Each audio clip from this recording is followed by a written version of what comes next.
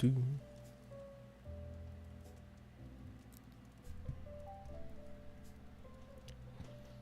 No. It's almost acting like it's zoomed in. Let me double check that. No zoom. No zoomy.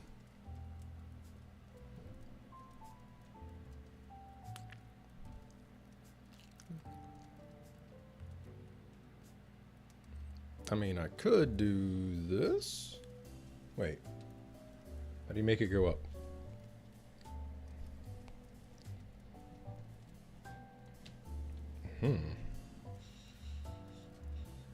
Yeah, like that.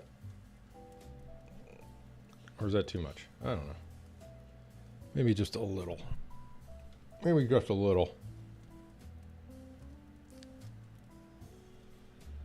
Yeah, like that. We'll call that good. There's a little more wiggle room. That'd be all right for now.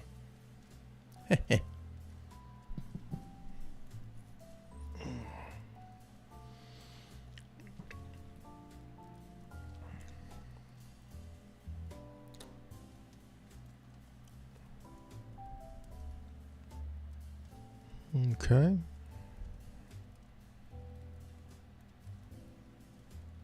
Bing, bing.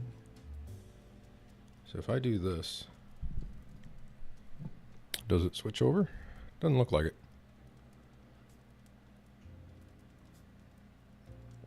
Okay, good. This is what I should have been doing all along. I'll learn eventually. I'll get there.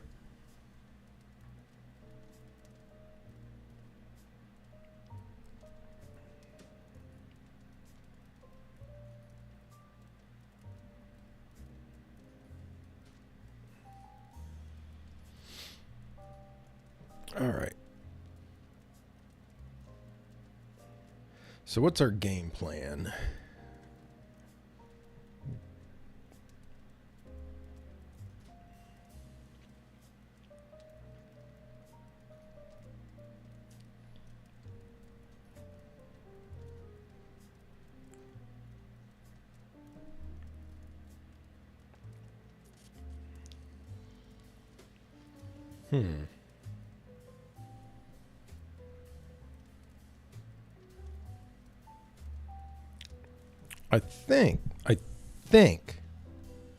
I think what we should be doing is working on some covers, some promo artistic material. Stuff more like this.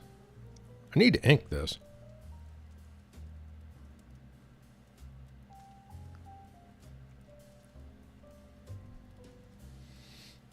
I think I've already checked this like several times. I swear the one looks larger.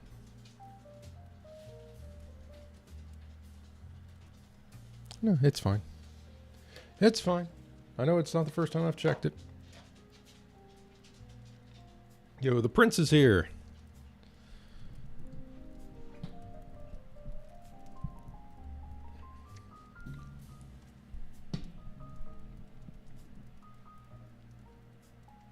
Good. I like this here. I think I'm gonna ink this a little bit later. Yeah.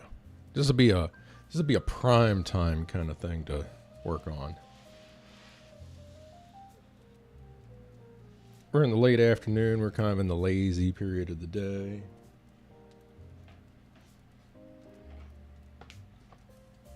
I want to work on this.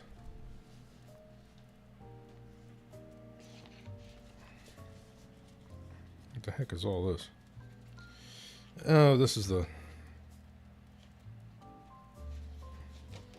that's stuff that I do like part way and then set aside and then probably never touch it again. Although I would like to finish this. I would like to finish that at some point. Just not really sure. I might. Oh. The problem is this is not watercolor paper. Now I start throwing a bunch of water on here. It's going to get... I wish I had a little press. Wish I had one of those things. You just clamp it down, you press it out, and you flatten everything out and make it all good. I'd be more quick to jump on doing the watercolor if that was the case.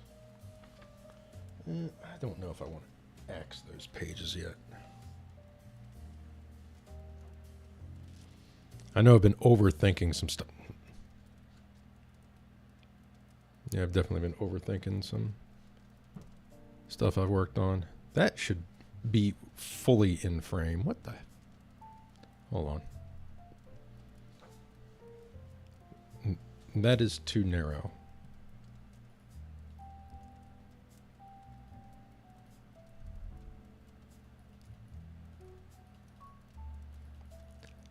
Really? Man, I swear that's larger. Higher. Higher.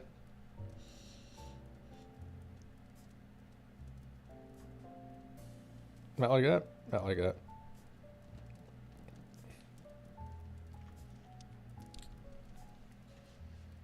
That's from about yay to about yay.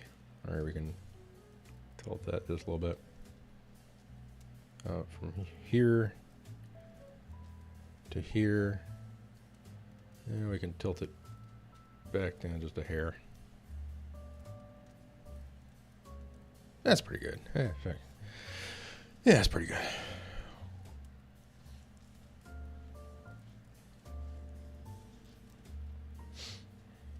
Am I stepping? I'm stepping on my binky. Oh no, I got it trapped under the chair. That's not good. I need to fold this up. My binky is completely unfurled.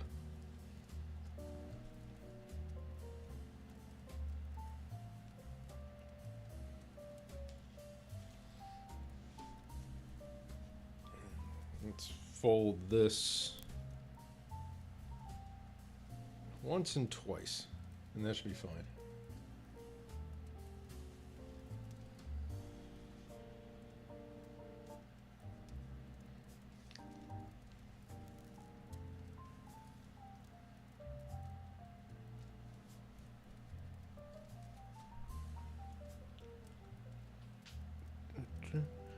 There we go. Actually, more like flip it around the other way. There we go. Perfect. Yeah, like that. All right. So what do I need to make? I need to make a oh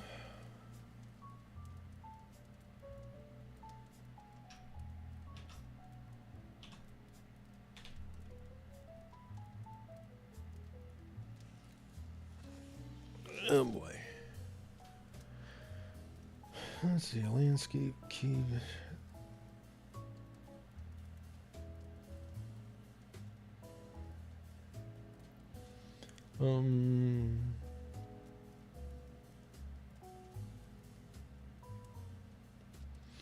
I can use that for that. Logo.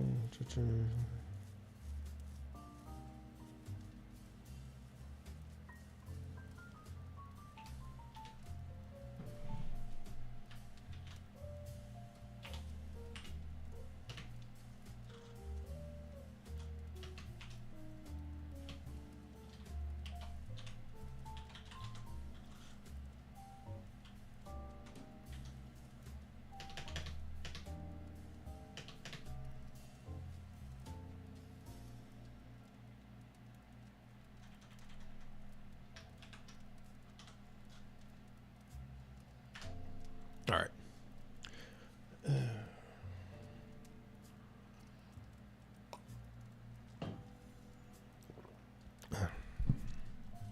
Get a little closer. Am I caught on something?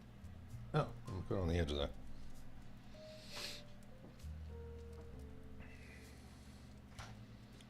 One pencil, two pencil. Man, I'm back and forth between these two. That's reasonably sharp.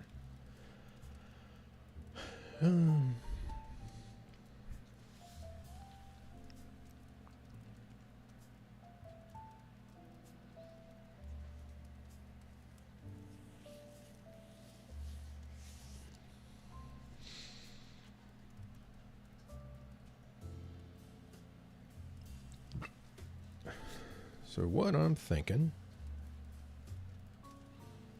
is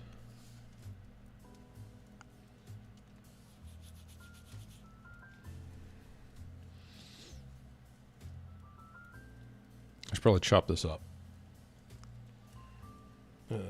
2 by 2.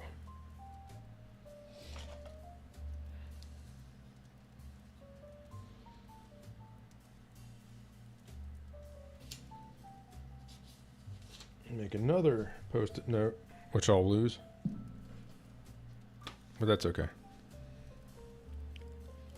I need to measure.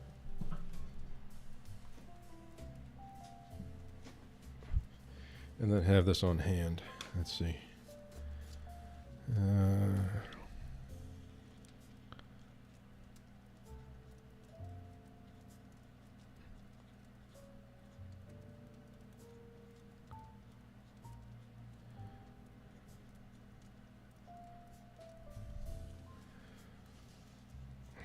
So my 2 by 2 sizing is, I'll do all this in millimeter.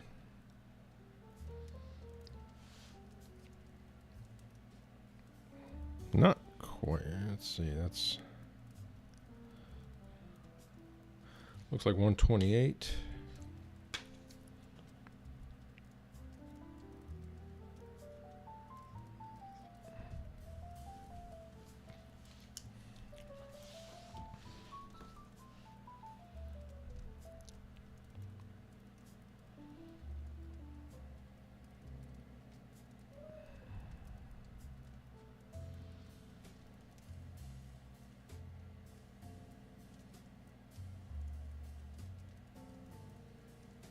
Seven, 8.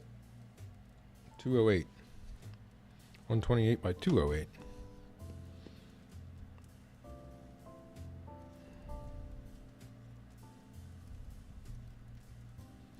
And this is our page size.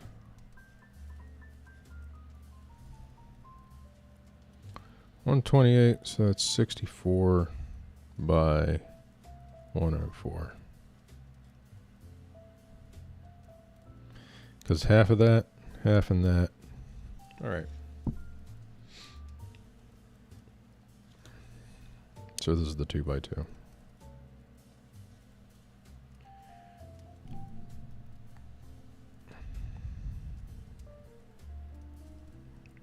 Which means I can take it off of here.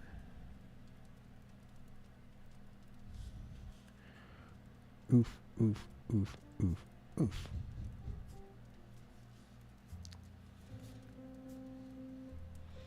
You get to thirds, that's where I start getting confused. But we're not going to do that right now. I'll figure it out when I need it. All right.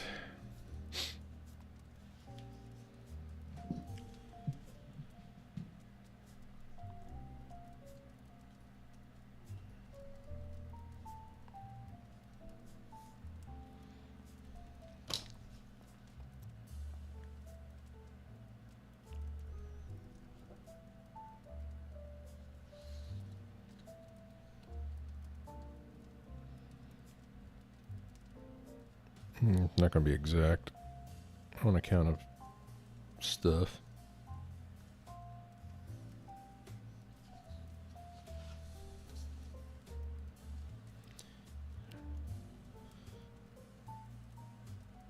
On one of my stationary lists, shopping lists of stuff I eventually want to get, are little half-size rulers. Because sometimes you don't need all this. Just need a little tink tink, so you can mark off stuff like that real quick. Although I don't, no, it wouldn't cover the whole length of this. Especially when you figure out on both, like, this has overrun on both ends. It goes beyond the 0 on both scales.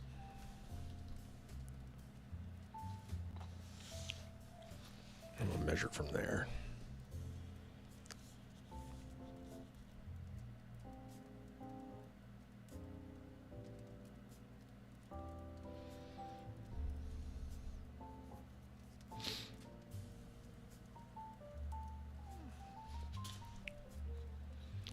Boy, that is super skinny. I'm more just doing poses that I think would be cool.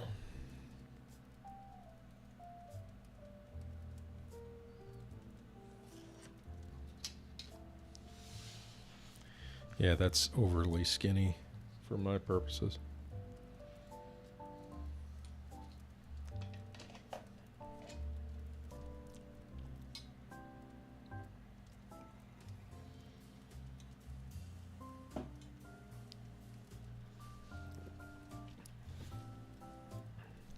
A little dingy.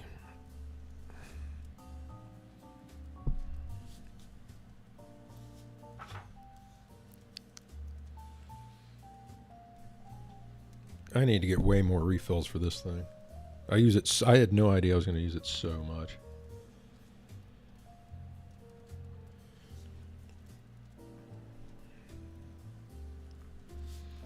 All right.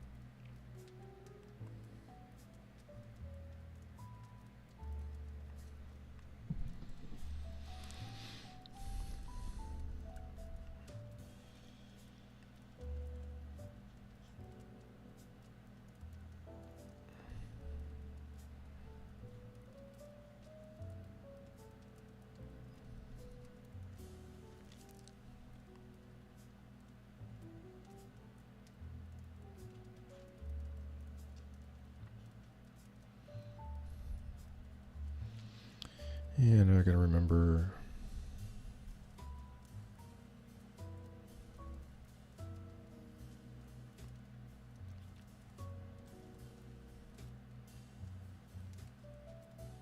Which is better? Foreground leg down or background leg down?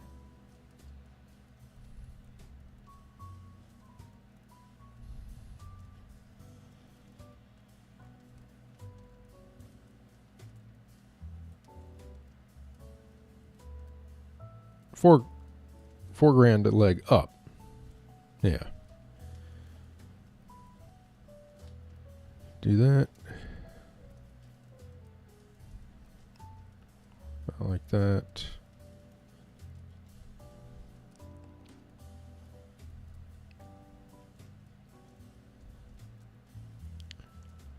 Do.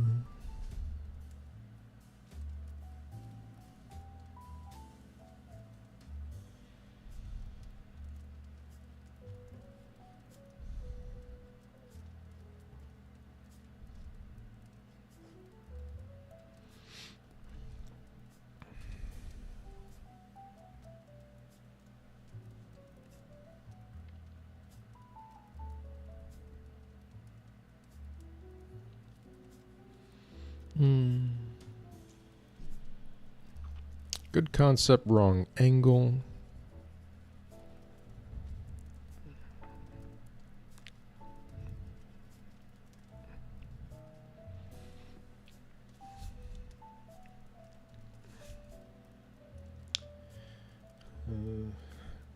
I'm using the wrong pencil.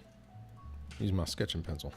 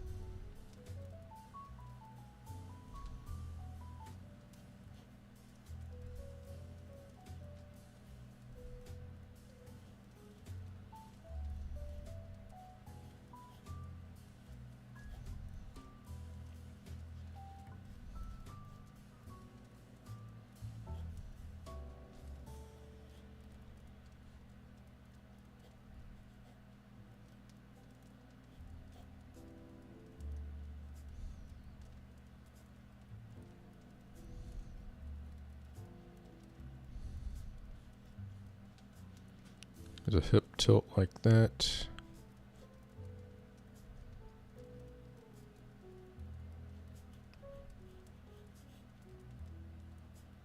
Which means kind of a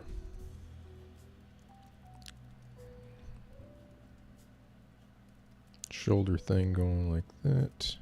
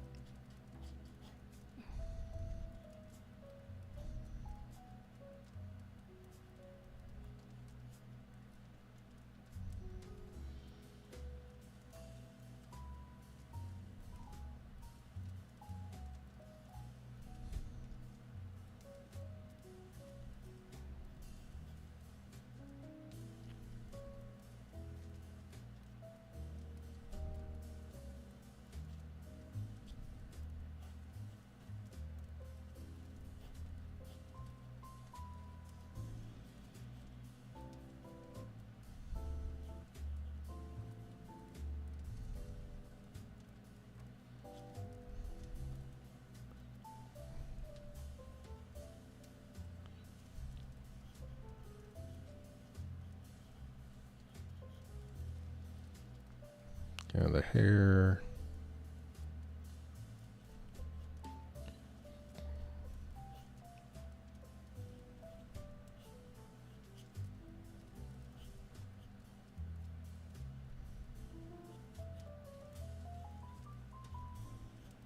Doing a thing.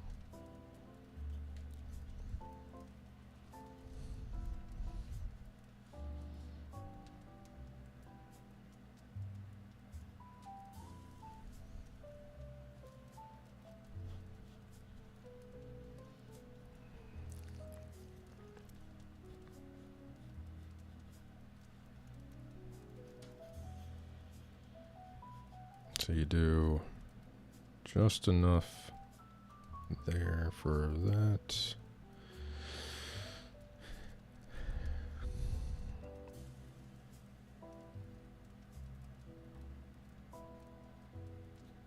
Okay. There's one.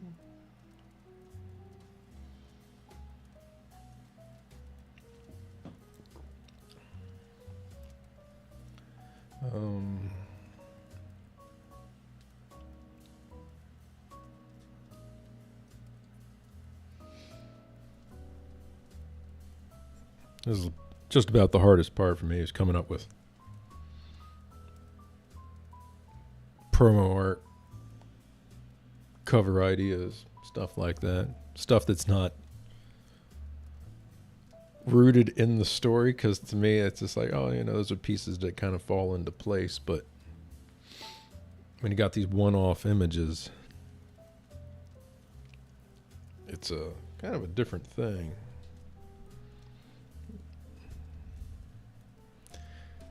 I get a real not knowing what to do with my hands kind of situation.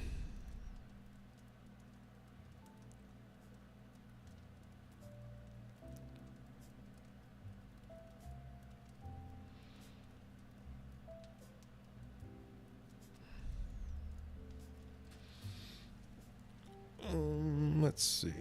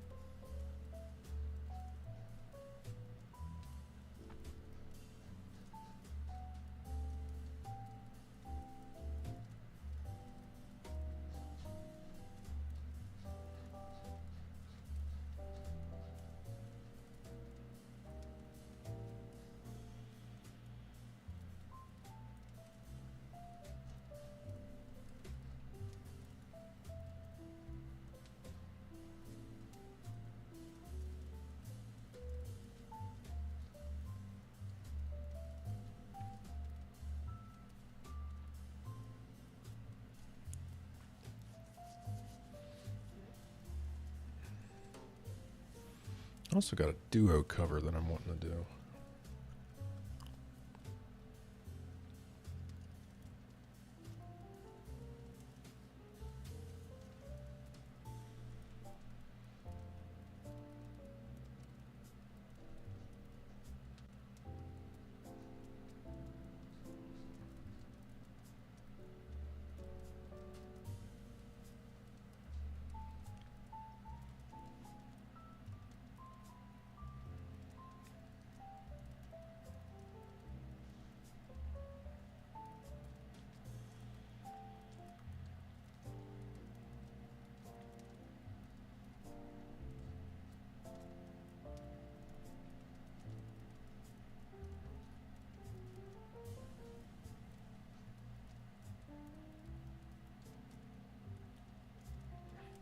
Smells like AIDS in here.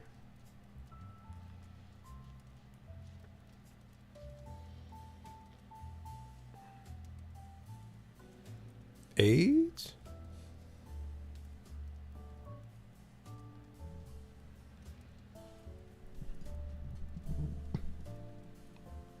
Would you like some?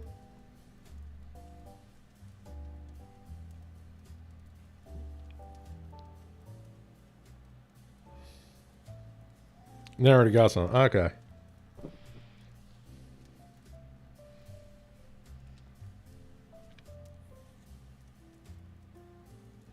least that way,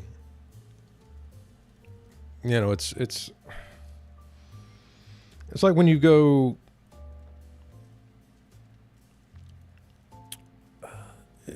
It's like when you go through a food court or something, but you already ate. It's like, yeah, you can smell it, but you know, you don't have that like thing in the back of your head. It's just like I gotta go up and buy something. Like, nah, I'm good. I'm good.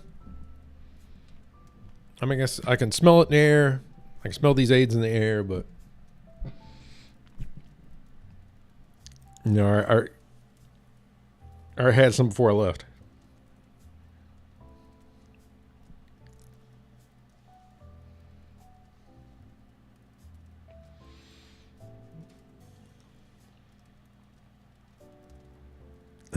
Yeah, I gotta.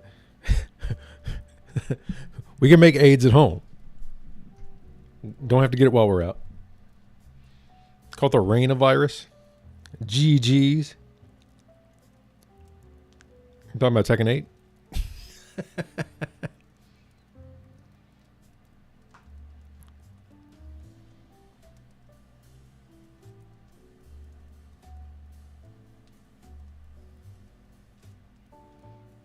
Not that one.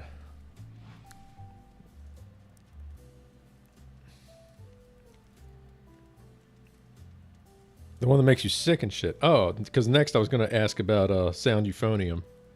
Because there's a rain in there too. Rainovirus. Let me look this up. Watch it be the most arena virus. What's an arena virus?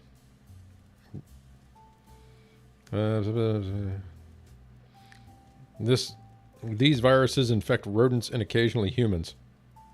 You got rats?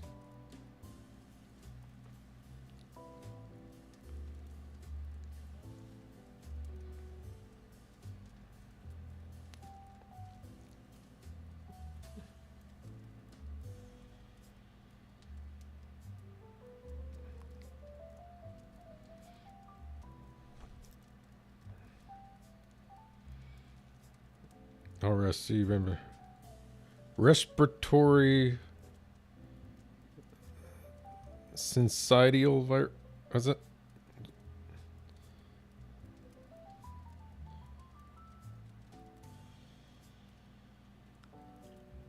I was at the airport heading to Vegas and probably caught it there.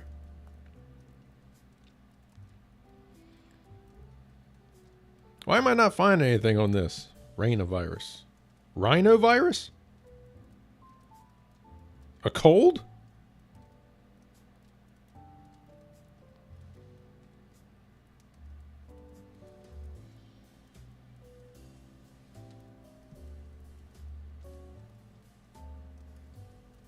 Oh, you got the Rona.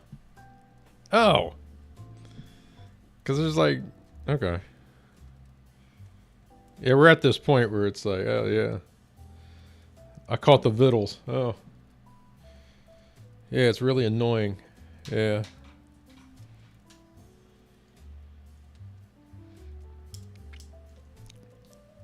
I just had it the once, but then again, I'm not out in a month. You know,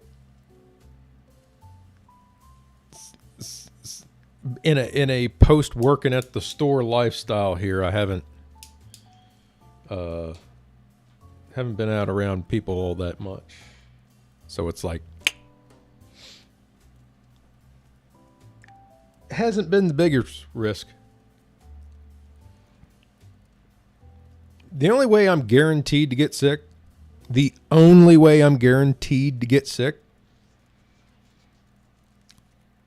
is if I'm around someone who has like an elementary age kid and they trot their little ass into like first grade or something and they come home and they immediately get their parents sick. And then I'm around them and then I get sick. That's the only way it really, like, everything else is pretty rare. But yeah, I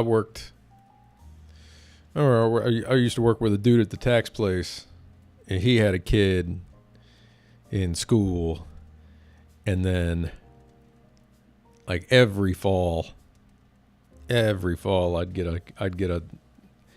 a gnarly cold. It's like, you.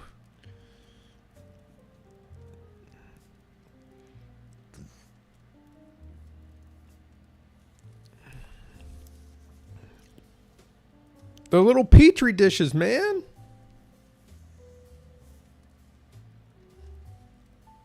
Send them out.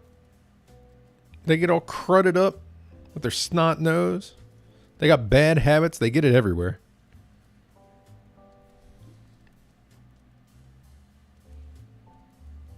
Did you wash your hands? Yeah, you lying little shit.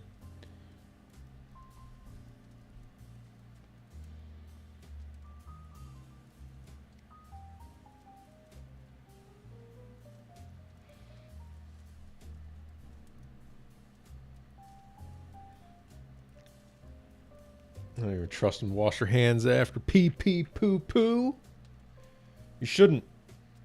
You shouldn't.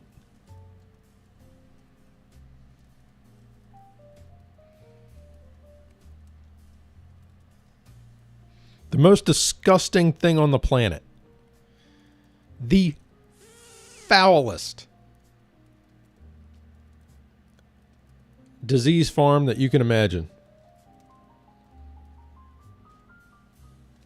is a phone or tablet that is constantly in the possession of a little kid.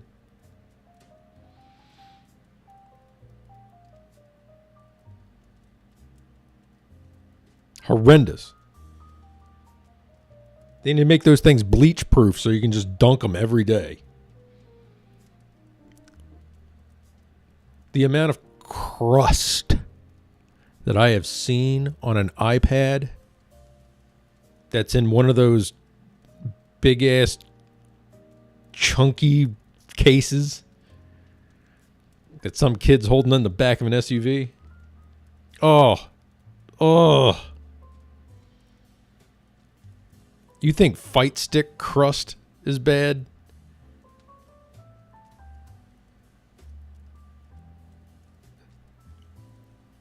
Disgust. Oh, I'll tell you something that pissed me off one time.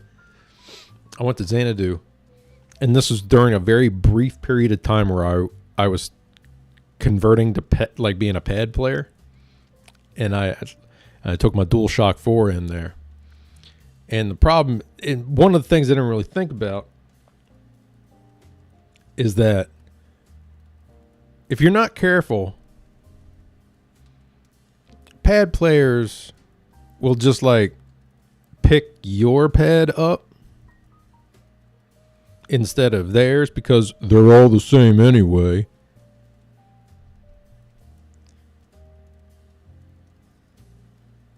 And the one that I was stuck with when I left there, I brought in a relatively new, damn clean pad. And what I brought back was so encrusted with human slime. I was like, I have no idea who had it. I have no idea who picked up my pad. Otherwise, I would have tackled them to the ground. Oh, hell no.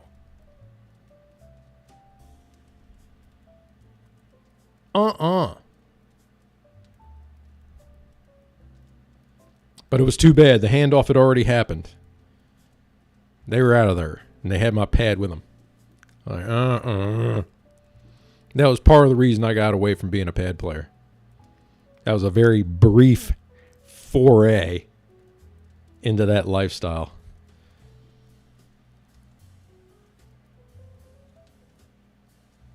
I was like, no, I'll go back to my fight stick.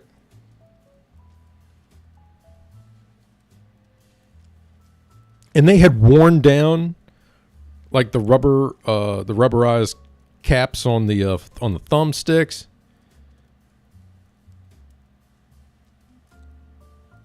It was It's kind of like being a stick user. Yeah, you can mark, even if you have like an off the shelf stick, you can personalize that thing very quickly, very simply.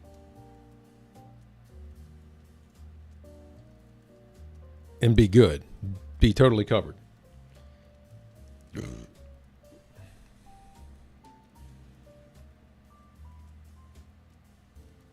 One of the easiest ways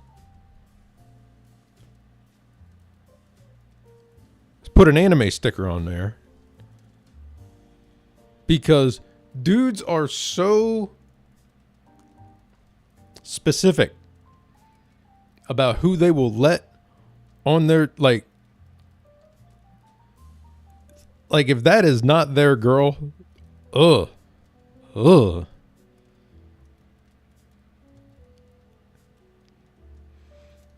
nobody gonna be seen playing on a stick with worst girl on it. Sometimes you got to be a little trolly. Sometimes you got to put on something that's just detestable. Awful. Just to keep other guys away from it. Like, nope. Man, I ain't playing on that TE2. You see that trifling bitch he has on that thing?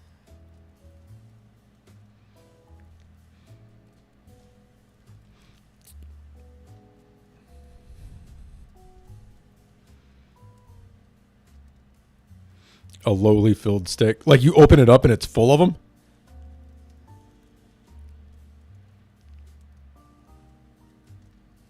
Like little figurines and Fumo plushies just start popping out of it as soon as you open up the case.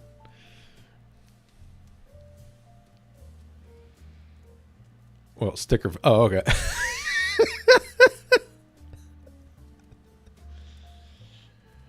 Or they just sticker bomb a stick with Loli.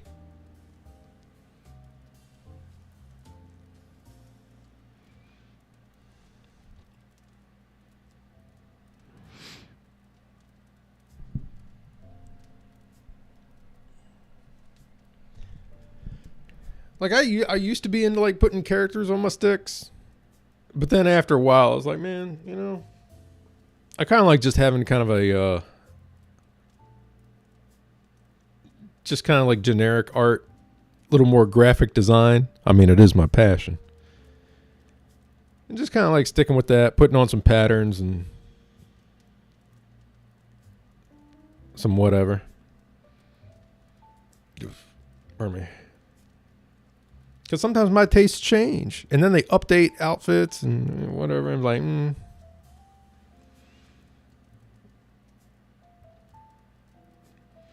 I'll tell you something I love. I love budget customization. I like it when dudes don't even get art printed.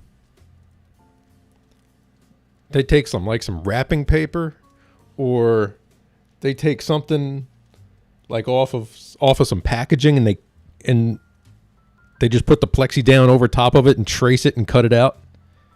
And that's what they use for the stick art.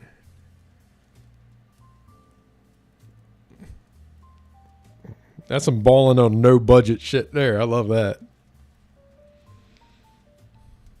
It's just like, yo, who got the Toucan Sam stick? Oh, that's me.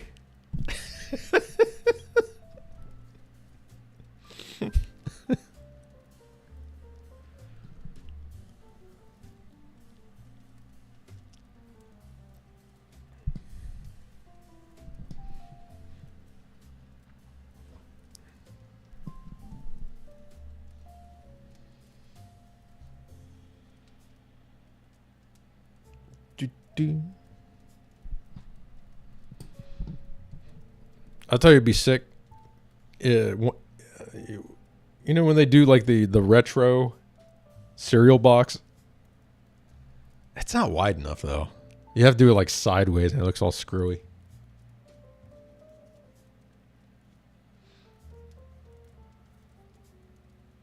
But I'd love to have some of the retro cereal box art under my plexi. Little classic cornflakes, the old monster cereal ones. Put a little blueberry under there. Little fruit brute. They got this girl now. Halloween came around. They put out the monster cereals. There was this chick. I was like, who are you? I slid those free budget stickers on my clothes drawers. Sick. Hold on. Monster cereal. Who was this chick? Like, they just made her up. I'm not going to complain, because I think monster cereal is underrated. Although blueberry will turn everything that comes out of your body green. Carmella Creeper. You sure you want to go with that name? Yummy Mummy. They haven't had Yummy Mummy in a decade now. What is this? Carmella Creeper.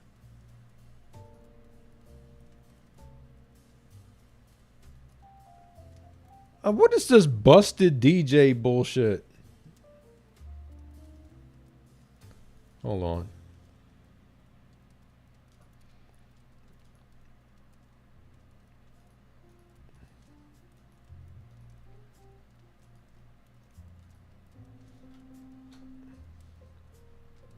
Look at this. Look at this. Look at this.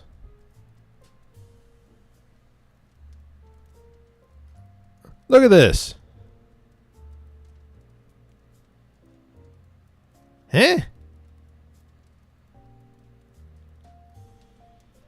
Lazy.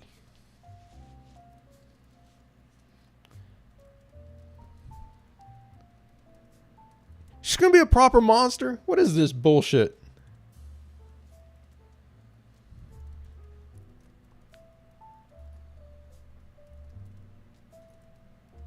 Embarrassing.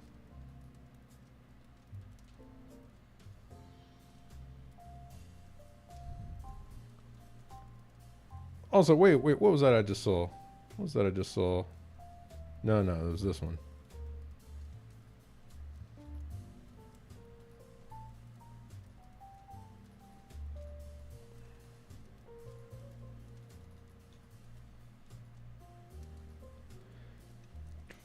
Why she got top billing? Why is she at the top? What is all this second fiddle shit around here? Yummy Mummy he hadn't had a cereal in a decade. And he's got to be in the background?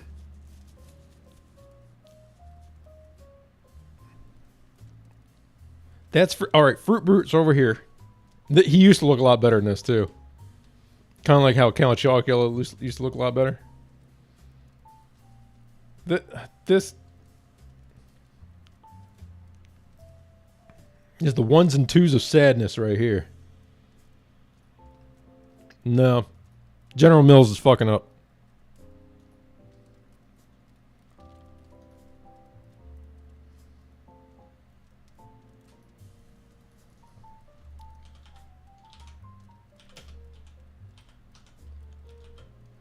Fruit Brute wasn't around for a long time.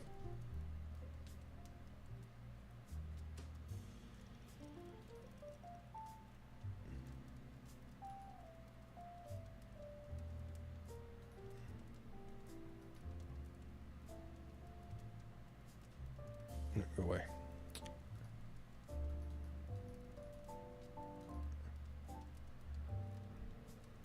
So that's the classic design. This was a reissue,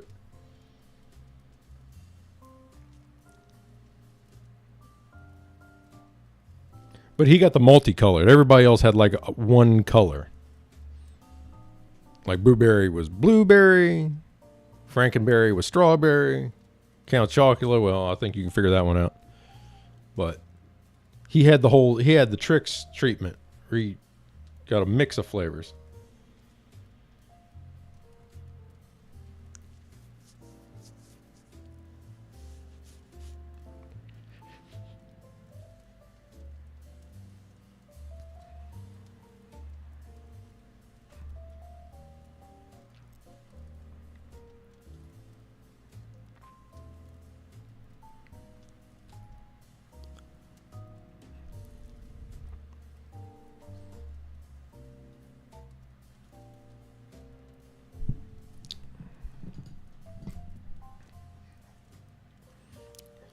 It was all right.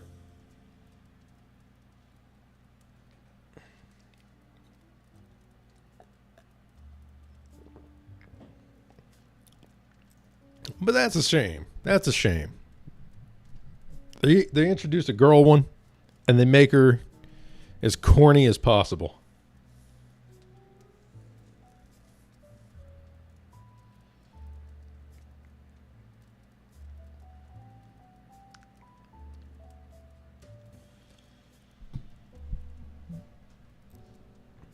She should have been the corn flavor.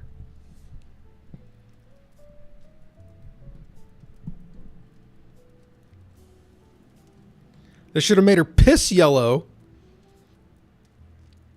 And she's a corn flavor. Straight kicks.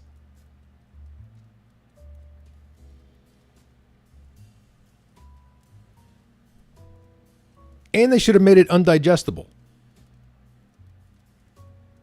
So that it goes through you just like corn.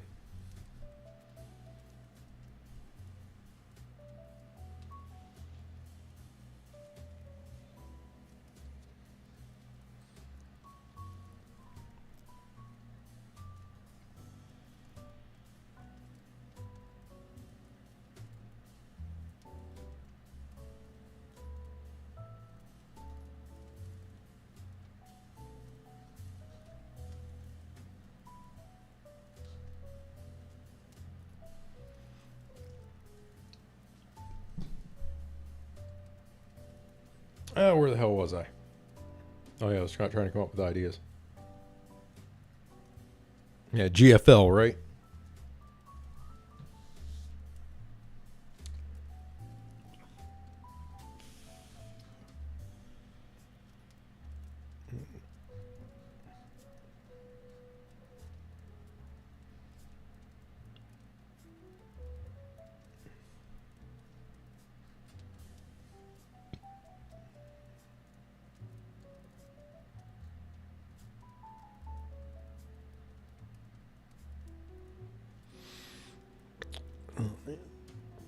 So we had what today was supposed to be a snow day. It was supposed to be a snow day.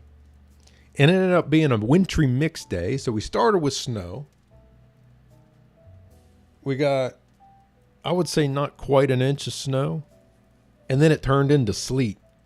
And it just kept doing that. So instead of it like being blanketed in white outside, and it like looks kind of homey and cheery and stuff, yeah, it just looks gray.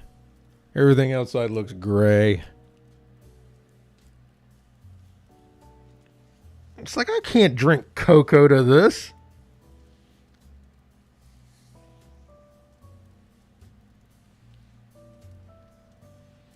This dirty bong water scenery that I'm looking out at. I just drink cocoa to be fat.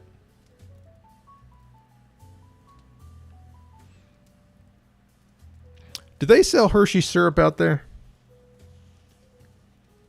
Like, they sell it around here, but I'm like one state away from Hershey, Pennsylvania. Like, of course they sell it here. They sell the Hershey syrup on the West Coast. All right. If you're buying chocolate syrup, you have to beware the mix-up. So when you see that on the aisle and you're like in the market for some chocolate syrup, like the two main choices are you're going to see that and you're going to see it in this like fancy brown chocolatey looking bottle with the classy looking label on it. And then next to it, you're going to see the Nesquik. You're going to see the bright yellow bottle, cartoon rabbit, just Play-Doh looking presentation. And that's the one that you should buy. That's the one you should buy. And it's, if you like, look at what's in it. The one with the cartoon animal on it is the one that's got sugar and cocoa right at the top of your ingredient list. That Hershey one, I'm sorry, I don't care what's at your theme park. I don't care.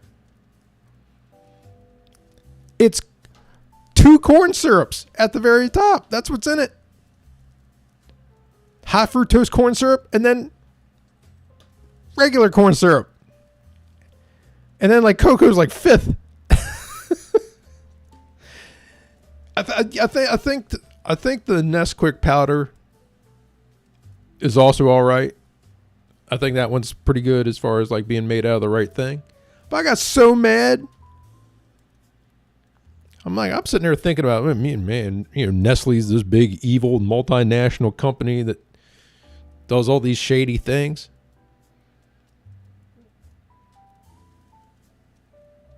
But they make the better chocolate milk syrup. Or powder. I think the powder. I really do think the powder is like perfectly fine as well. But yeah, I'm like, sorry. I don't care if you're in Pennsylvania. Piss off. Piss off with your king syrup bullshit. Get out of here.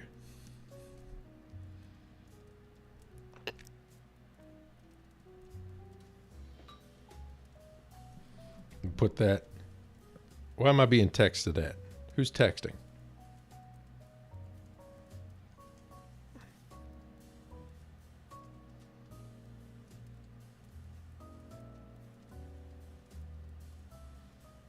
Yeah, it's just my mom checking in on me.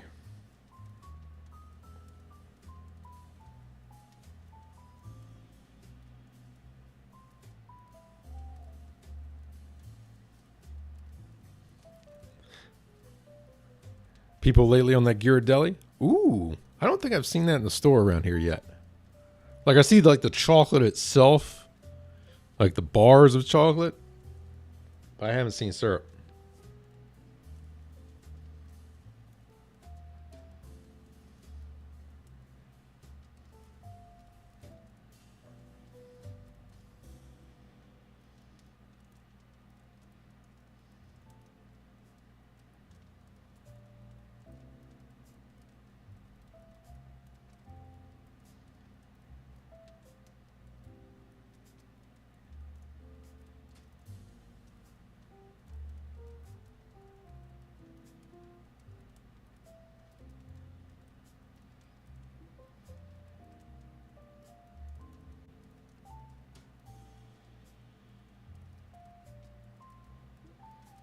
But, see those at Target at Walmart? Well, they should be here, right? I don't know. Sometimes they can be a little bit more regional than I think. You're like, oh yeah, Target and Walmart, they'll have all the same things all over the country. It's like, not really. Not really, really. Oh, let me see. Ghirardelli. Put a gun to my head and asked me to spell that. I'm like, GG's.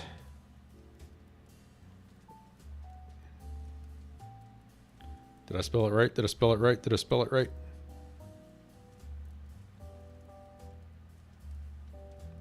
Oh, it was one L off. No, and there's an extra R. Shit, rip me.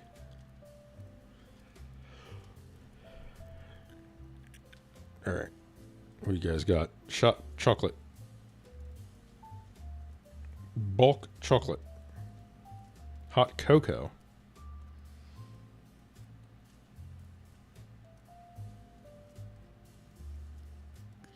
All chocolate. What up, Flashy? Filter. Peppermint bark.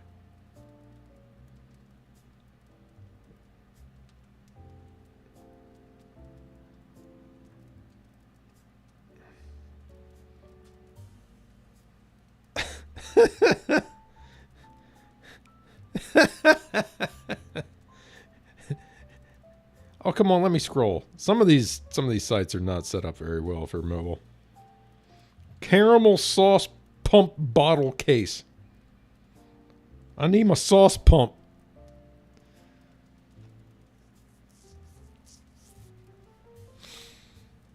It just sounds funny, but I'm okay with that. Sauce pumps I'm okay with. I don't like it when I don't know if you've ever been somewhere where they do this, where you're like a concession stand or something. You go over to like where the condiments are, and they have like the silicone titty. I usually see it for the ketchup and the mustard, and you got to squeeze. You got to sit there and squeeze this fucking like Heinz udder to get ketchup on your. I'll put it on a hot dog. I usually put ketchup and mustard on a hot dog. But yeah, it's so weird. It's like, dude, it's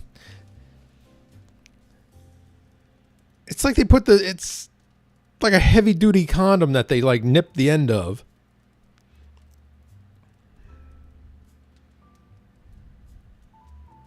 And it all feeds into that, and that's how you have to distribute it.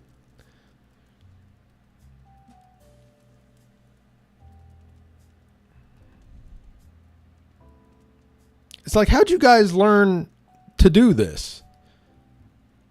Why did you think to do this?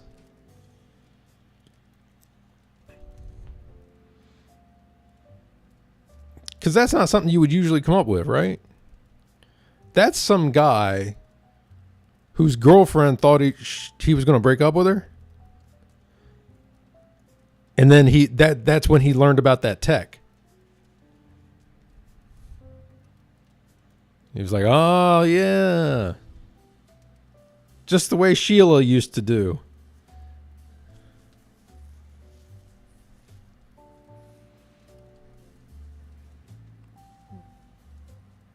How about I put some yellow mustard in this?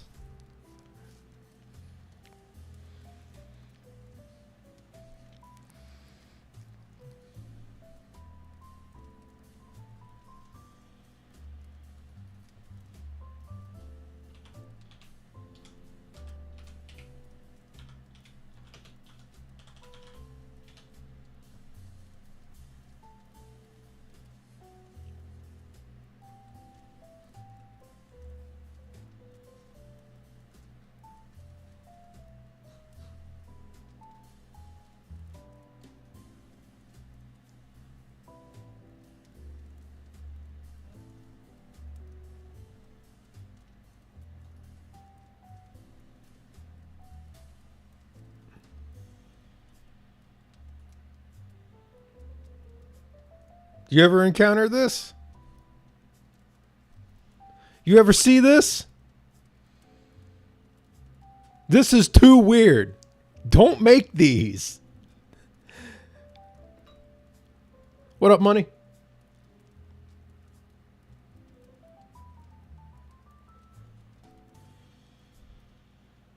You gotta sit there. You gotta milk. You gotta milk your sauce out of it.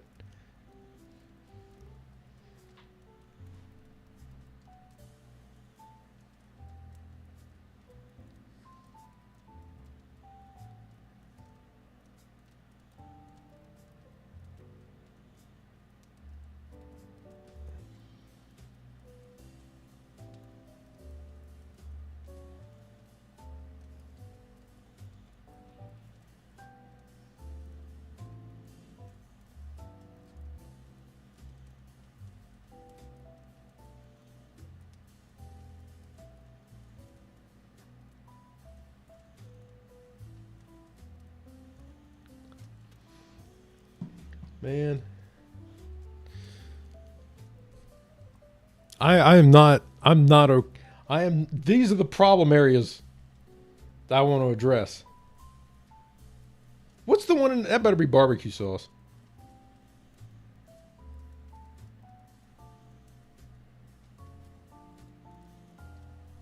Whew. I'm worried. I don't know what's in there. That better not be chocolate sauce. That's too weird.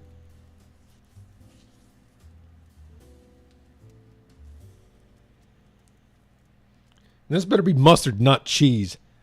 Don't put queso in an udder. It's too similar.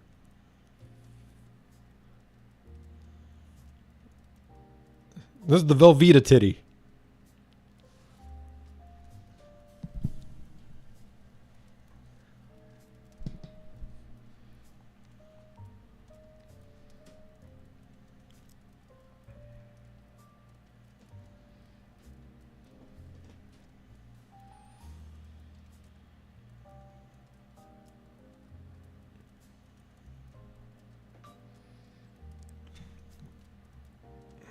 The phone's blowing up.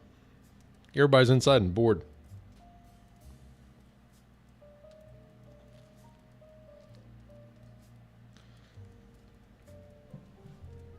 Ooh, oh, my back.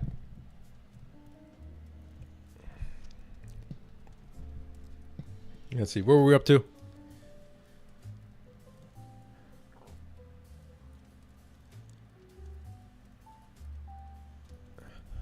I got distracted again. It happens so easily.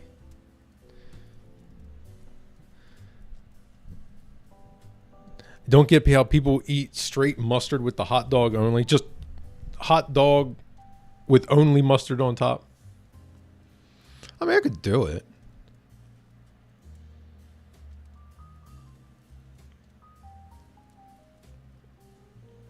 I like particularly on a hot dog, right? It's not like you're having like a bratwurst where there's more to it. This is just ground up whatever good hot dog. Yeah, because I I like the little balance of the ketchup and the mustard, where you got the sweetness and you have the tang. It goes together well. I like it. Mayo, man, I am so.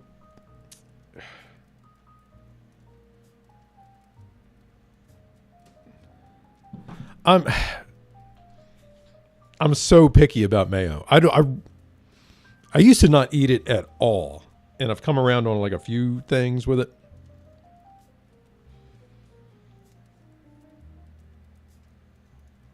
I like the sriracha mayo.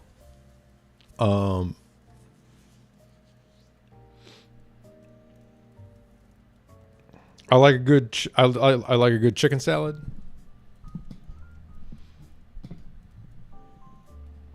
There's badly made mayos.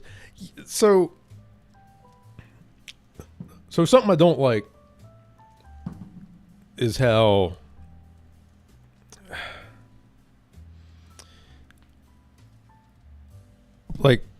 soybean oil is just taken over. They make everything out of soybean oil. Like vegetable oil used to be a blend of like a few different vegetable based oils, and now it's just straight up soybean oil. And if you buy Crisco, it's just soybean oil. And if you buy mayonnaise, it's made with soybean oil. And I'm like, for one, we know that crap ain't good for you.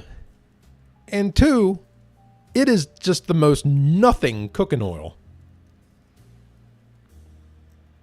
And mayo is one of those things where it's such a simple concept. You can make it out of whatever you want. It's like you can make an olive oil based mayonnaise that's actually got some life into it. Mix mayonnaise, ketchup, mustard, relish, yellow. I mean, there was a point where like you putting so much stuff together that, you know, you would put everything on the, you'd put everything on there at the same time anyway. Horseradish tastes weird. I like horseradish. Horseradish is in the mustard family. So there's three plants that are like closely related. Mustard, horseradish, and wasabi. They're all very similar. Like if you see them out in the wild, you go, damn, they almost look like the same plant.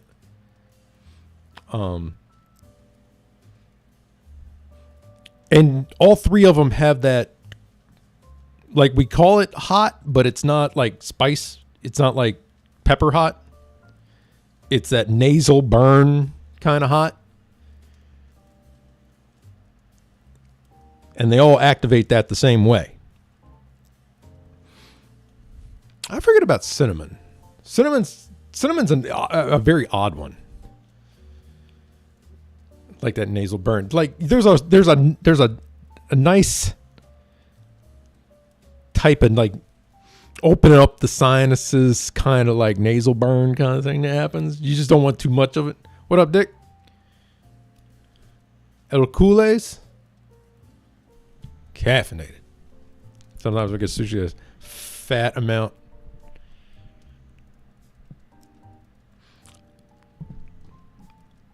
Most of the time, the wasabi... What is it with the wasabi? Most of the wasabi that you'll get in a restaurant isn't real. I think a lot of it's like a horseradish paste that they make. Like your like run-of-the-mill place selling sushi and all that doesn't use real wasabi. Yeah.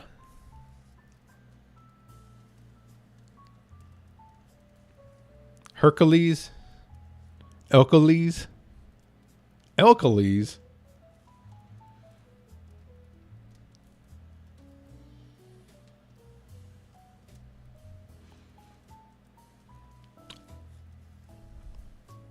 I have Never had what I would consider verified wasabi. Something I could 100% tell you for sure is wasabi. So I can't offer much. Also, I'm not using the clip-on mic tonight because the battery died.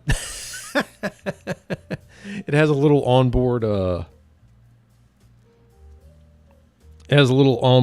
like amplifier unit that runs on button cell batteries, and I don't have replacements for those.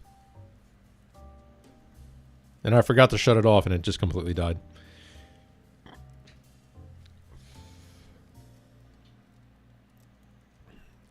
Had to scoop mad wasabi in an old job, and that shit made me cry.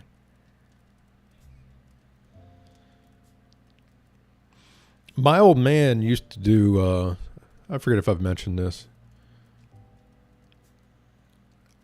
He worked for he was a subcontractor for a pipe fitting company.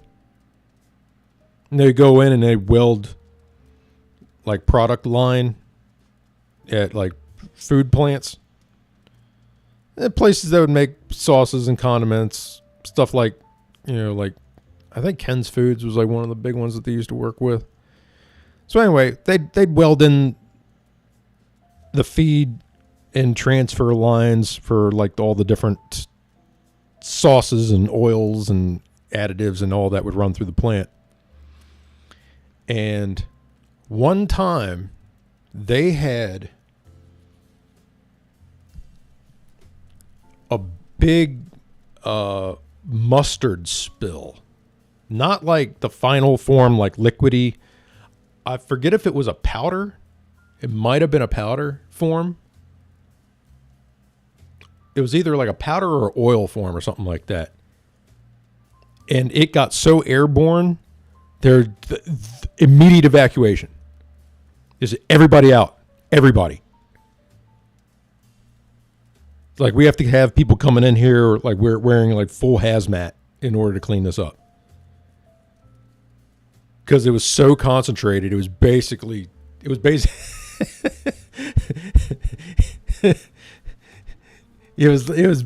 basically a gas attack.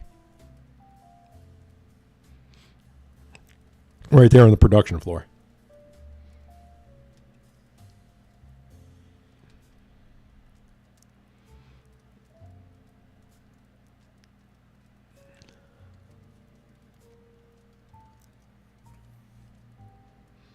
It's like, damn, all right.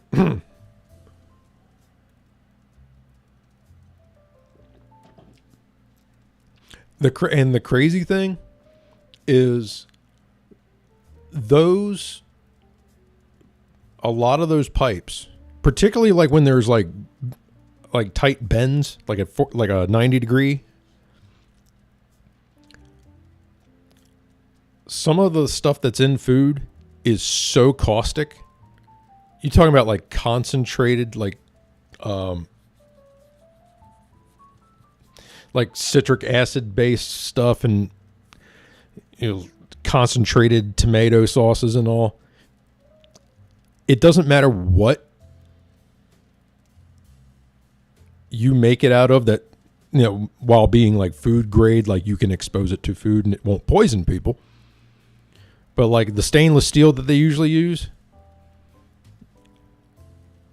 like it will just be blasted with acid for so many hours straight, and it has to be replaced. Like they just count on like X number of weeks or months that's going to have to be like cut out and a new piece welded in. Because you can't, and you have to like weld that stuff in. You can't just put like, put a coupling in. No, because whatever that seal is going to be destroyed so quickly. It's not even worth it.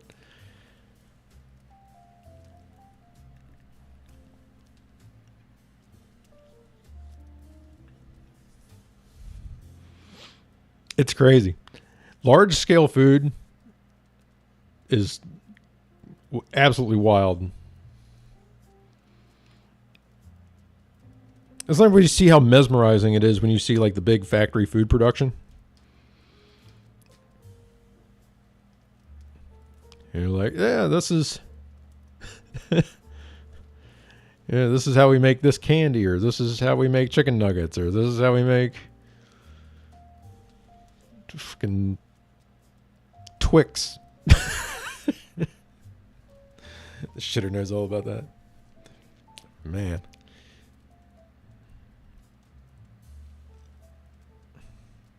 It's wild.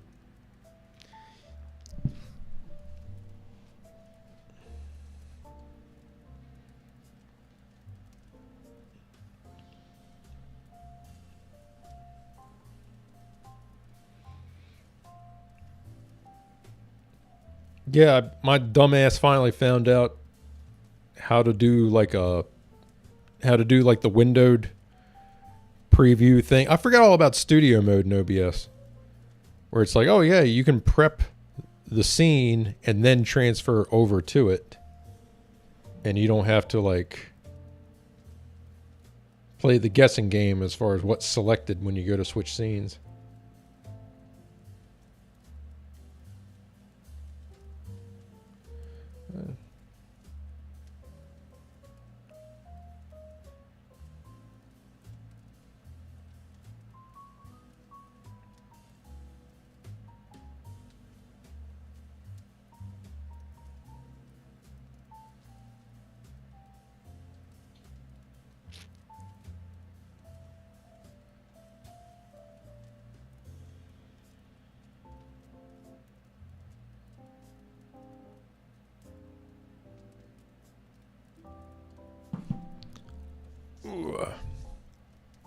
Anyway, what's next here?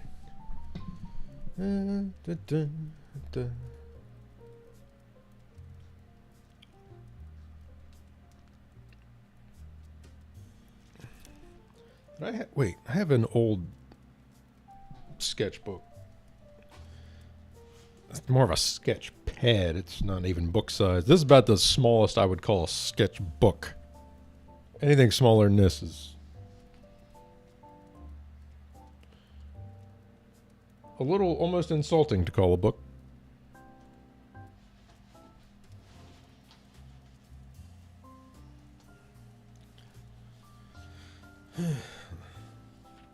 Lord knows what's in here. Let's see.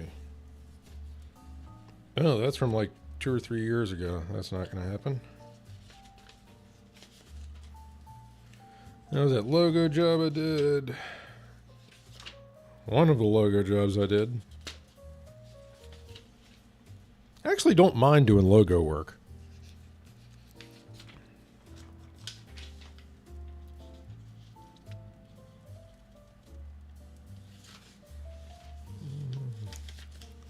That didn't happen. That didn't happen. Okay, that's 2 new.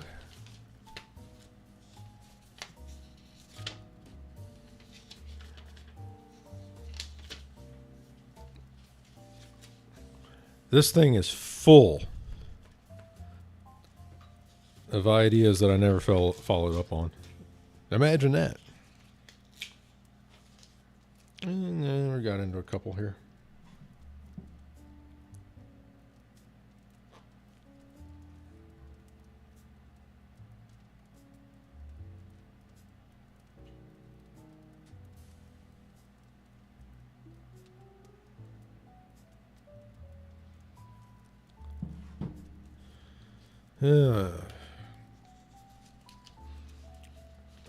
Something I was going to try making. Try. It's not really like I'm going to be able to fail at it. Is I've got a bottle of Everclear laying around, and I think I can make about a half a dozen jars of apple pie blend. And I really don't have to pick up that much stuff. I just need a jug of apple juice, a jug of apple cider. I might have the sugar I need, and some cinnamon sticks. I was like, man, I'm going to be able to actually go quite a ways.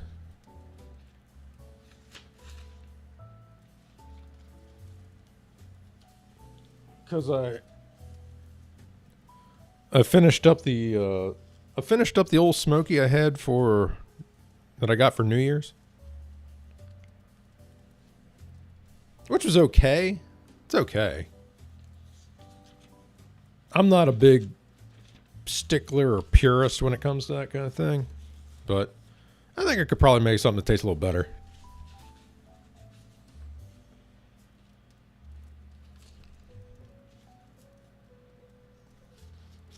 I get a little suspicious when they throw around really generic terms like natural flavors.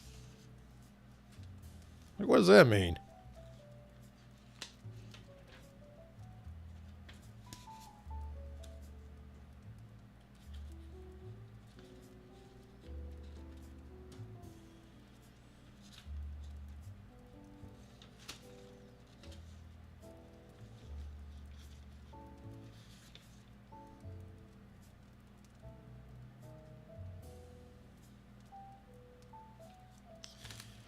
Oh, jeez.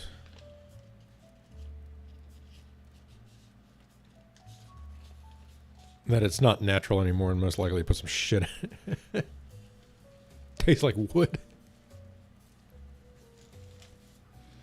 There were some recipes for making what I'm going to make where they called for a chunk of oak to be left in the jar for a while. I'm like, I won't even notice. I don't have a developed palate. I'm not going to be able to tell.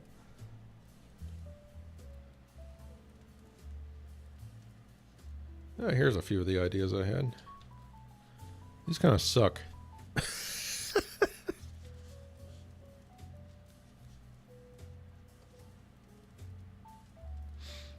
That one's okay.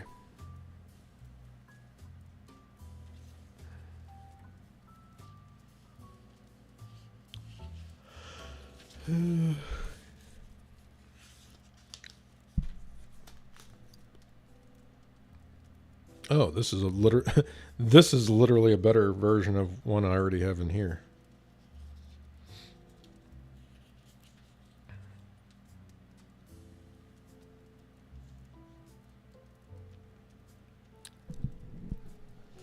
Try sprinkling cinnamon on ice cream.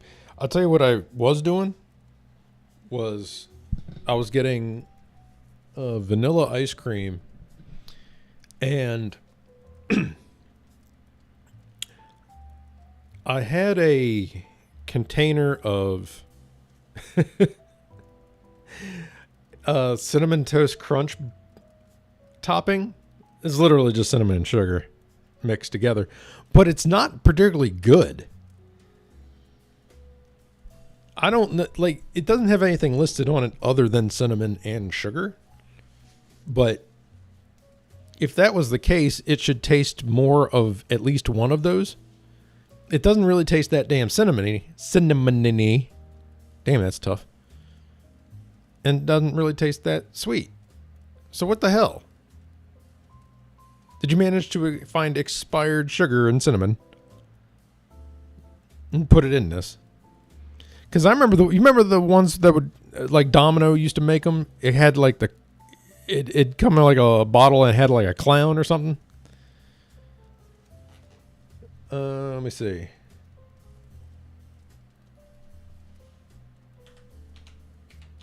Not like a sexy clown. There's a, regular clown.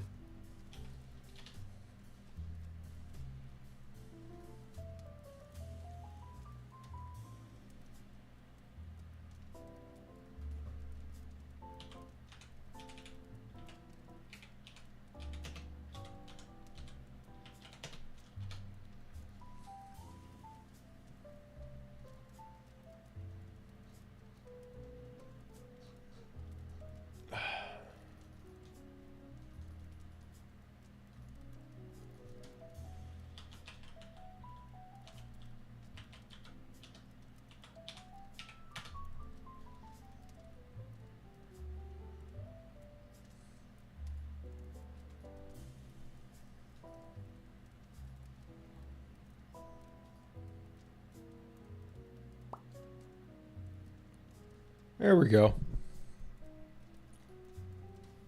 There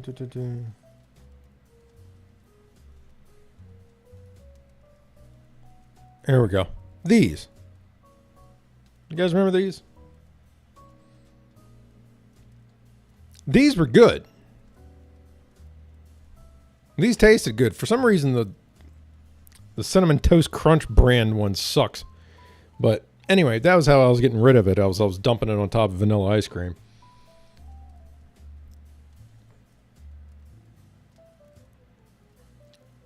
And it was good. It was good.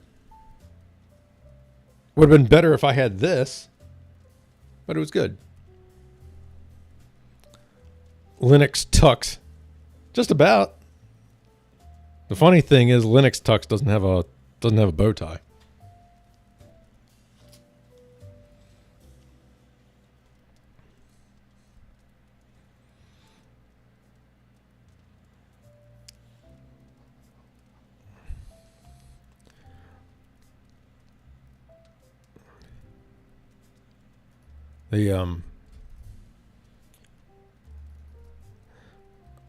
Way back when, a lot of the different versions of Linux, like the different distros of Linux, would have their own variation of Tux that they would use. Domino usually got the yellow sugar bags. Yeah. I mean, it would be a white bag, but it'd have like a big yellow square on the front, and like I think the logo itself was in blue or something. One of the big Domino plants was in Baltimore. It might have been the headquarters for all I know. There was a few things that were based out of Baltimore.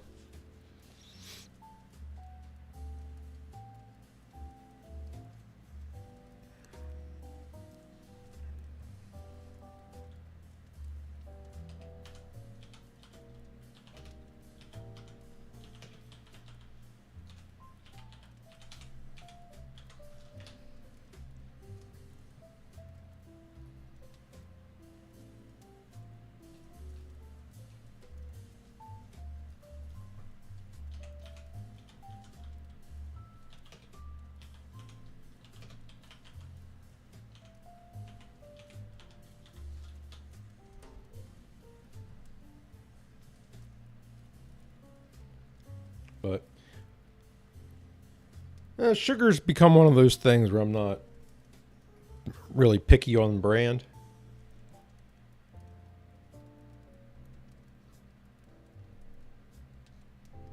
I'm like, it's kind of like butter. It's like the difference between Land O'Lakes butter and store brand butter.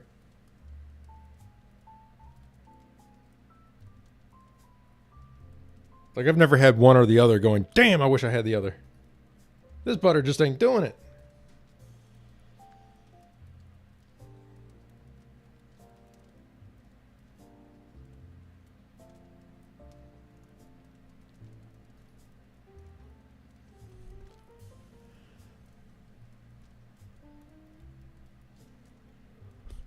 Been buying Irish butter. That's the stuff that's like really yellow, right? I heard it's good. That might be worth spending a few extra bucks, but Land O'Lakes? Nah. I'm not spending almost twice as much for regular ass butter. Now the hyphen is between regular and ass, not regular ass butter. That's some deeper lore.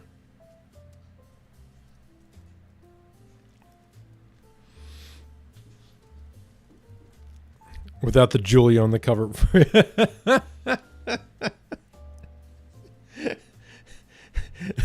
Land O'Lakes looked at their packaging and they said, "Wait a minute.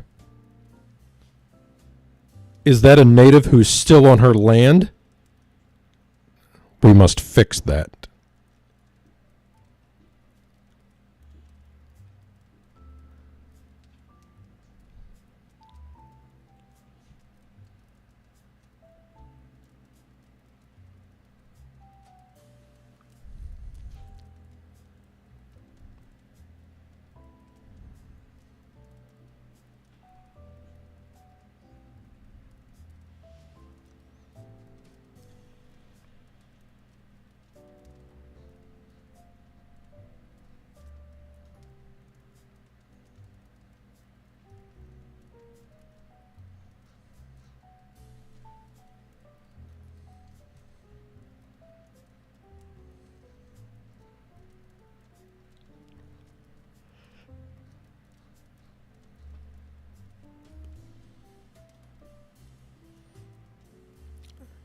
Like Harada tweeting Julia's offense. Is Julia offensive?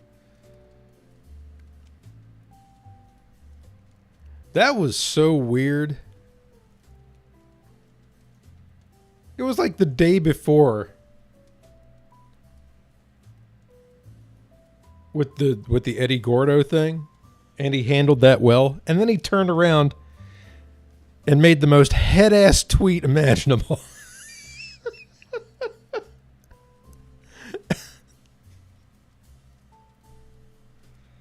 It's like, ugh.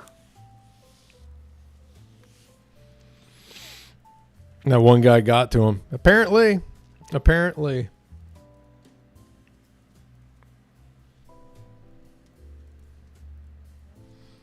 I'll tell you what's gonna. I'll tell you what.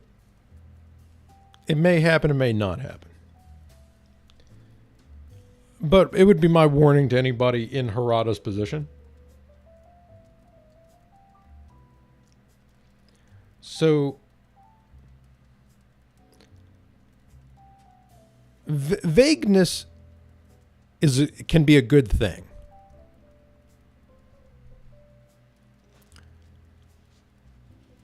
Because like Michelle and Julia are like kind of like vaguely Native American, right?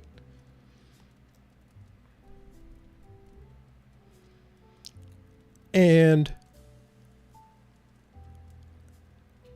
so if that resonates with you to some degree, right? If you're some form of Native American, there's some sort of like tie to you, right? This is like, oh, okay. It's kind of like how Guile is just American and we don't get bogged down in where he's from. It's like, okay, what part of America? It doesn't matter. He is America. Just the whole thing. Whereas if he was like specifically from one place,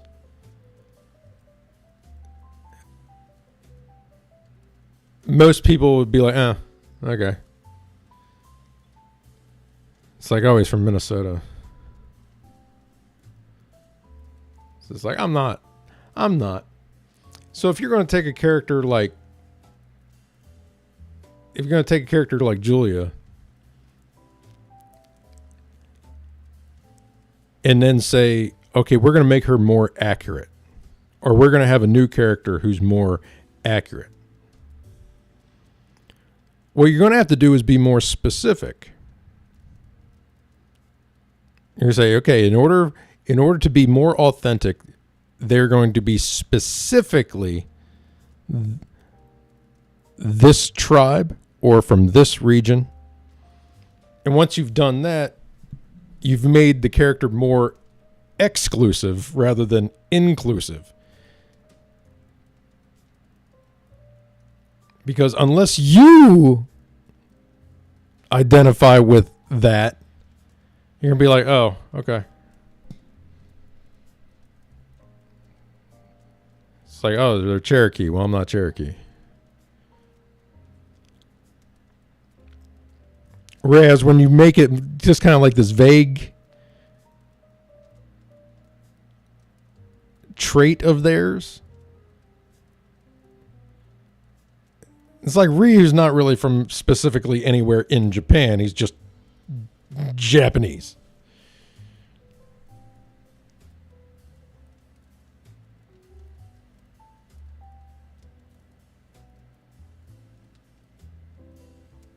And it's all the better. They don't say exactly where Dalsum is from in India. Because India has some very distinct regions. And if you tie him to any one, it's going to be at the expense of all the other ones relating to him or seeing him as a representative for them.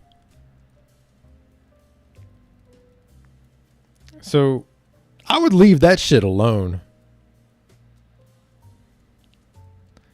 It's just like you take this character, you put a few tropes that are like make people say, oh, okay, because of X, Y, and Z, this character is this.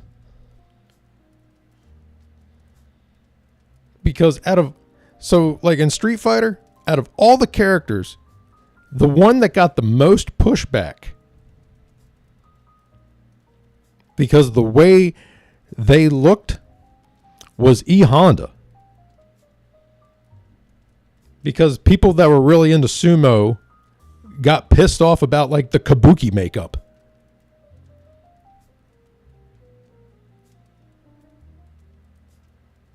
They're like, what the hell is that?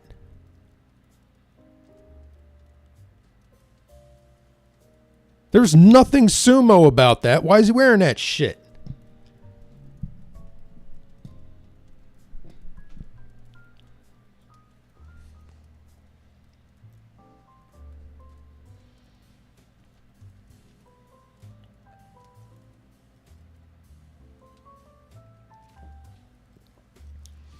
Yeah. Out of all of what like people look at and say, oh, you know, this is like, oh, you know, Street Fighter is full of all these stereotypes. That's the one that was the most off-putting. Sure as hell wasn't Guile. Is that what you think what we are? Tank top, stars and stripe tattoos.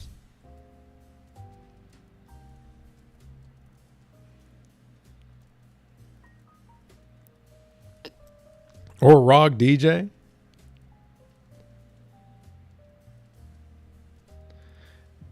The funny thing with Rog and DJ is that they're based on real people. It's like, oh, this guy is clearly supposed to be Mike Tyson. This guy's clearly supposed to be, oh, what the hell was his name? Freaking Tybo guy. Billy Blanks? Something like that. Yeah. He was just straight up. They were just literally just clones of us celebrities.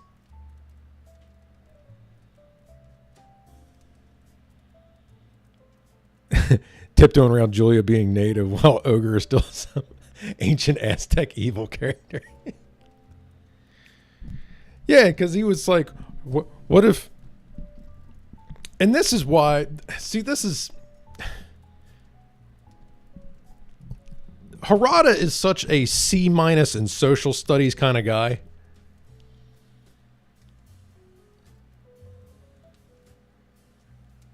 Because all the characters are really skin deep in the representation, right? And that's why people don't take that shit too serious. It's like, oh, okay, whatever. You know, it's... What do you know about Peru? Coffee. All right, she's going to be coffee. She is just going to be coffee.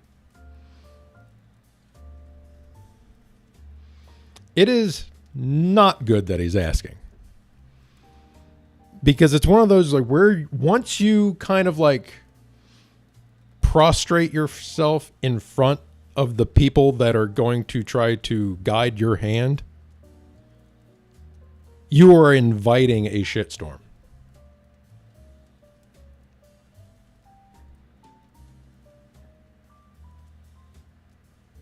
Because you're never going to make everybody happy.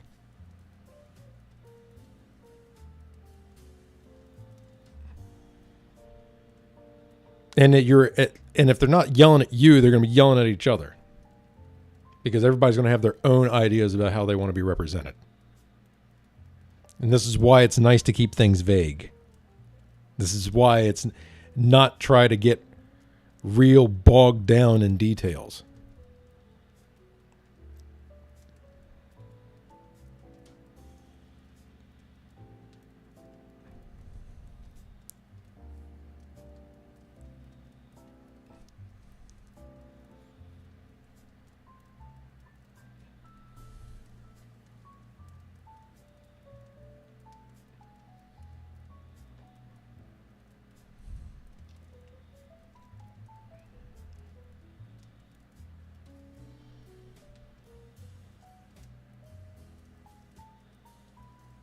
Although I will say as an American, You got to do something about that new Paul haircut. Not feeling it.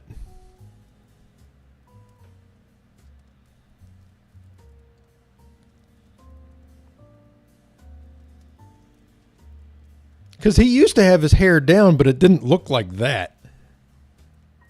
What game was that? Was that 5? Or 4 or 5? Might have been 4. Yeah. And it looked cool in that one. It looked fine in that. This shit, I don't know what this is.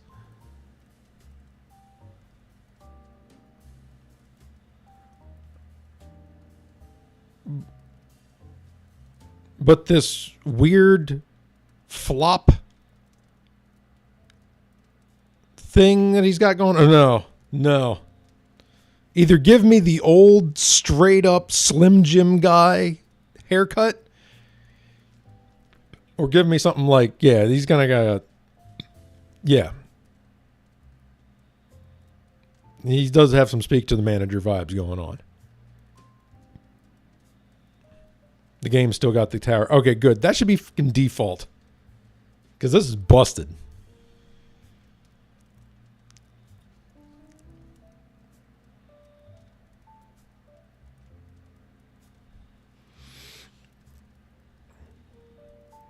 There's a lot of the designs in 8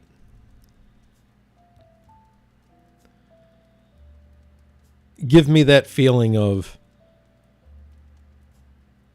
somebody spent too much time at the drawing table for each, like, well, not every one of them, but a lot of the new costumes, where it's just it's too much. It's just too much. Because once you start layering up that much crap, it becomes very not iconic. It just becomes chaos. And they got a lot of that going on.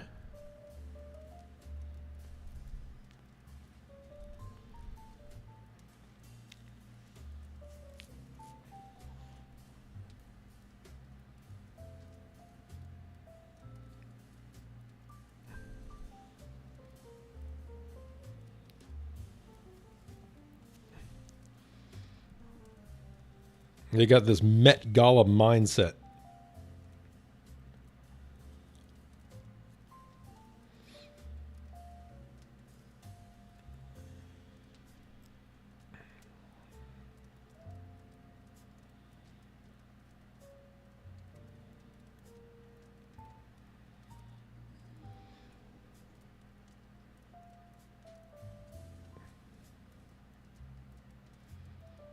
That Oscar one, that Oscar outfit, kind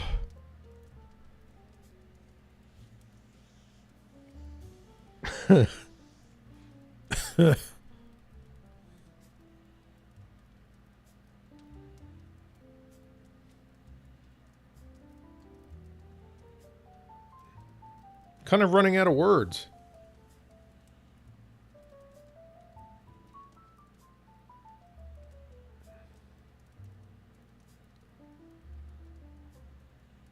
The one that looks like her old alt. This one where it's like the sweater over the shirt with the hat and the I think it's her new default.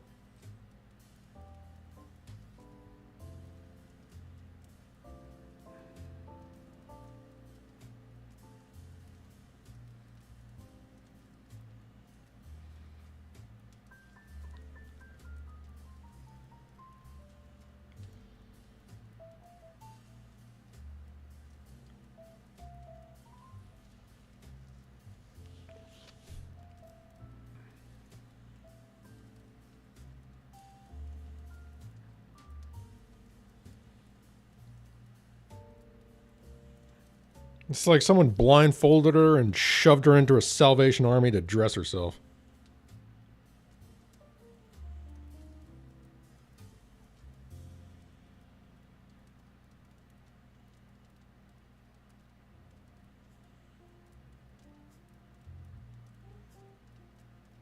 What's with the sock garters?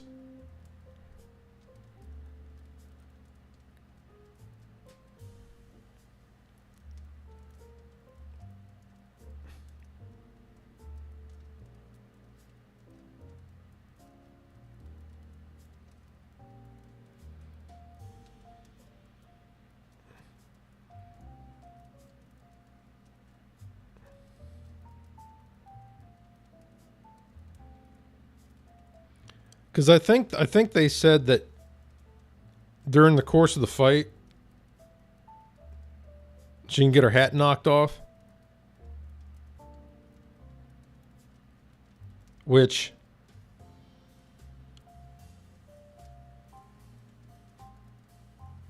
you know, is the most anti-flawless victory incentive that you could possibly put in.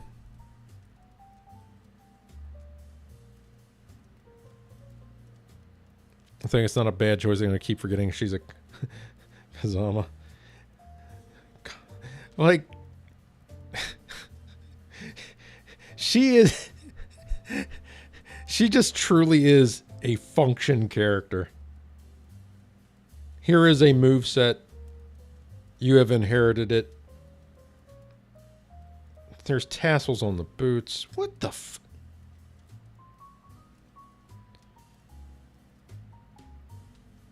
What is this? Anyway. Oh, what a disaster.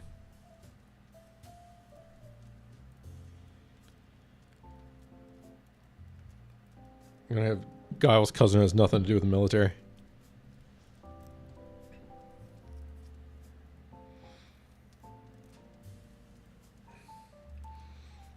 Are Guile and Ken still canonically like brothers-in-law or something?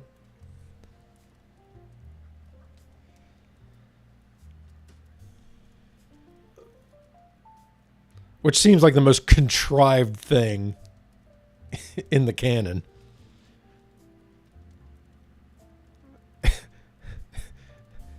For the simple question of why.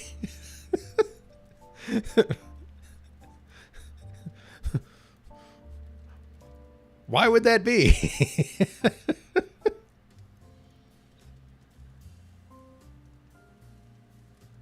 Here, let's connect these two. Like, if it was... Like, if he was brother-in-law with Charlie, it would make sense. Because it's like, okay, they have history together. They've been around each other. Their wives, like... There could very easily be a connection. Like, their wives could be sisters or something like that. It would make sense, right? But no... Ken? Ken. Or even Leia. Like, Luke wouldn't even be... Luke being... I'll tell you... Actually, the fun thing would be if Luke was related to Alex.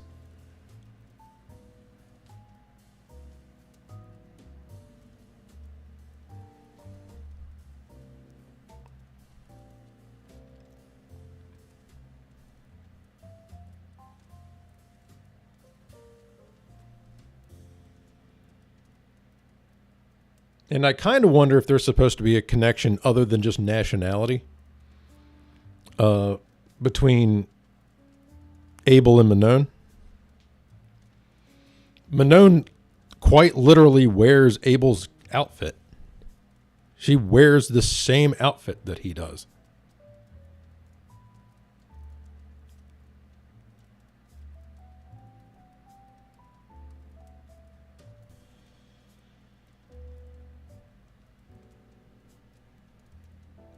It was like week 2. It just dawned on me. I was like, wait a minute. I recognize this.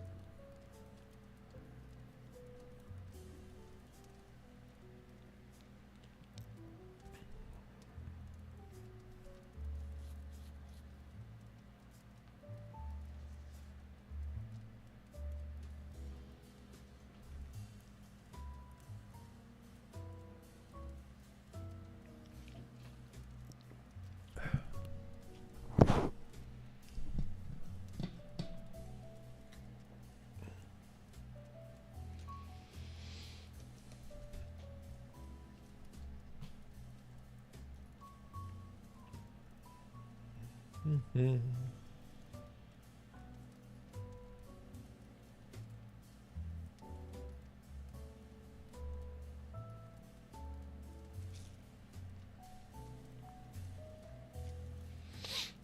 Actually, since I'm... Wait, where's my... Shit, where'd I put it? It's over there, isn't it? Since I already had an idea, I was actually going to start working on it. But I don't remember where I put my watercolor paper. It might be on the stand.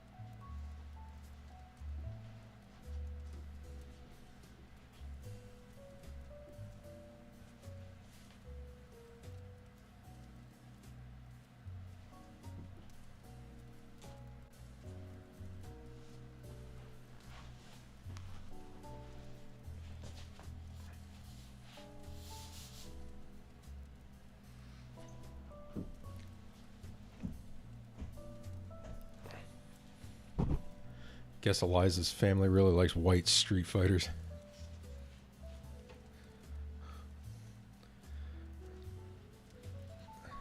They're all blondes, right? Well, of course they are. They're. Let's see. Non-blonde Americans in Street Fighter lore. Let me think.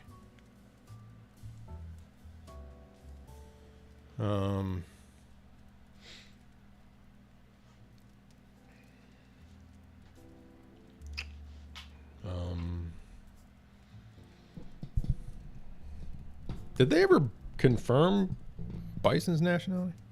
But his body swaps are blonde. Let me think. Alex is blonde. Guile, Ken. Their wives.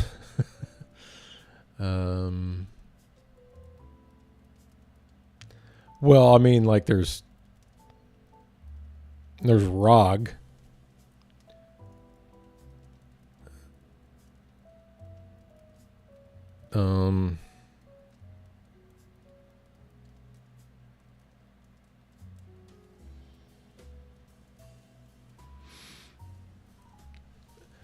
Yeah, Balrog is probably it.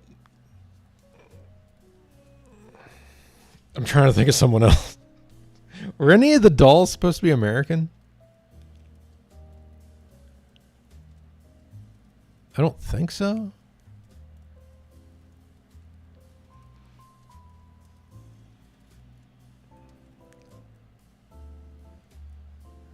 Let's see. I forget where Julie and Junie were supposed to be from.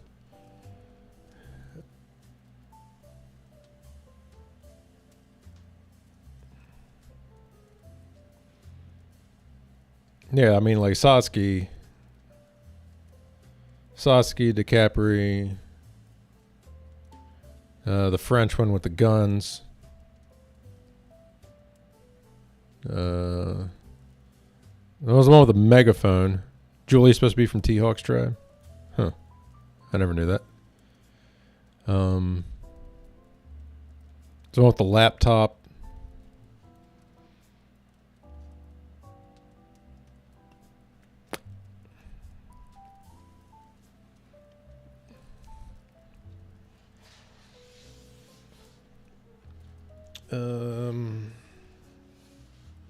Who else? This is the best paper I own, by the way.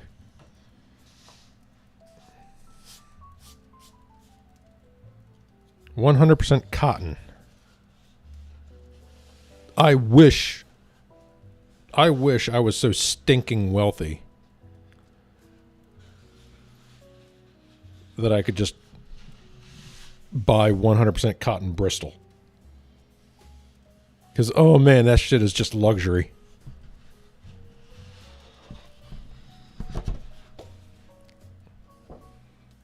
The difference being that I need like a tiny fraction of watercolor paper compared to the amount of Bristol I need. Got any silk boxers? I used to have silk boxers. I found them to be very overrated.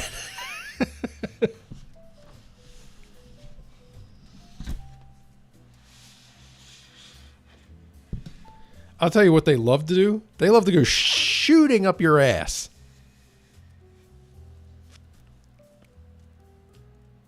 Shoom. Right on up there.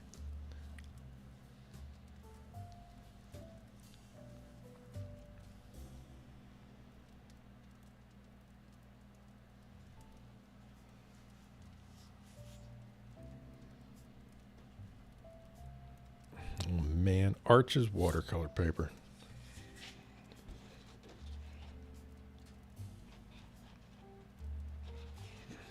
This stuff is the shit. All right. So how we're doing? It's a lot of tooth to it, so it picks up a lot of dust. That's the biggest problem with it. Pardon me.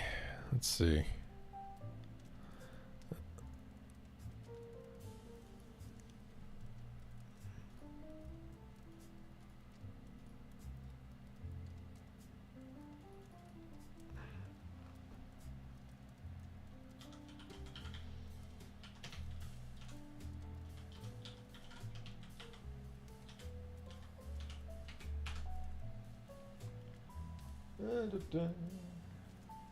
Da, da, da, da.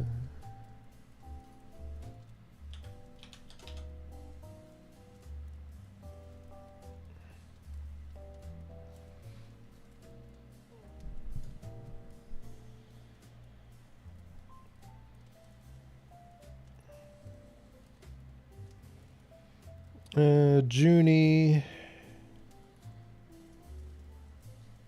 is from Germany. DiCaprio's from Russia. Enero is from Spain. Favre is from France. Mars is from Germany. Oh, 2 Germans. April is from Italy. Sasuke's from Japan. Santama's from Ethiopia. Azalea is from China. Zhenyu is also from China. And Nombalu, originally from Mexico. There were 2 of them from T-Hawk's tribe? What? That's wild.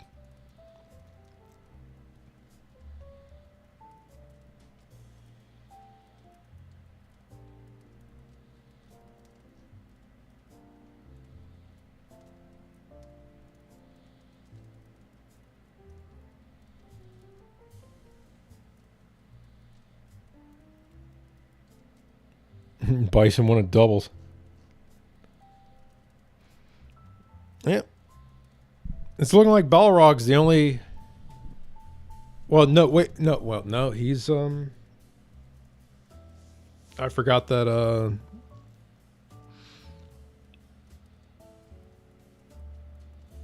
I forgot that what's his name is British. The guy who got fat.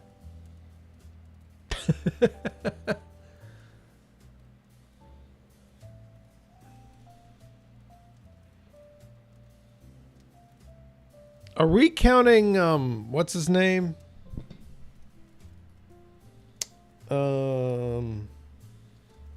Sodom? Because he's American, right? He was the weeb. But we've... Yeah, he's American.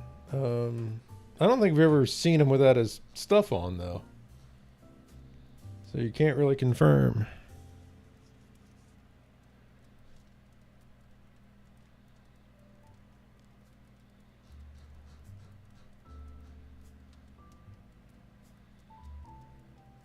Yeah, because... Oh, Hagar.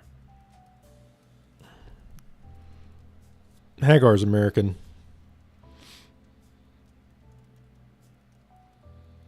So Balrog, Hagar.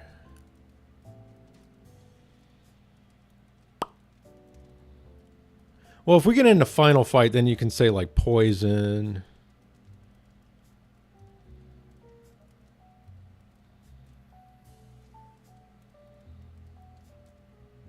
Wanted Chun-Li for the doll program. A little old, wasn't she? Wasn't she almost like a decade older? Or she was barely.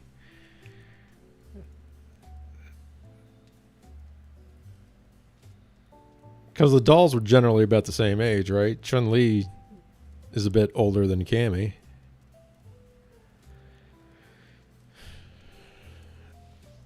Yeah, if you get into final fight, then you can find a bunch of non-blonde American characters.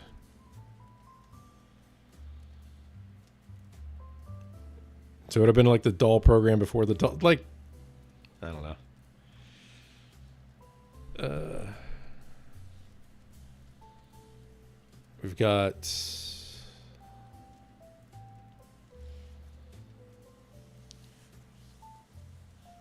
Where is Guy supposed to be Japanese?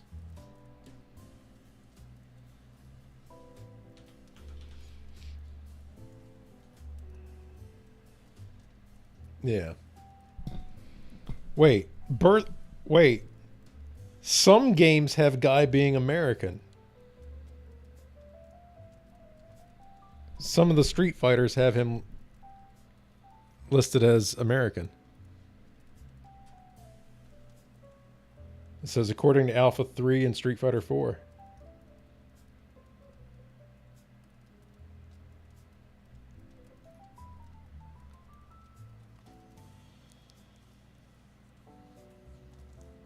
I'd imagine first generation.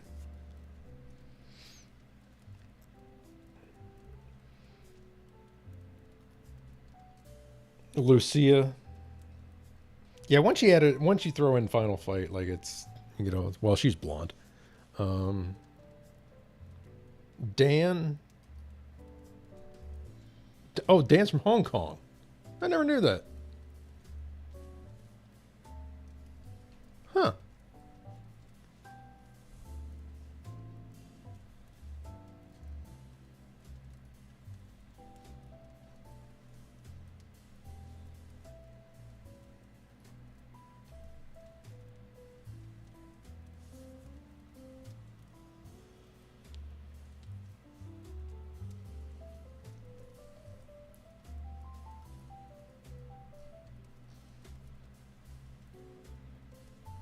His dojo might be Hong Kong.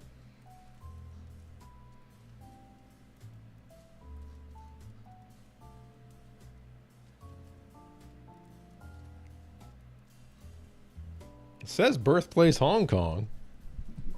What's it citing? Something.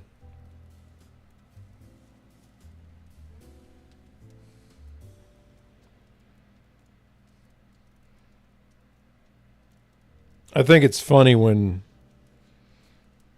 Japan has these characters originating from other countries, and they have clearly Japanese names.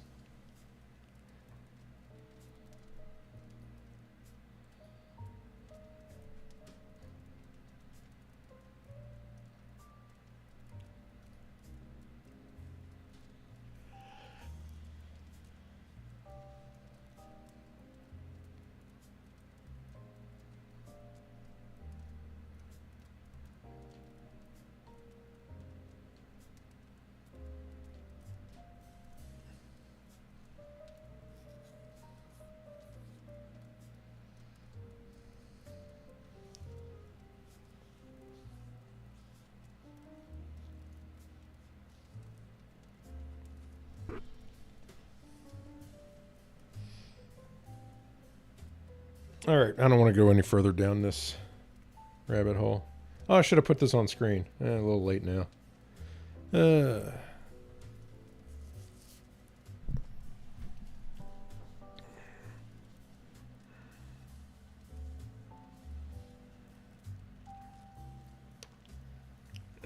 Let's see. How many times have I done the math on this? 312? It is 312, right?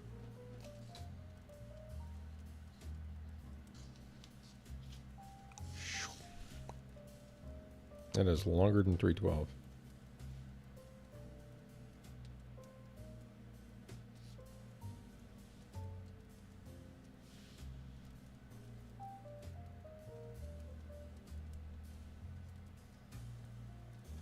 Because that's 300. Yeah, that's... No. Hibiki doesn't sound like a Hong Kong name. Yeah, you got that right. I'm a bit suspicious. Oh, was that three? Wait, hold on. I forgot I got to rule this whole thing up.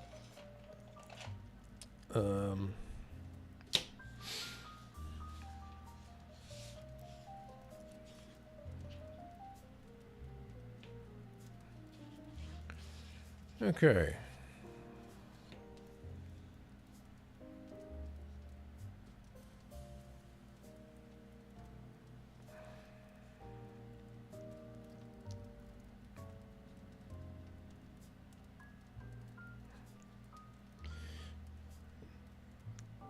$21.50.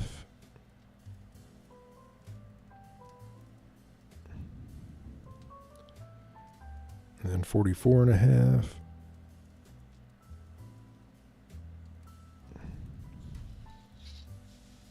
Test to see if Elkie sees this. I've got the restream chat, so it pulls from both sources.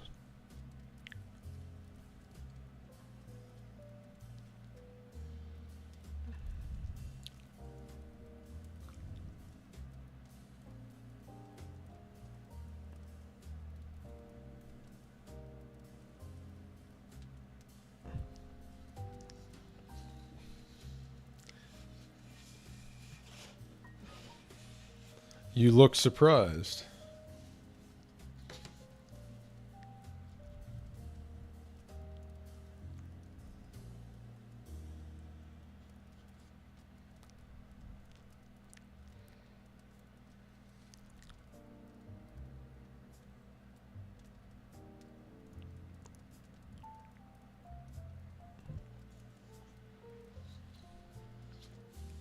Kinda.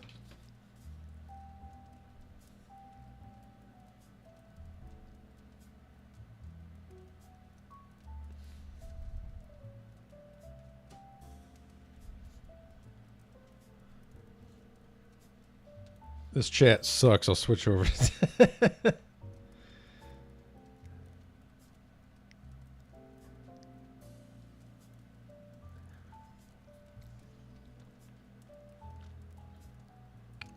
My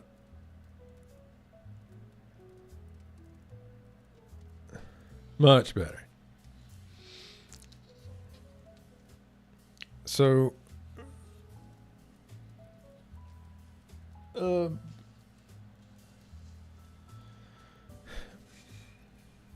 as far as that goes, I just kind of figured why not. There's not much reason not to do it. Not to stream to both. Where the hell's my big ass ruler? Oh, way over there, huh? I got another one closer. I don't want to get up. Jake, go get my ruler.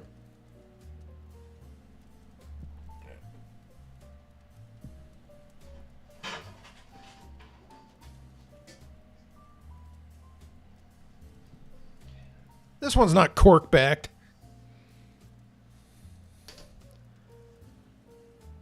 Anyway.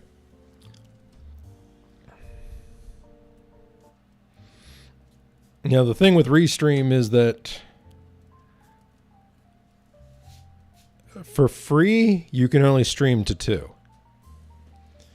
And I was like, well, after 2, it's a very, very large drop off anyway, so no big loss.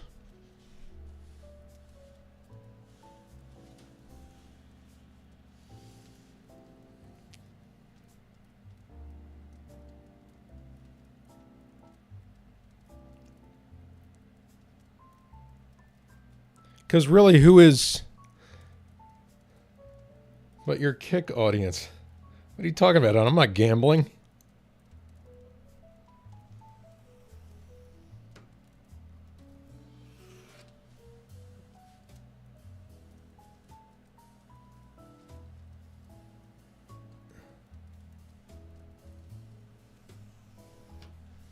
And apparently Kick just has a whole category that's basically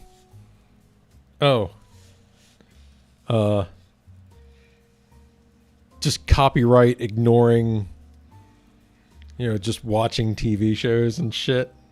Like, what the... Tell me this platform's days aren't numbered. It's just a white label service anyway. They're basically just renting Twitch resources to LARP around as a platform.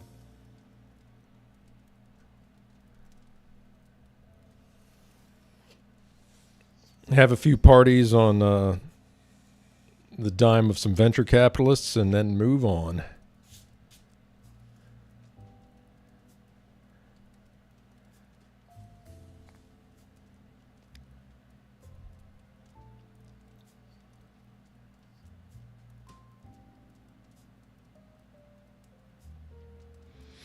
Will it live longer or shorter than Mixer?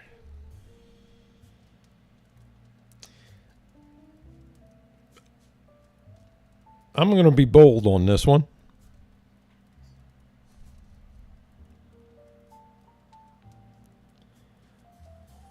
I'm going to guess that it lasts a little bit longer than Mixer did. And the reason I say that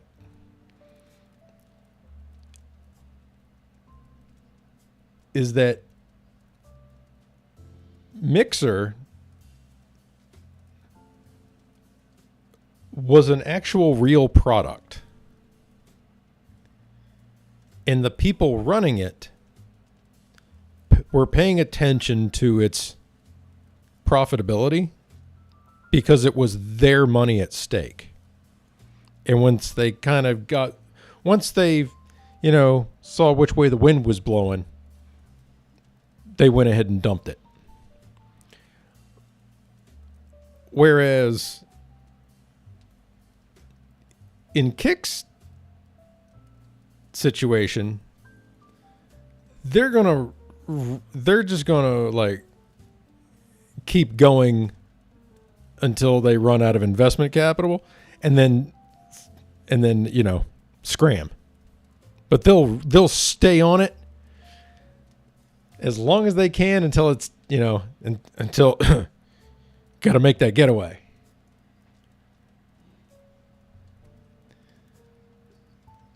They blew the budget on Ninja to Poach. Yeah, it was such a fool. It's not a good strategy in general. You don't get one guy. You don't blow that much money on any one.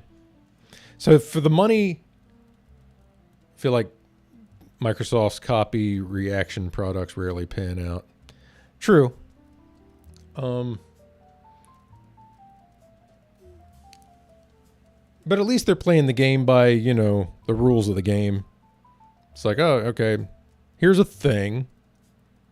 We didn't execute it very well, or we don't think the market's going to work out for it, or whatever. We actually have to explain this to shareholders and shit, so it's going to live and die by very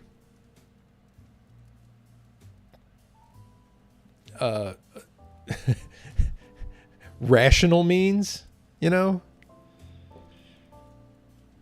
as opposed to a bunch of,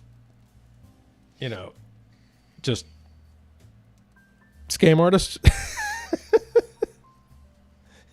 Not to give Microsoft too much credit here, but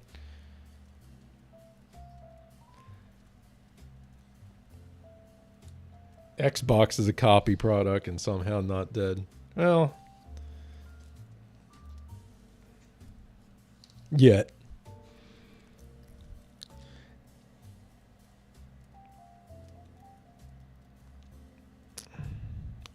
still not exactly sure what their strategy is with Xbox.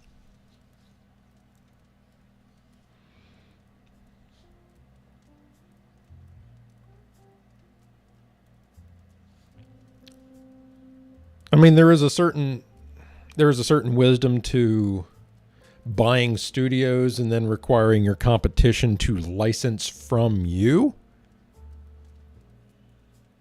You know, it's just like, oh, you want the rights to publish Bethesda games, which are becoming less and less valuable by the game. You got to deal with us. And we're willing to deal with you. We're willing to let these games go to your platform, but you got to pay us for it. There's a wisdom to that, but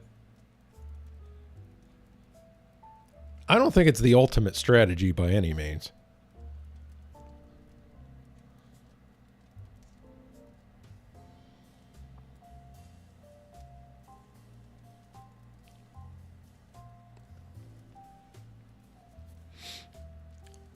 They said to sell Game Passes. That model doesn't work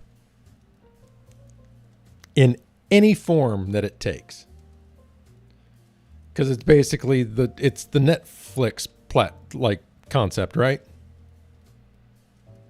You pay us every month. We try to produce the minimal amount of content required in order to keep you subscribed. And that's the model. It's not a good model.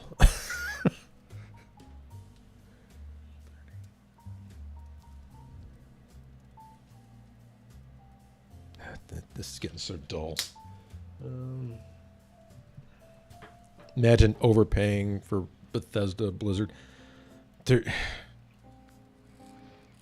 Their inability to manage things that they've purchased is staggering. We're going to buy this thing and then we're just going to let it die. We're going to buy Rare and then let it die.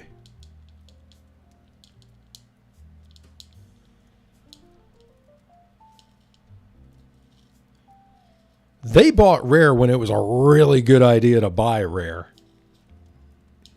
and functionally killed it. I think it might last because it's like live leak Twitch. The problem with something like Kick, revenue-wise,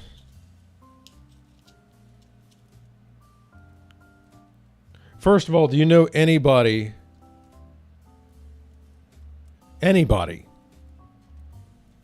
who is getting subscriptions or memberships or whatever for creators on Kick?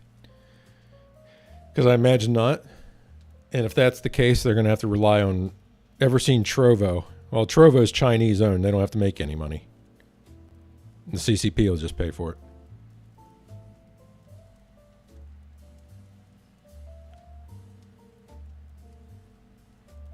I got something I can dump these shavings into. Oh, why is my trash can way over there? Bexus is the only kicker we know. Well, he's also a just for funsies kicker. I don't believe he's taking it all that serious. Is there anything in here?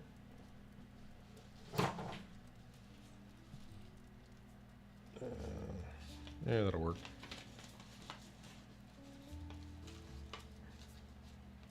Damn, I had a lot of shavings in here. No wonder.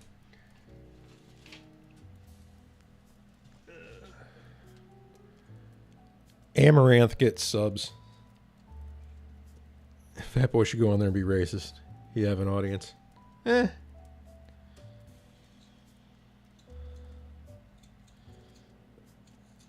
He's too ironic with it. He wouldn't actually have the backing that you would think.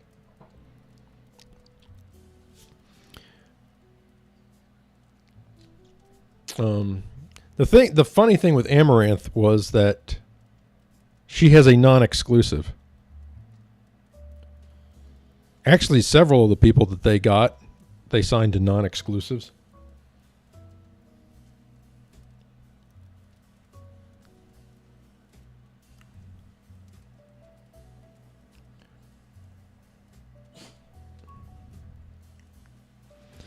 which is a thought, because the idea is that they maintain their relevancy on the platform they're known for, and then you leverage that against the FOMO that audience experiences from not seeing the stuff on the other platform. And you're, instead of just taking them away, which was kind of the problem with Ninja, where his relevancy fell off because he was on a struggling platform. Because he never really recovered after Mixer.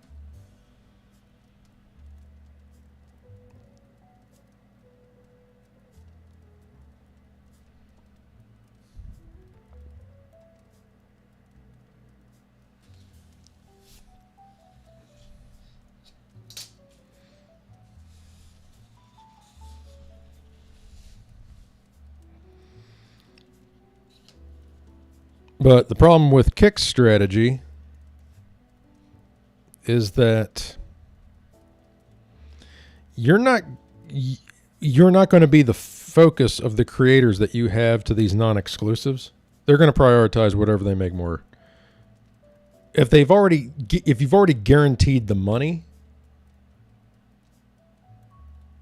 they're not going to prioritize you,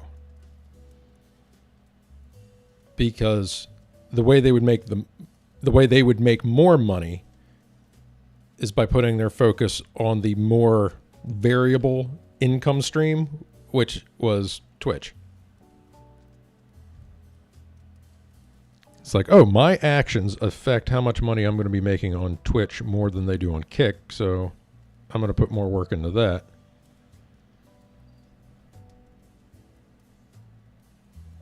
So the content that you're missing out on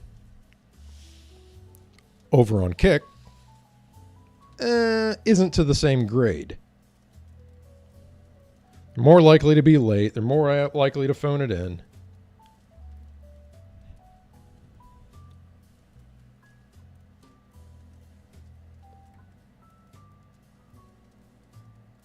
They're more likely to cut it off early. I'm feeling tired, guys. I'm going to go to bed. Because this is Kick, and who gives a shit? They already paid me. Ha, ha, ha.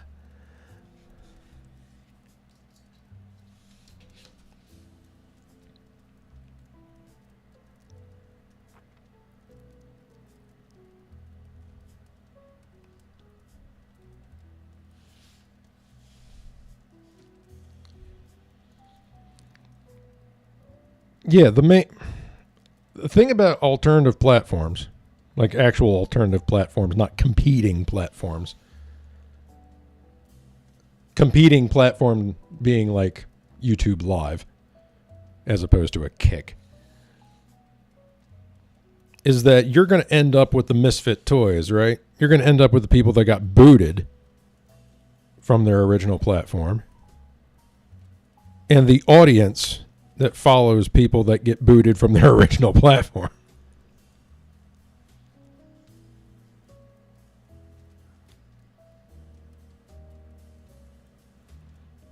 And that's going to become the identity of yours, which is probably not what you want.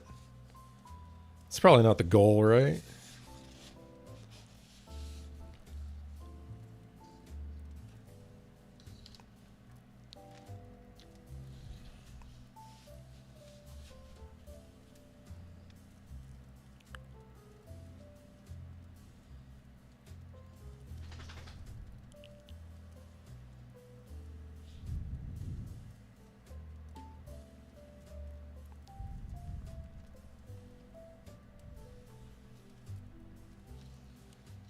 All right. Can she just side stream on Kick? I mean, like restream, like stream. Oh, wait, okay, I missed something. If Pokemon gets suspended again, can she just side stream on Kick until the temp ban gone? In theory, I would imagine. I have no idea. I'd imagine that especially now because Twitch loosened up so much on their exclusivity. Because it used to be you couldn't, if you had any sort of like meaningful standing with Twitch, you couldn't restream. You couldn't. But now I think they basically did away with that. I don't know for partners. I think it's true. I think they just squashed that entirely.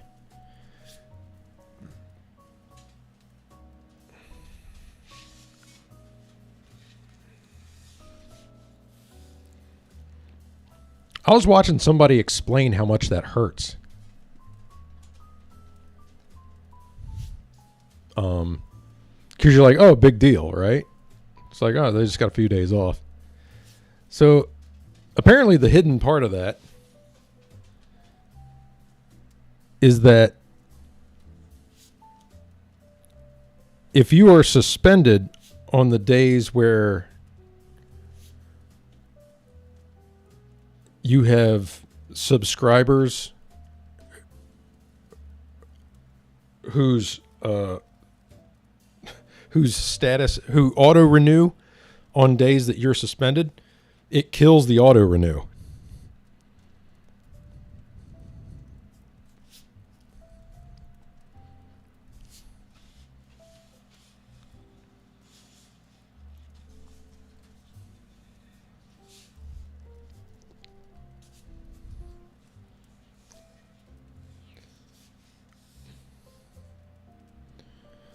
So if you have an evenly distributed pile of subscribers, like every day of the month you had the same amount, a 3-day ban would essentially be 30, would essentially be 10% gone. And you've got to get them back somehow. Jake, what the fuck are you looking for? There is nothing there. And you're kind of knocking my stuff over, pal. What are you doing? What are you doing there? Oh, but you did just find my cork-backed ruler for me, so thank you.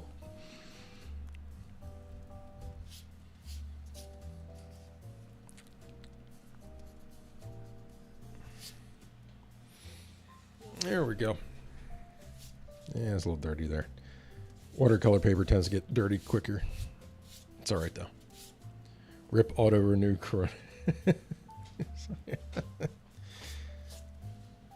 Buddy, what are you looking for? There's fucking nothing there. There's literally nothing there. Don't knock over my manga.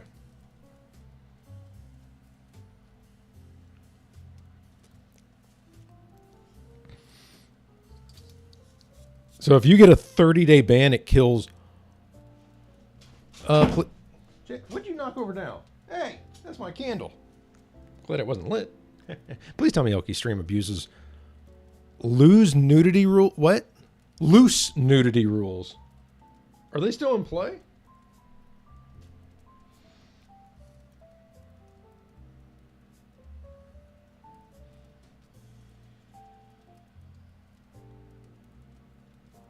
Play your cards right, you might get to see a naked Jaker Z.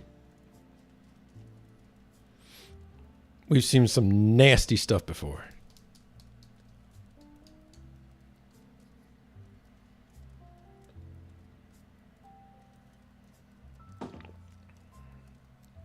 Jake, you ready to be a cam dog?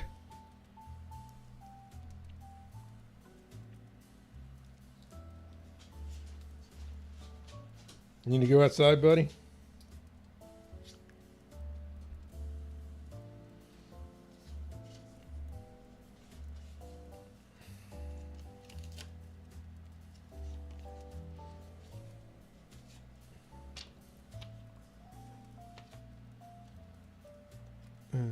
Let's see.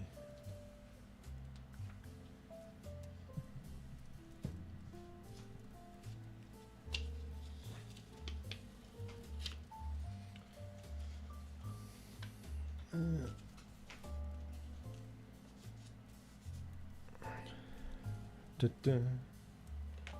There's never enough of the nasty stuff.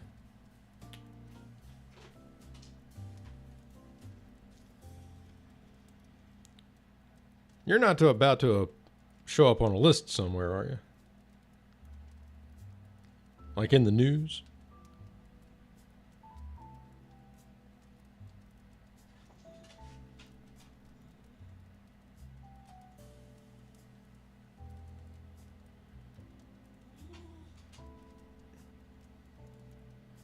Oh, so what's up, Bag? It's been a bit.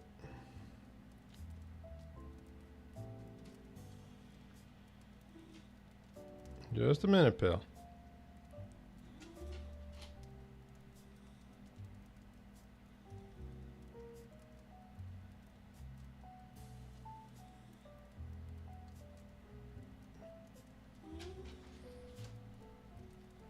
Who owned the list?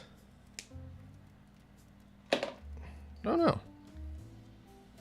We could talk about it shortly, but I'm going to have to take a break here. I got to take you-know-who out to do his you-know-what, which should be brief because he does not like being out in weather like this. So, I'll be back in just a few short minutes.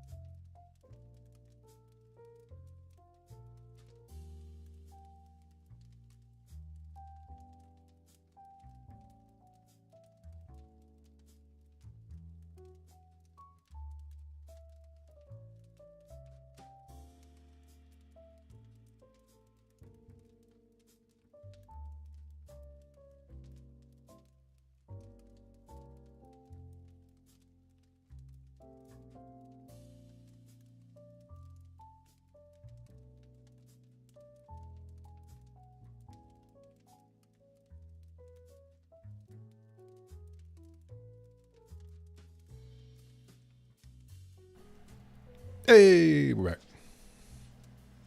Yeah, he didn't take too long. He does not like the wintry weather.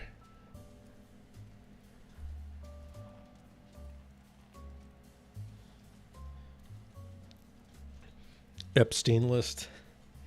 Man, that's a mess. That's such a mess.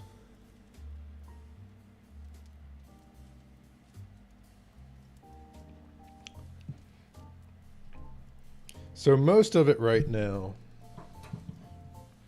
are people that they asked about,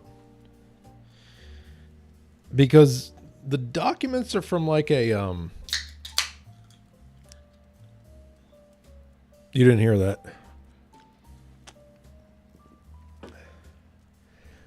The documents are from like a court case from like 8 years ago. And most of it is just people being asked about.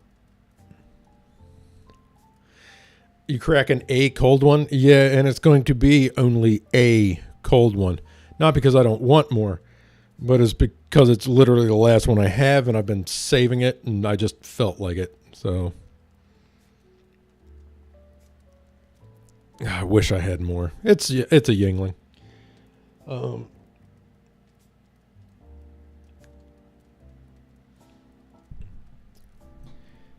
There's a lot of stuff that's at a treat stream. What's a treat? What's a treat stream? What's a treat stream? Yeah, a lot. There's not a lot of meat on that bone. There's more. There's supposed to be like more papers and documents and stuff that are being released, but they're still redacting stuff.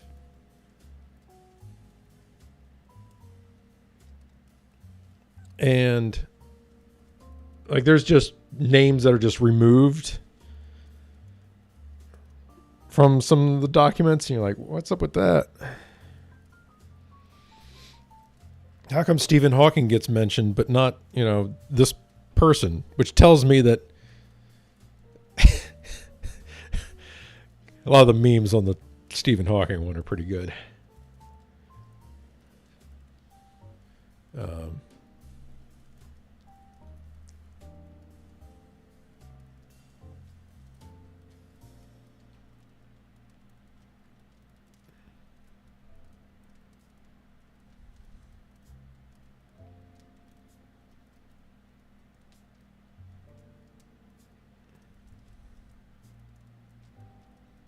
Oh, hell, where did I put that? All right, I don't know where I saved the one that I wanted to share.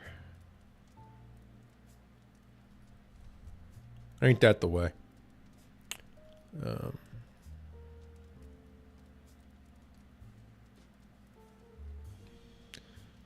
right.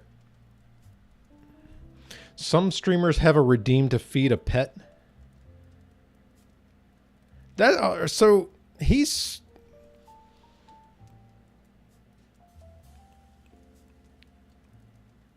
so picky now about when he wants anything that it's kind of a blow up. It's like, oh yeah, give him a treat. I swear, like half the time he doesn't care. But you love these, He'll go in the other room and lay down. He's just, he's an old dog.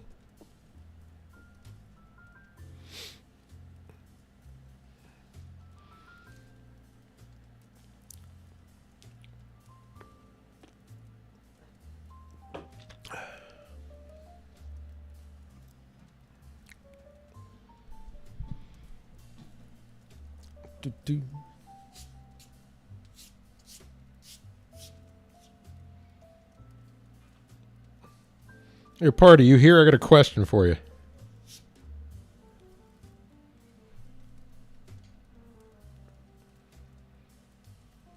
Oh no, Dix.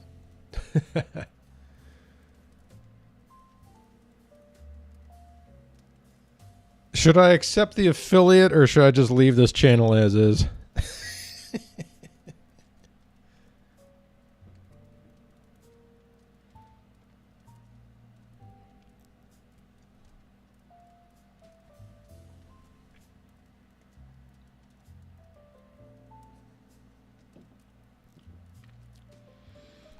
we aren't friends anymore if we put ads on here. That's my concern.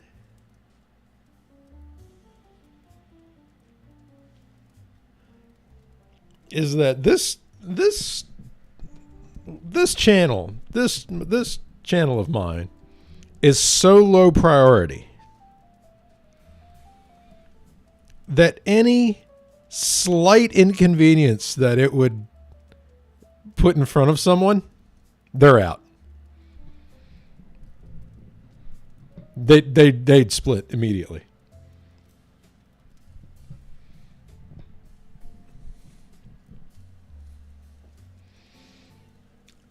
This is the struggle channel. I knew from day one this was going to be the struggle channel.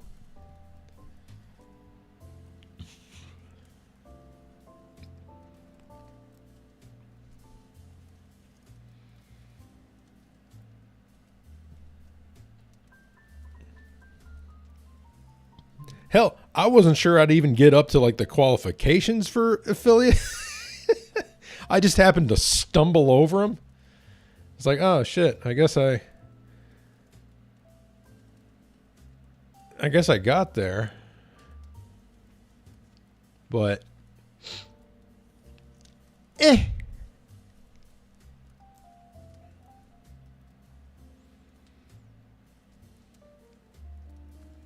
now, if I bumbled my way over the line to get like monetization on YouTube, I'd go for that.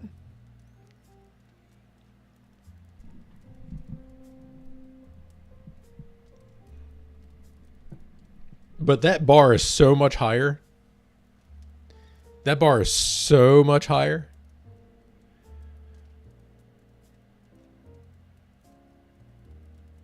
That's not, it's like whatever. Fuck YouTube. I never realized how tribalistic live stream audiences are between Twitch and YouTube. I honestly don't really give a shit. I watch plenty of both.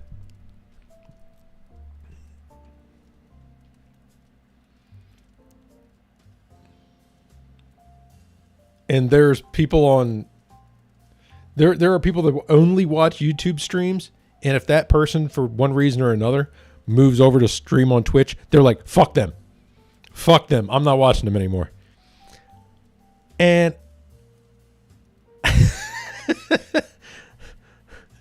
I'm like, what? Y'all really feel that strong about it? They banned you? How'd you get banned? How did you get banned? How did you get banned on YouTube and not here?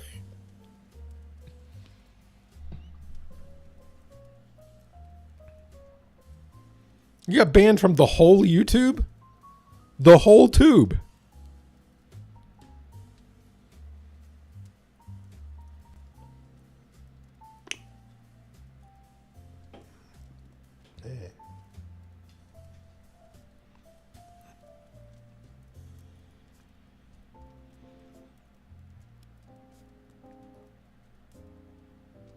I DMCA'd some loser and they were like, nope. Wait, what? It sounds like there's a lot of lore here. And also, I didn't appreciate being DMCA'd.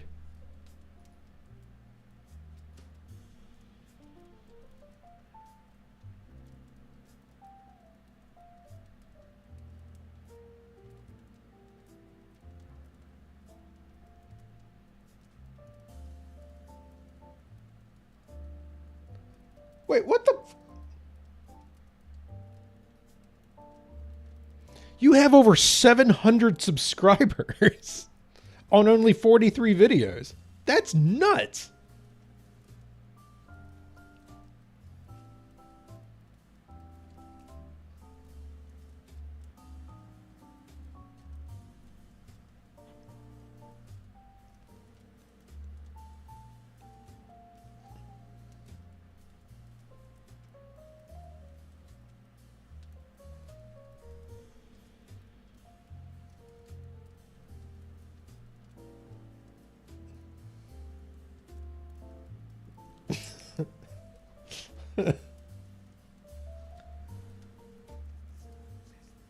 He's a Whitey celeb. 43 videos from 2014.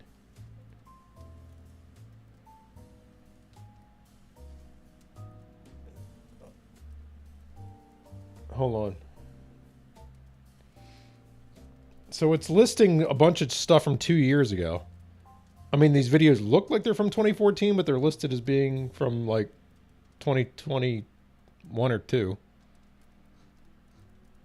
Are these re-upload? Wait, what the? We got some shorts over here. I guess that's the rest of them.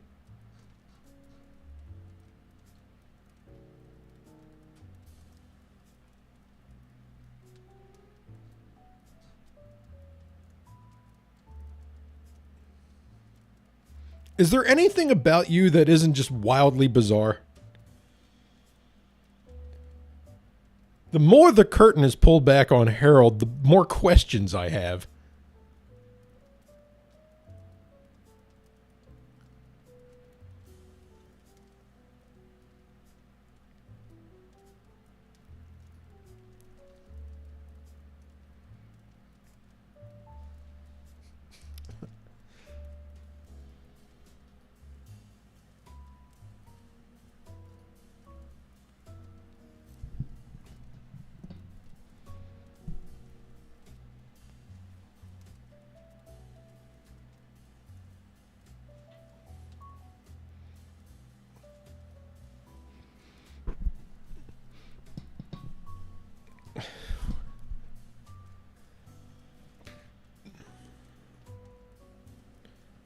Holy shit. What is...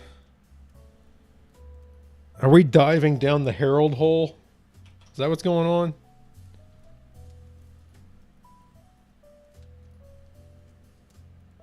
What is this? I don't trust this. What is this?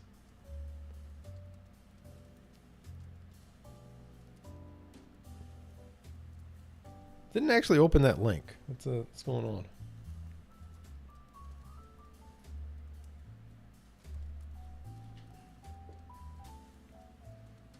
It acts like that link is dead. Oh, is that all one link? Wait, hold on. Oh, okay.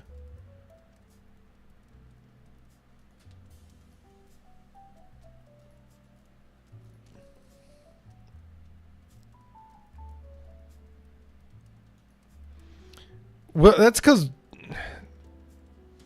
Web Archive is stored on some Raspberry Pi under someone's couch somewhere that's hooked up to a big ass NAS.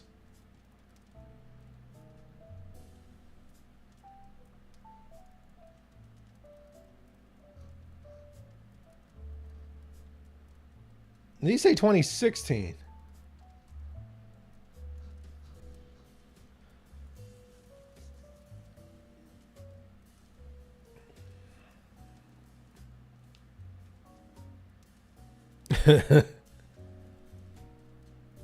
Let's see. La, da, da, da.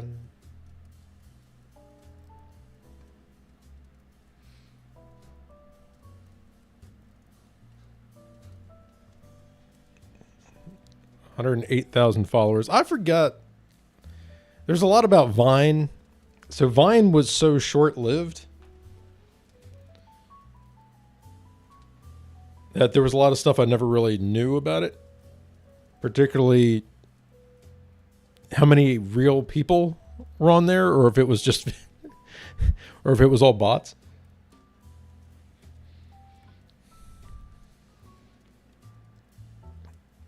Kind of like it's really felt like it was longer than it actually was.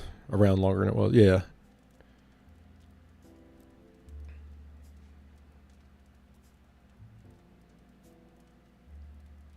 It's really strange how it died.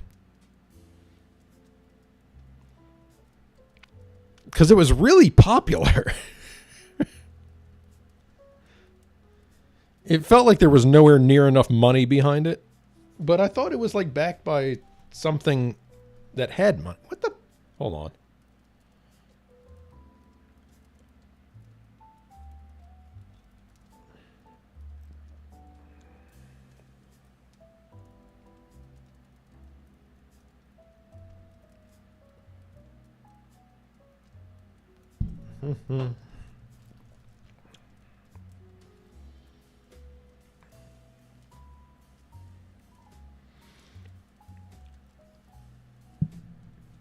It was owned by Twitter.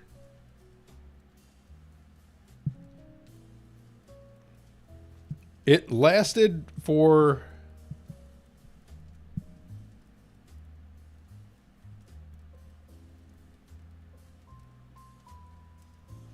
a year. Less than a year. Just less than a year.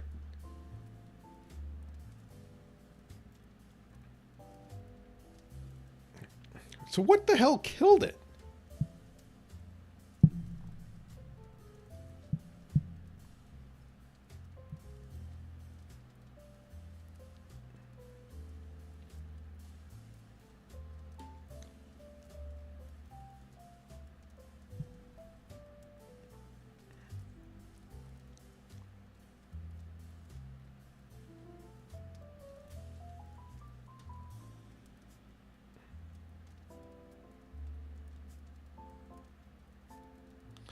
Vine says users of the service would be no.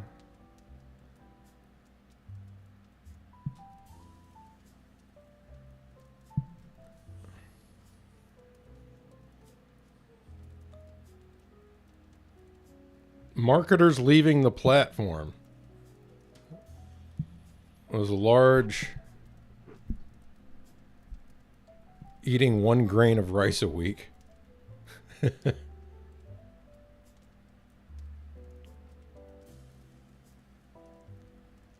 Yeah, but considering who that was, it was probably a lifestyle choice. Probably had nothing to do with money. Twitter lived on fake money for a long time. It wasn't until Elon came in where he was like, let's see if it can support itself. I'm like, I don't think it can.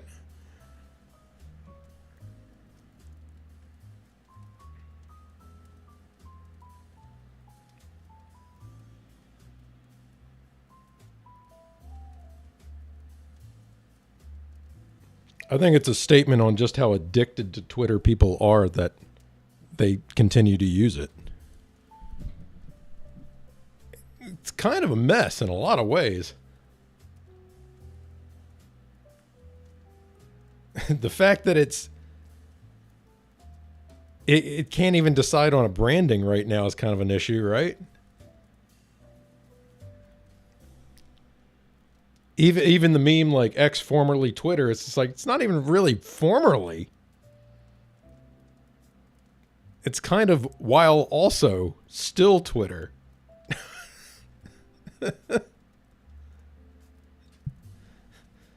Like X.com just forwards to Twitter.com.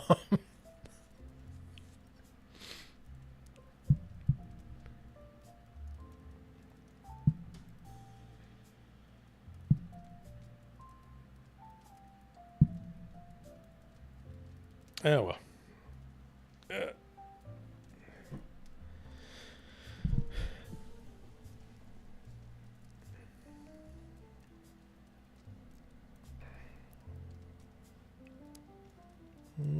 Oh, yeah. So I think at this point I've got... Is this the one that's got a bend in it? No, I think this one's fine. So is this the one that's like 335? What the fuck? No, I'm looking down here on Gene to be looking up here. All right.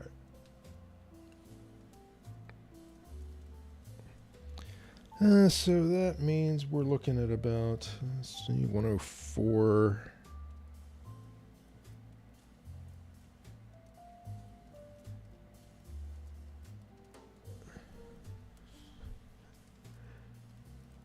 And then the next 104 is like here.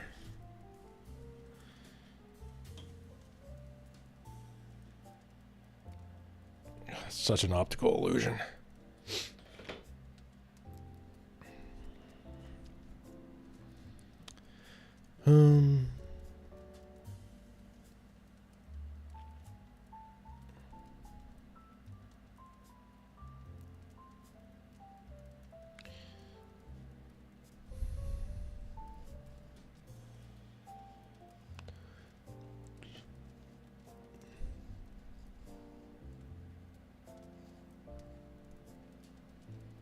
About like that.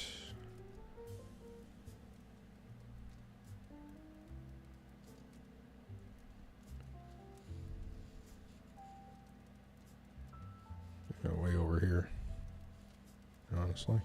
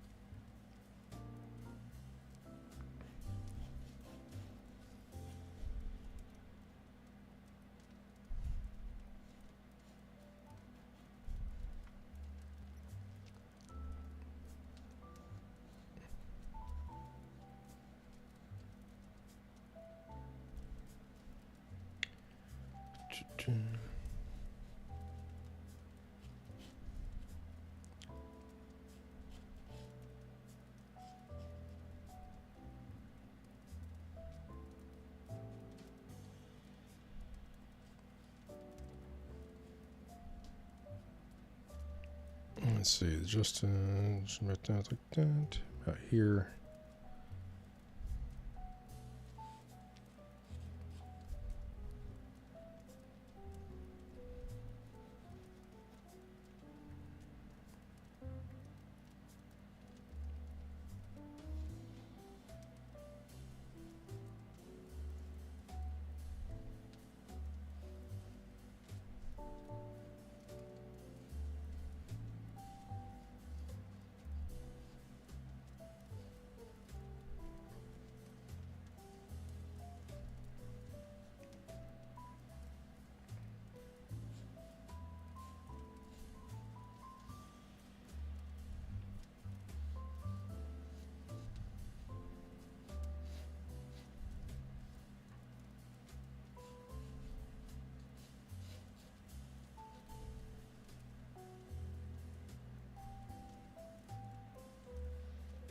Ah, crap. 1, 2, 3, 2, 2.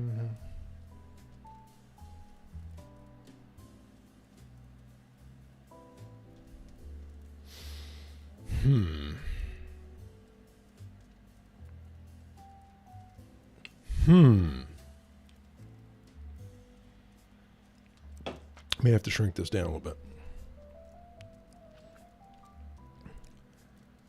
Actually, move it up a little bit. Slightly shrink. Move up a little.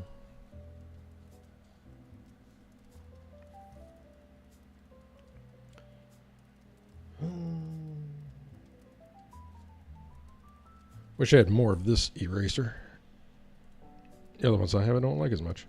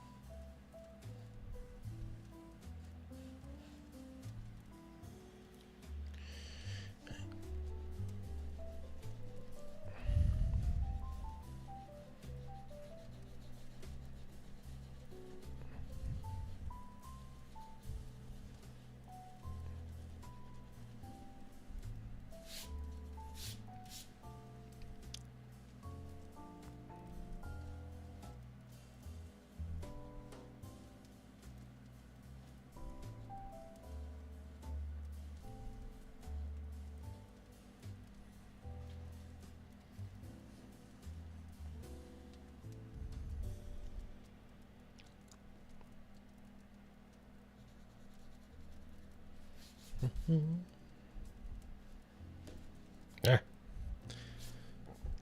I've rounded off this eraser so much it only wants to roll.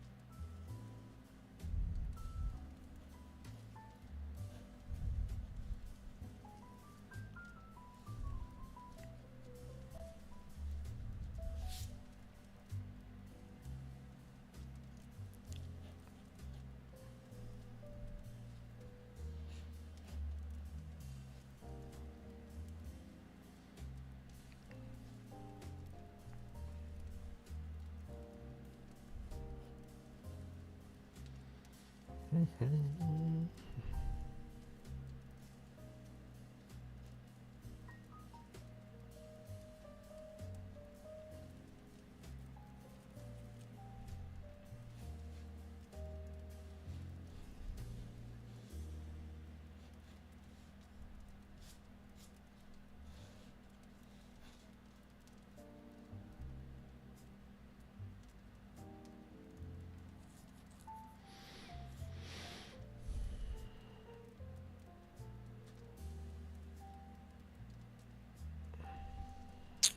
No, let's see. I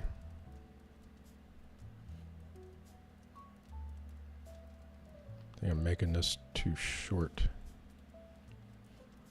I just guarantee I'm making this too short.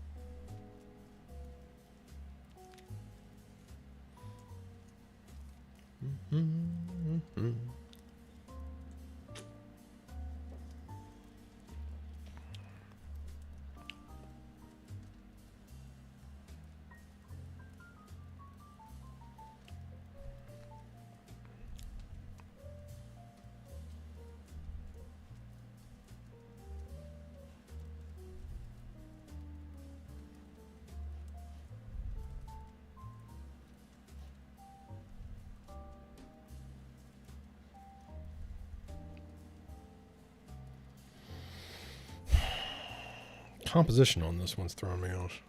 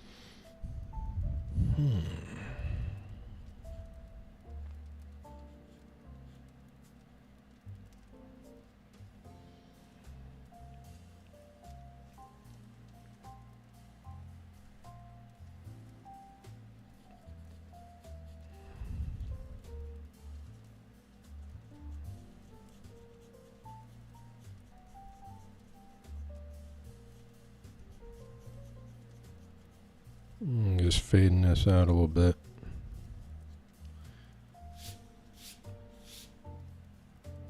And then kind of using it as a guide for a bit of a gesture.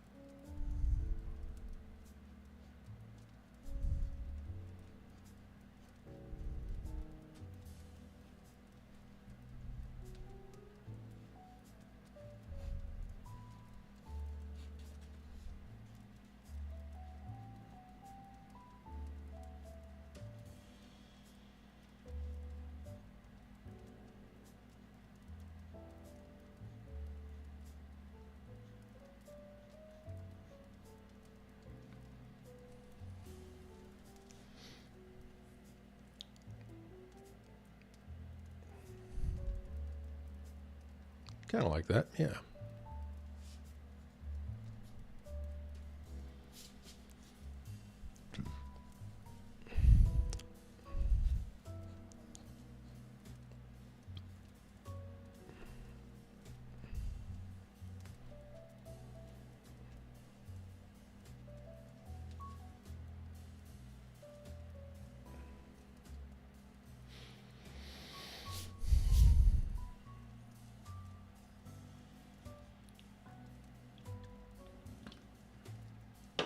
Shit, it's all downhill from here.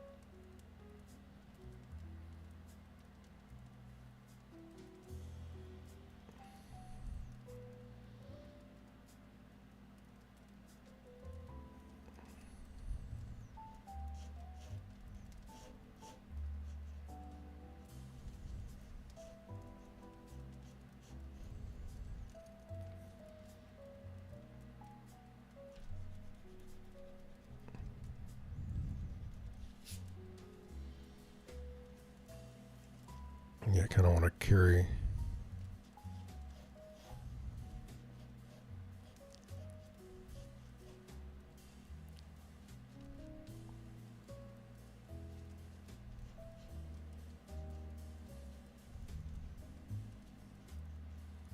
This here.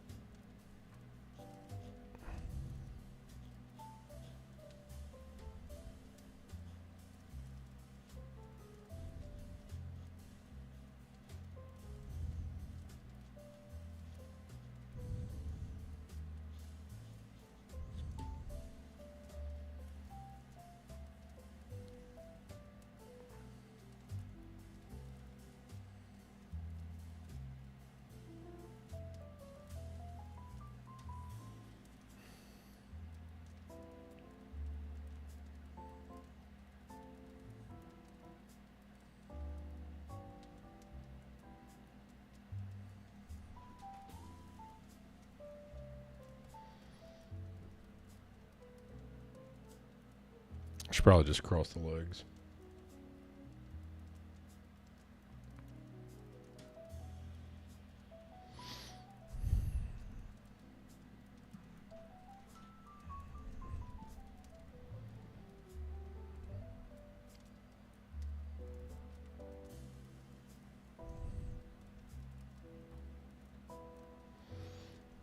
Yeah.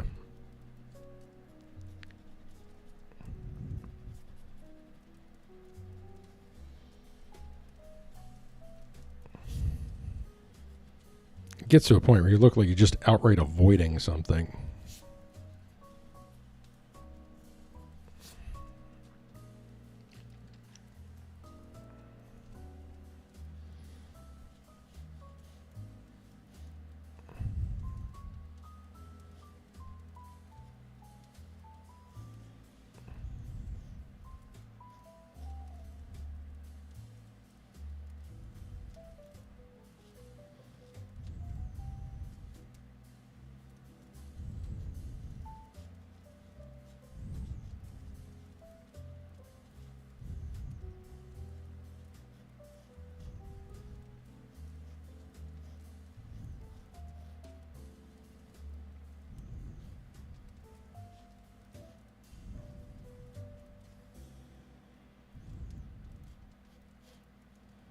Because then you can kind of do this kind of shit here, and then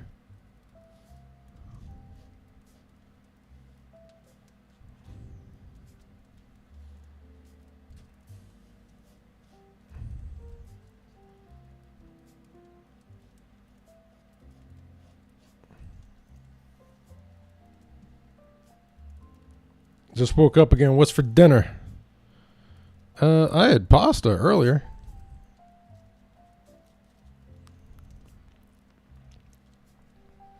Because I knew I was going to be streaming, so I went ahead and ate early, which means I'm going to get hungry at like 11. And shit if I know what I'm going to do now. I had tacos last night. I made tacos last night.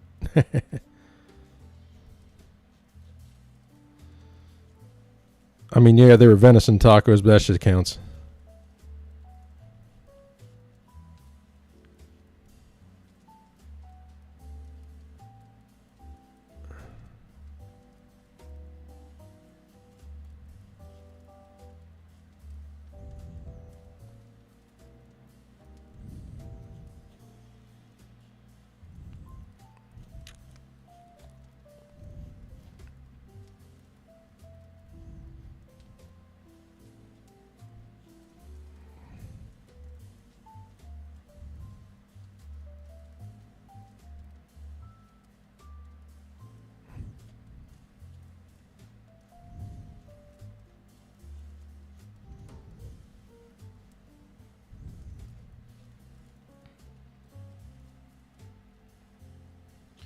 Apparently, Yuba said there's no such thing as scrimp tacos either. Why not?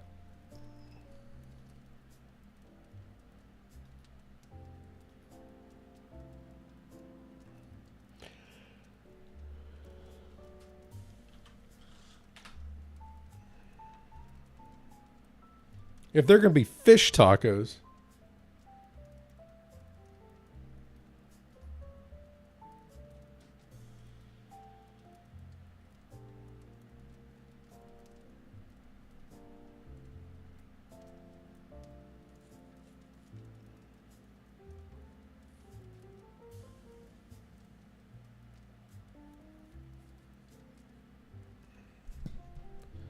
make goat tacos, lobster tacos. What makes a taco a taco? I thought the construction's what makes a taco a taco.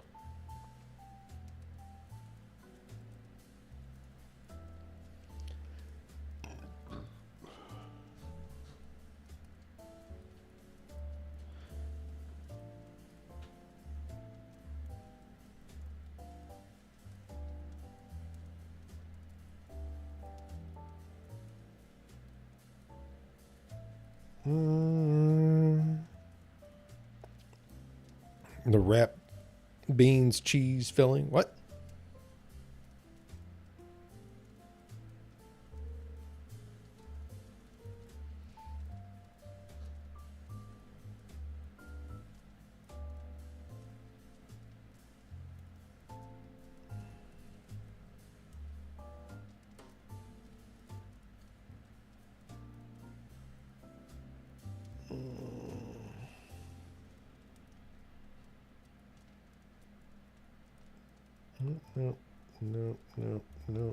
No.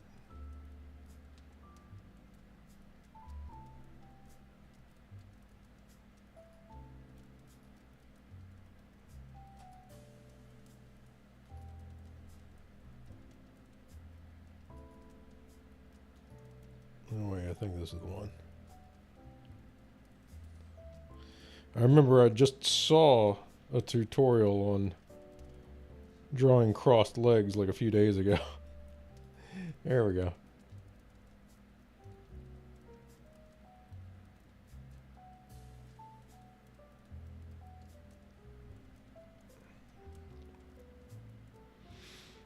Yeah, I'm not too far off.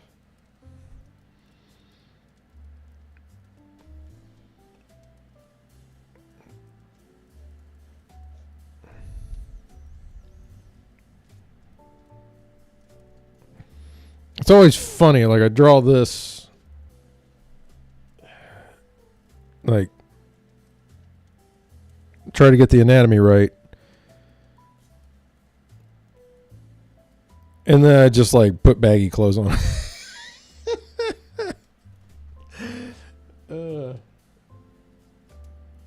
It's like I could have fudged this, but I don't know, I wanted to do it right.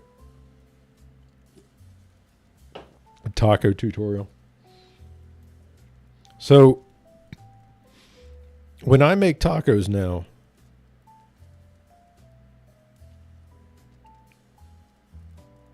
I get the corn tortillas and I fry them.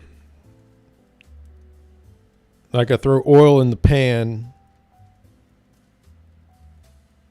and flip them a few times until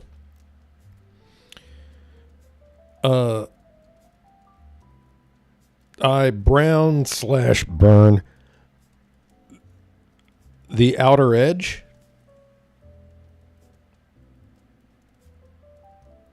which is usually about the time that the very outer rim gets crispy, but the inner part of the tortillas, you can still fold it. So yeah, every time I fold a taco shell in half, the ends crack.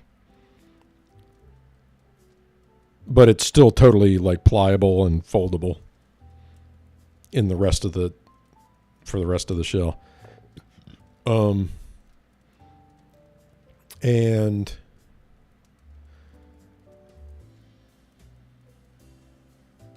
so I do the opposite. I do my tortillas first, and then whatever's left in the pan, I just throw the meat in.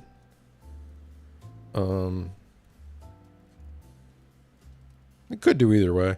The problem is, it doesn't really matter. Well, the thing is, I throw the seasoning and all.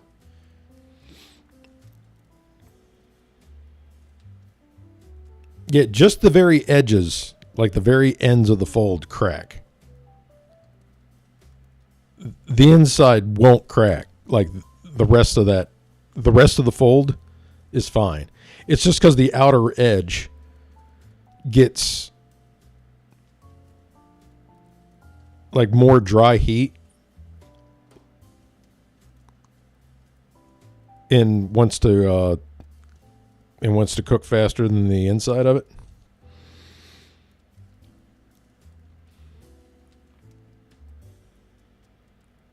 But yeah, while the meat is still in the pan, like I throw all my seasonings on top of it then. And so I got all this, the pan's just got all this like crusty powder of, what's left of the, what didn't stick to the meat.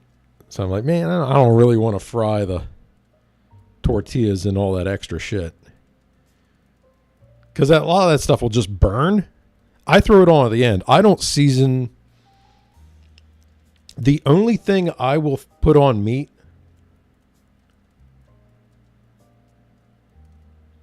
while it's cooking, seasoning wise, and stuff that's like not fresh, like if you have like fresh basil or something like that, I'm not as worried about that burning. But stuff that's out of like the shaker is so dry it just burns when it's in the pan.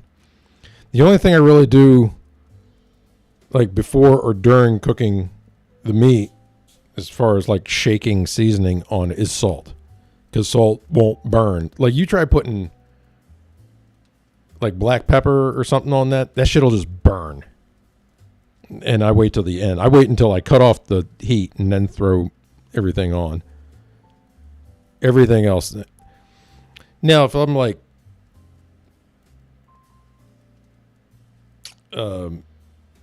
marinating or something, that's kind of a different thing, but a lot of that stuff's just liquid anyway. But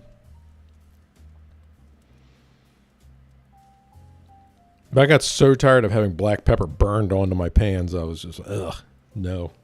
I'll wait till the end.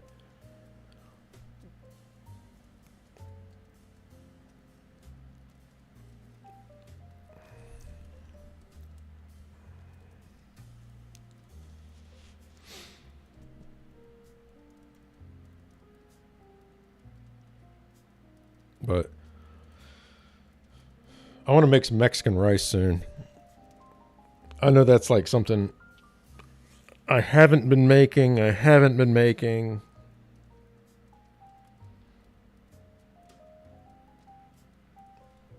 like, dude, there's plenty of tutorials. There's plenty of there are plenty of like 60-year-old Mexican women who've put up videos now that are just so tired of people fucking it up. And they're like, make it like this. Just make it like this. Stop making all these gooch. I don't think they use that word. But, stop messing this up. Make it like this.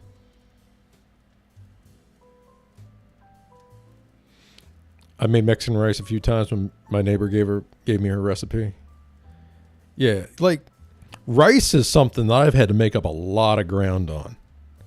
So when I was growing up at home, the only type of rice I ever had was river rice, like short grain white rice.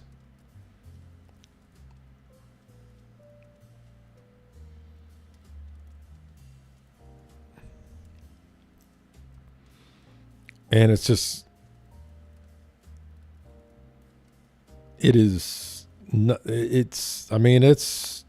rice, I guess. And it was basically unseasoned. Pinch of salt.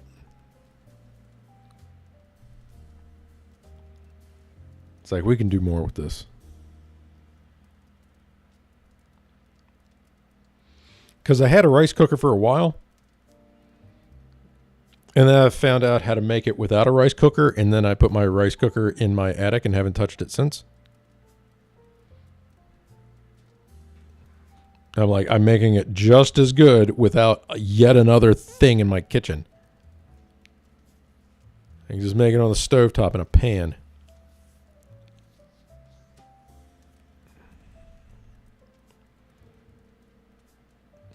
Not that I don't still argue with people with how to make rice.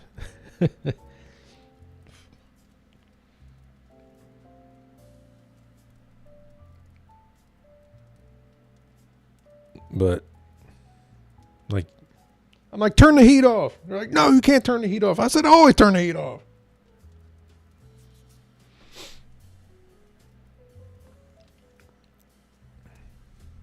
Because the way I steam rice, I usually rinse it like twice.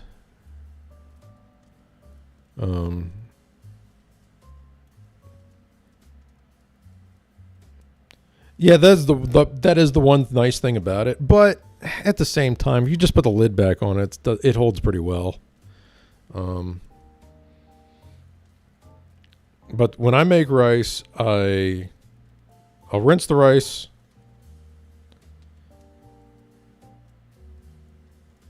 I'll put it in a pan. I'll put twice. Generally, I put twice as much water as rice. So if I'm making a cup of rice, I'll put in 2 cups of water.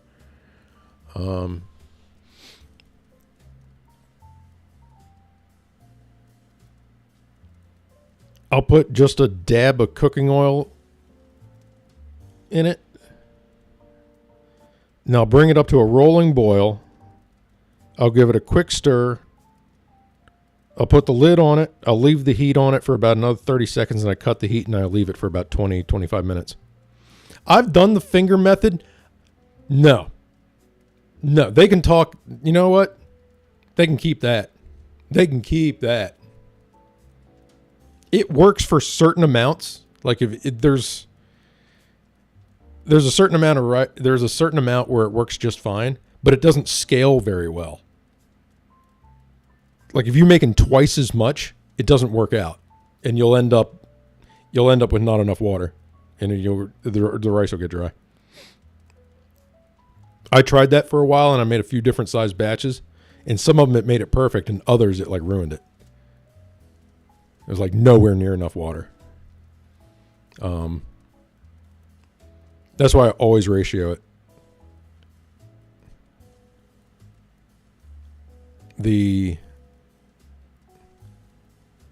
And I've got a chart somewhere because the ratio isn't the same for every type of rice. Basmati, jasmine, brown, like you go down the list, it's not uniform about how much water it wants. Yeah. And that's why I just, you know what, I'll take the extra time, I'll measure it out.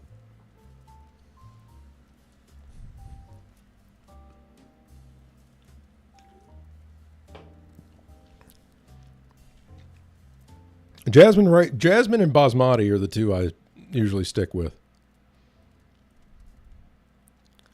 I feel like every time I make rice, I fuck it up. Once you kind of like figure it out,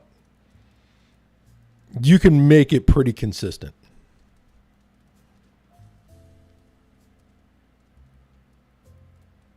A lot of the time, it's just when you're water to rice ratio is a big part of it. And if you're using a rice cooker, it's like basically the only thing you can screw up.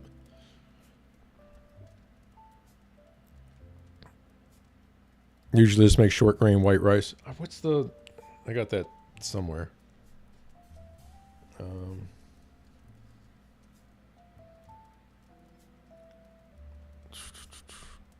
Where's my little notepad?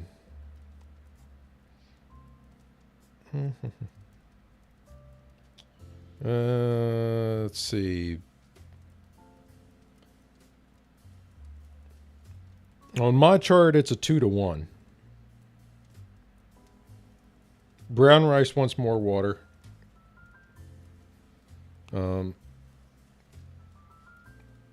Wild rice wants a shitload more water.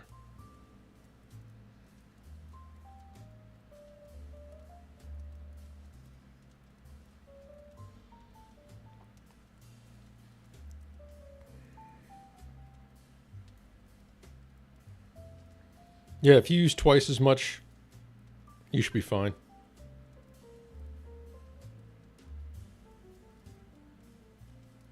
Like most shelled rice, it's pretty. Most most of the shelled rice is pretty much 2-to-1. You can make it a little better if you change it a little bit. Yeah, but wild rice when it's got like the full shelling still on it, yeah, I think that stuff just drinks water.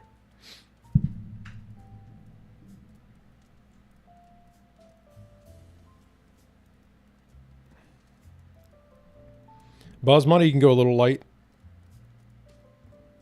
Jasmine's 2-to-1.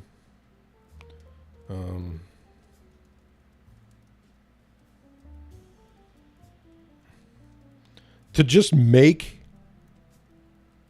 just rice straight up and eat it, jasmine's my favorite. The only thing with jasmine is that it has that natural floral taste to it. And depending, like if you're seasoning it or you putting in another dish and all, some people find that off-putting. I don't mind. But I know some people do not like jasmine rice. I'm like, what's wrong with you? They're like, it tastes like potpourri. I'm like, no, it doesn't. Shut up.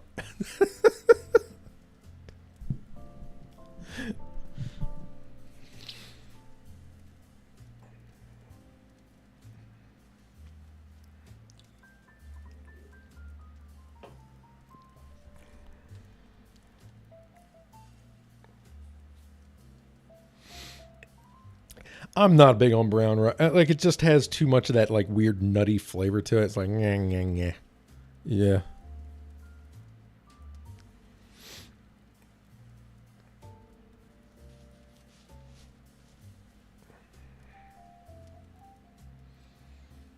I'm like, I'm already eating rice. Let me enjoy it.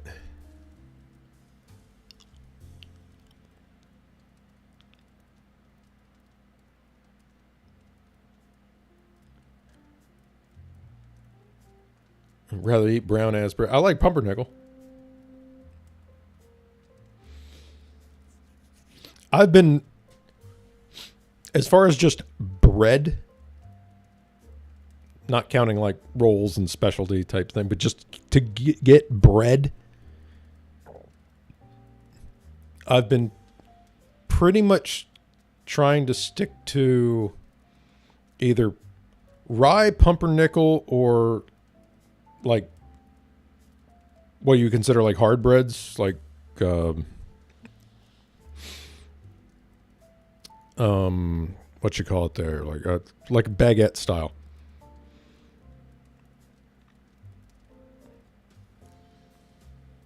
I saw something a little while back, and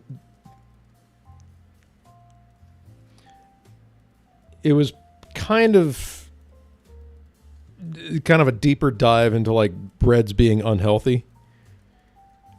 And pretty much what they were saying is that the biggest culprits are the types of bread that you usually find like pre-sliced. It's like, yeah, white bread, but most of those types where it's like really soft, it's like high moisture, pre-sliced, basically the most convenient breads, right? And they said these other ones really aren't so bad. Like your hard bread, your more home style hard breads that you would find that don't have like such crazy moisture content. And then like your more like brown breads and all, like they're generally not really so bad. I mean, you know, it's still bread, it's still got like carbs and all, but it's still, you break it down easier. But it's and I was like, oh, you know, it's interesting. Yeah. Maybe you're onto something.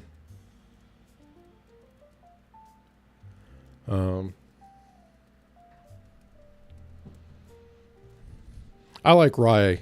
I like rye quite a bit. As far as like a all around, like particularly sandwich bread, I've gotten to the point where if rye is if I can have rye, I get rye. We're making a sandwich.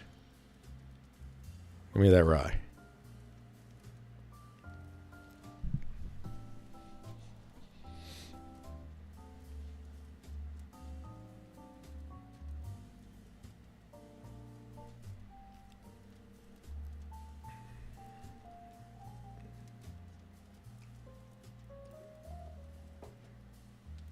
Need to check a couple things here.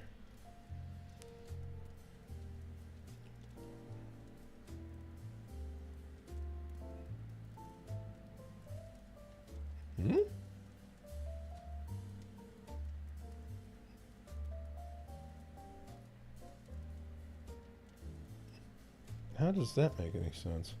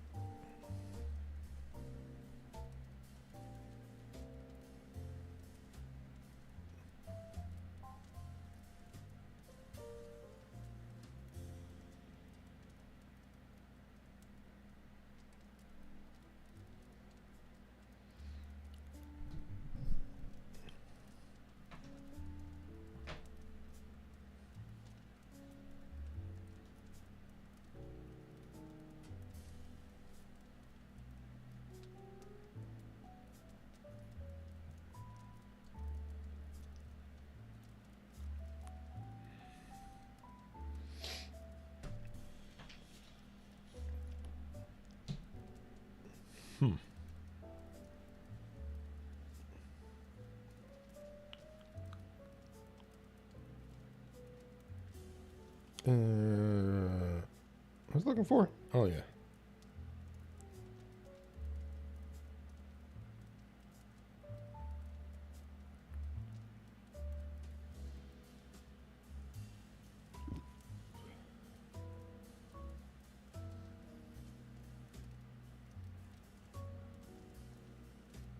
What the fuck?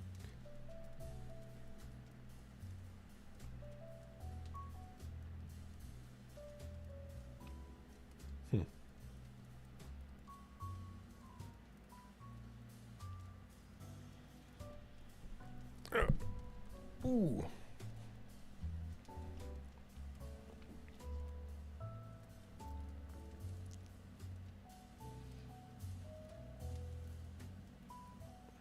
I should think about what the clothes are going to be for this.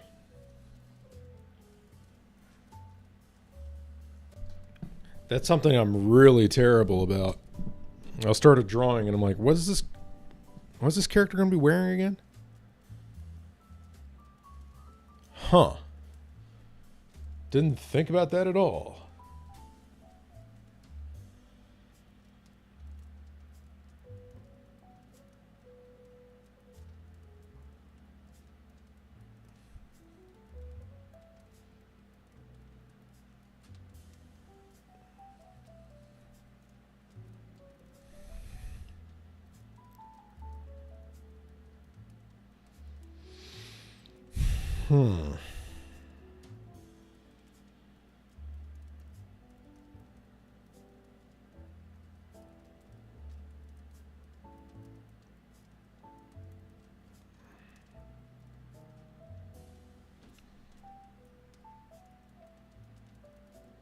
Why didn't I plot this out better?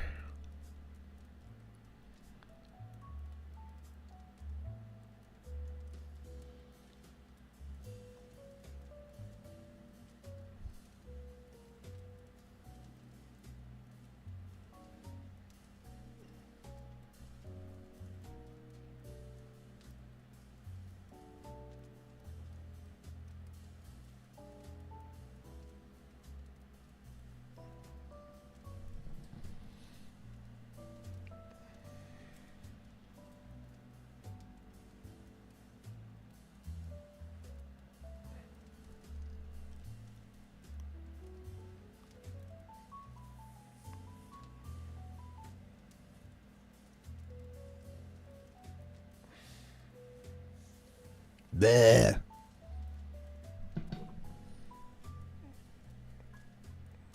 Hate when I don't plan this stuff well.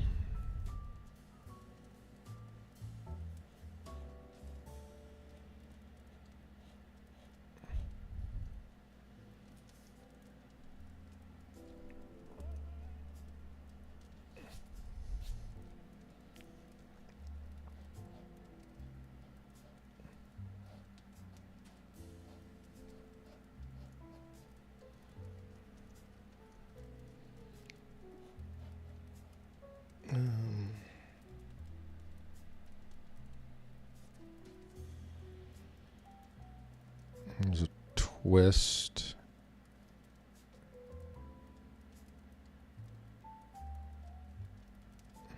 So that's kind of facing that way, and this is kind of facing this way. I'm still not sure about this. I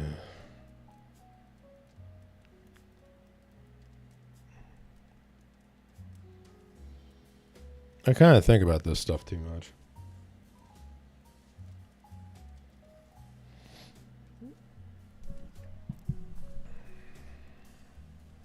It's a composition issue.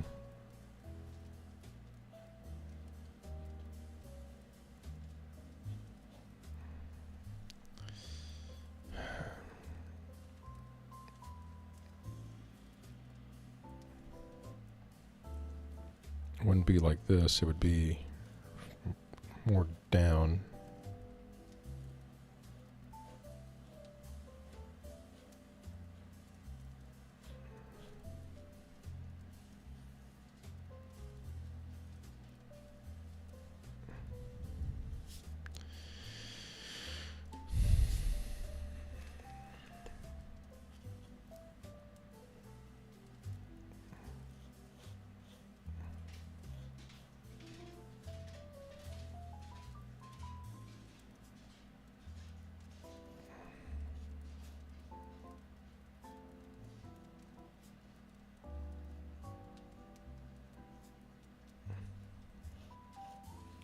This would be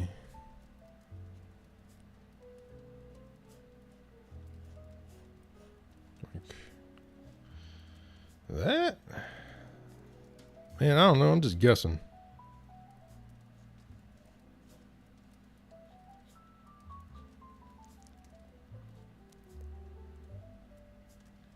It's got to sit up quite a ways.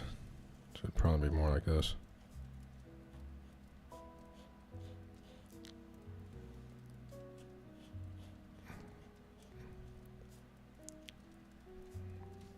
It's an awful lot of lines.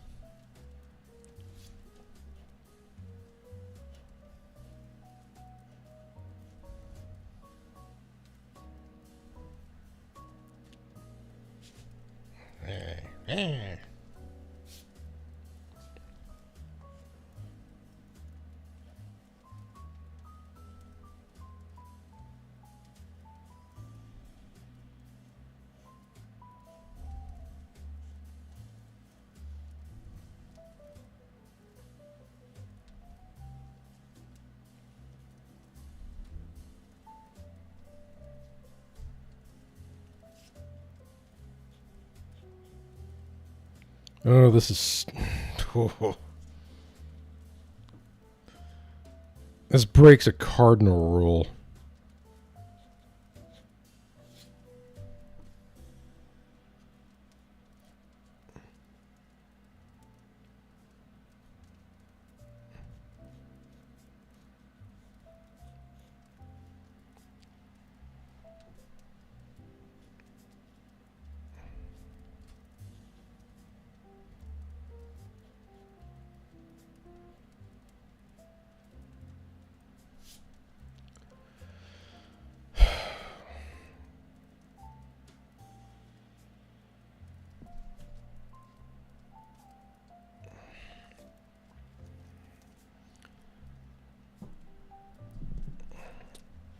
So when you do composition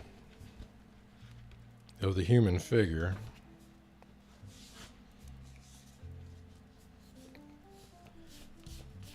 and you're framing it can be a photograph or a drawing or a shot for a movie or something.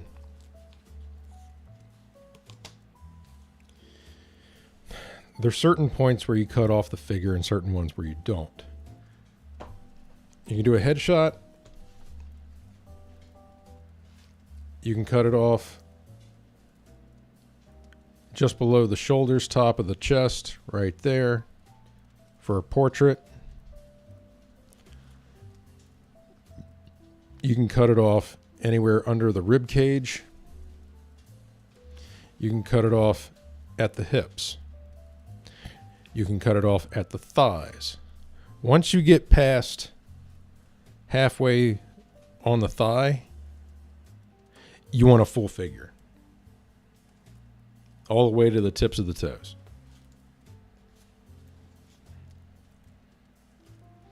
You don't want to cut it off at the knees. You don't want to cut it off. Cutting off at the knees is bad. Cutting it off between the knees and the feet is even worse.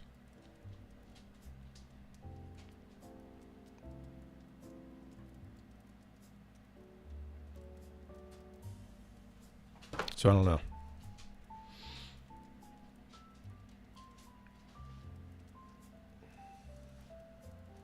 What do you think, bud? Yeah, it's kind of fucked, isn't it, bud?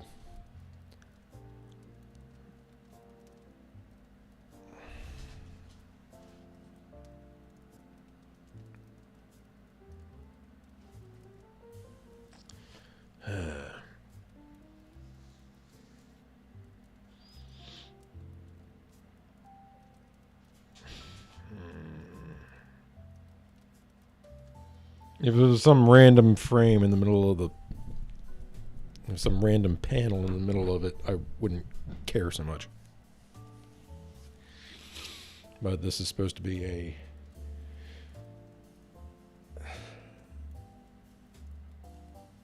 it's supposed to be something that gets looked at for more time. So it's kind of like this. This one is cut off at the thighs. Actually at the hip. Well, it's cut off there. This is safe area.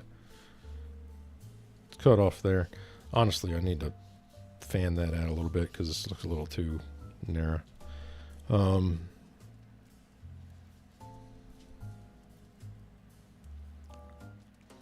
That even in frame? Anyway.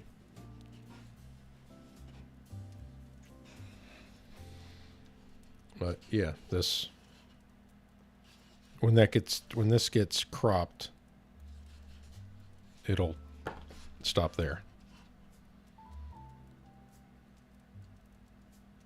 It's not feeling better.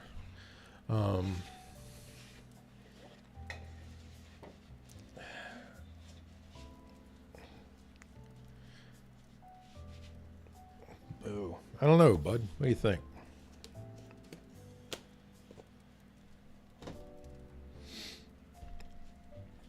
You got that look like you need to go outside. Probably. You probably do. Because you haven't done all your business in a bit. So we're going to take a little break. I'm going to stew on this for a minute while he's taking care of his business. So I'll be back shortly.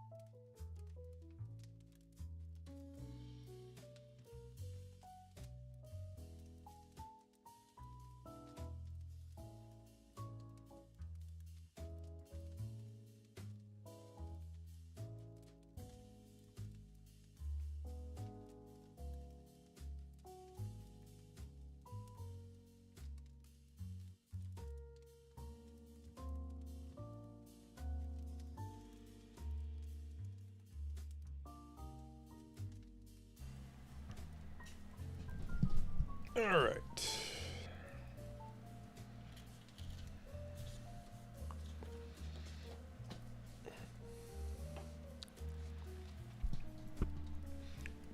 I looked up some stock images of similar photos. The composition was ass. So I don't know.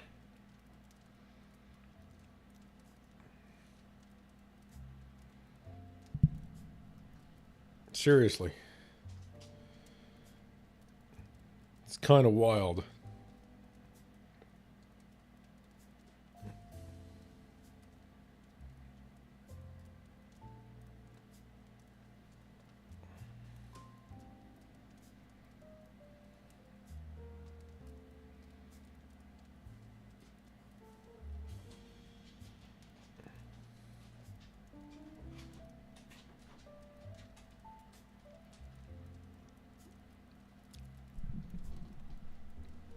Thankfully, there were no dicks. Thankfully. You're worried one might be hanging out or something, right?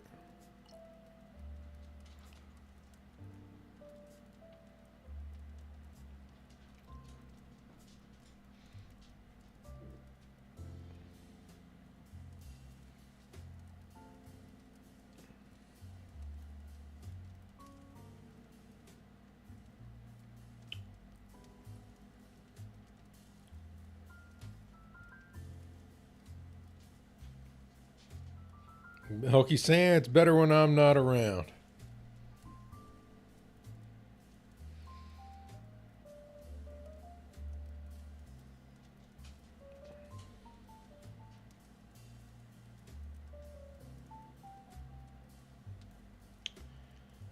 Man.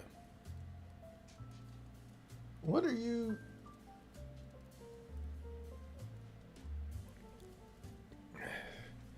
He's having a bit of a geezer moment right now. He's just kind of staring at the wall.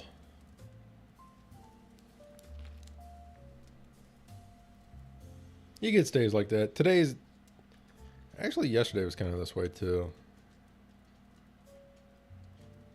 I was a little detached.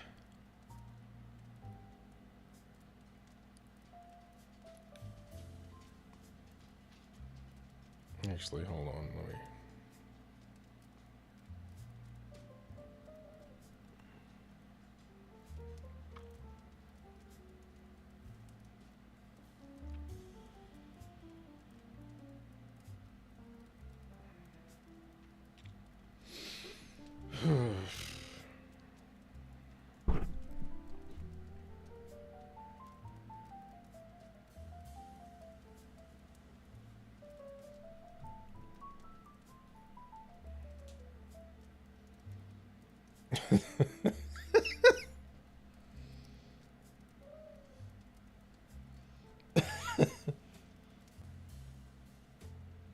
There's no... That better not be on the channel. All right, good. I was going to say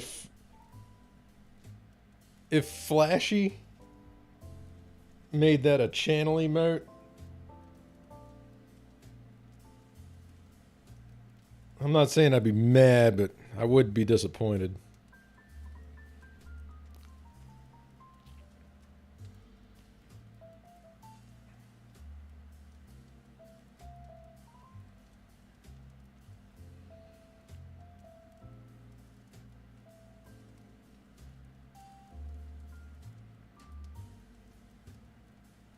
Oh, jeez.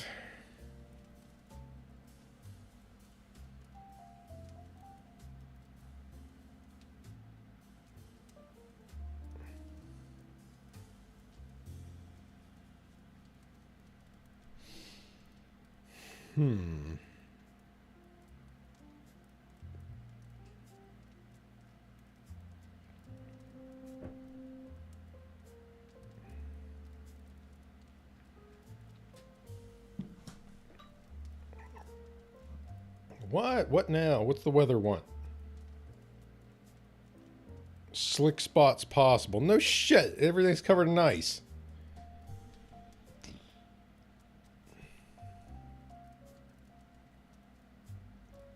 think we're kind of out of it.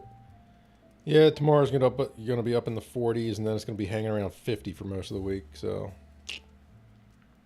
there's that.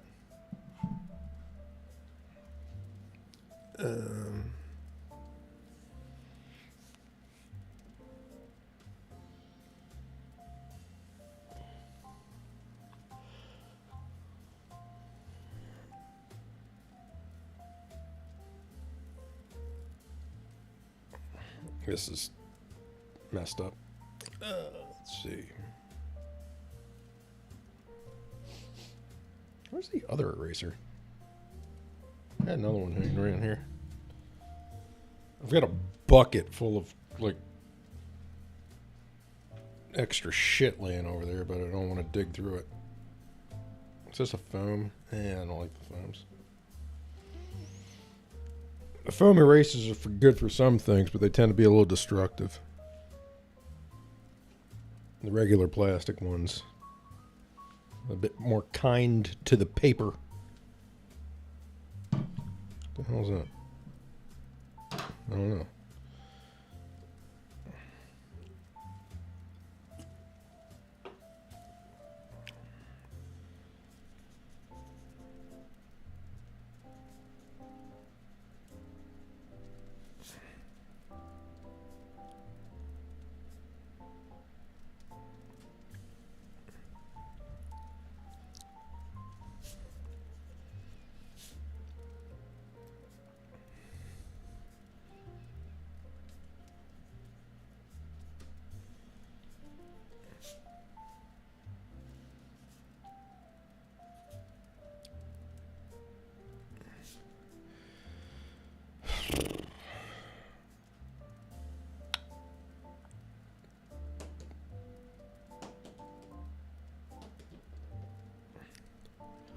Thinking.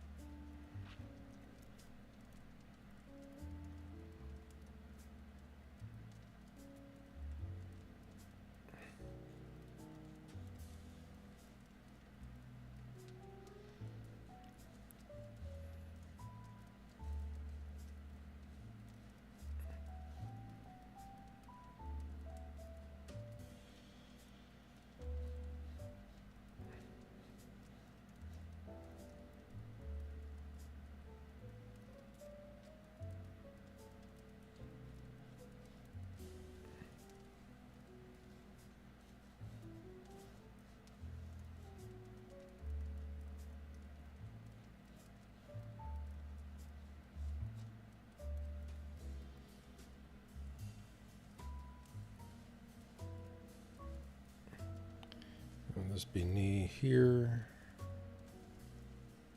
and then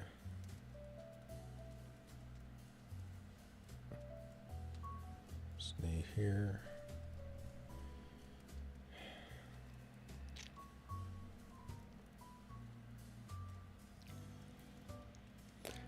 Got curious and looked up Viper's YouTube just now, and he got a video posted a day ago titled, "Oh no.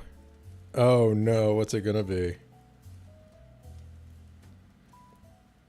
You'll never find out I had someone locked up in my garage for 5 years.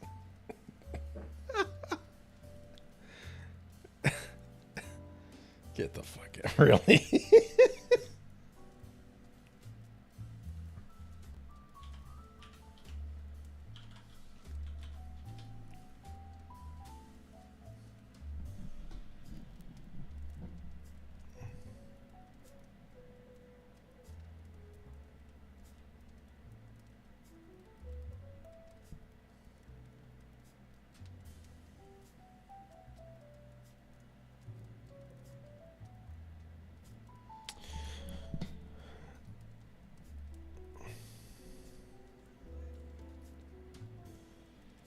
Hold on. Monetization is not in Viper's control and will be donated to charity. Rapper Viper Vivo Archive.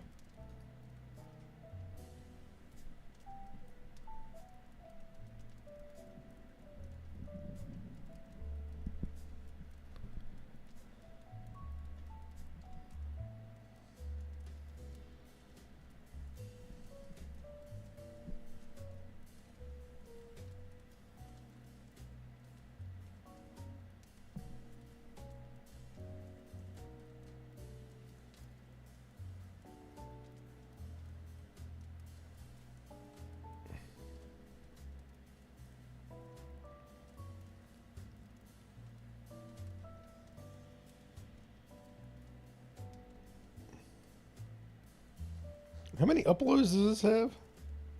942 videos.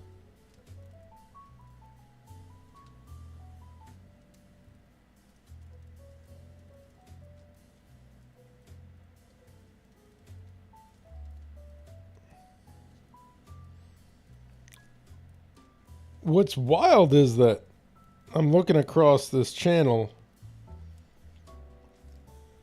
and his appearance changes so wildly from one video to another. He's got a full beard. He's clean shaven here. He's got dark hair. He's got gray beard here. Like, it's all over the map. Like, I don't even know where he grew out this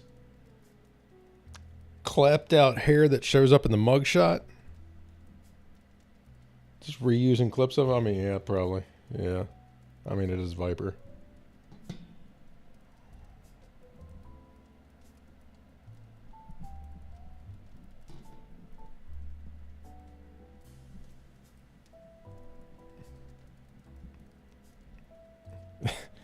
Some of these track names, man. I invented crack with different flavorings. You can try ice cream crack or melon crack.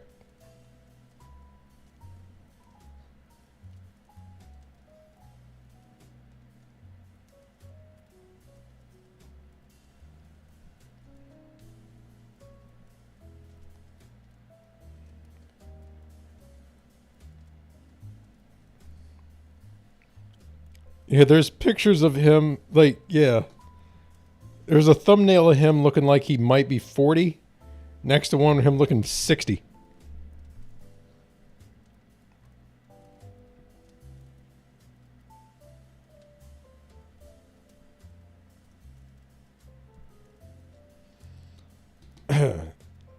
Lord, may this crack give me the power and positive mindset I need to smoke all of this crack.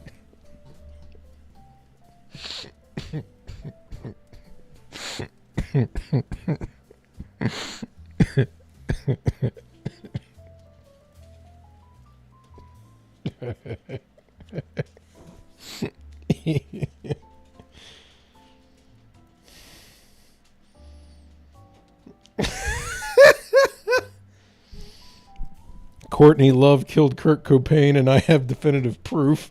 That track is 7.5 minutes long.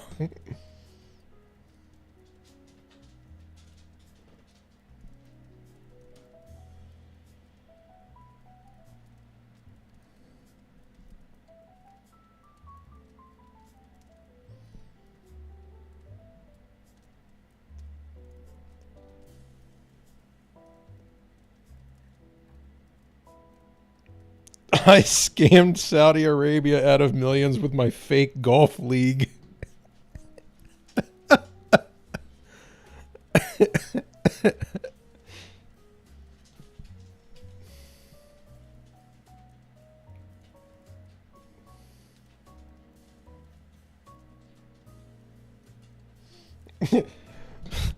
Fuck the rules. This time I'm skipping half of Rainbow Road.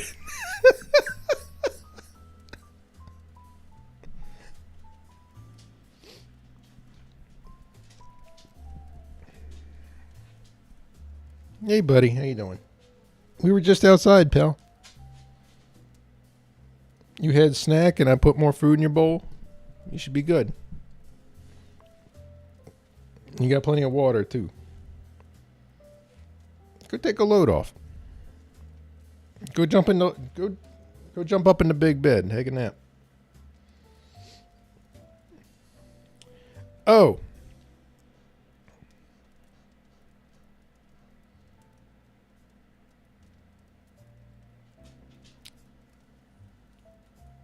So,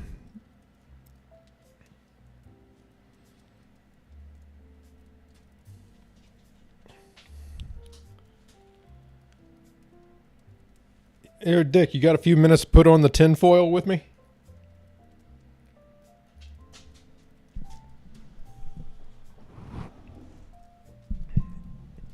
So brought up Courtney Love.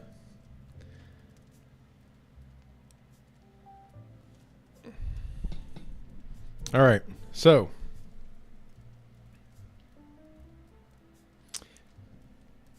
there was a shock rock band called The Mentors.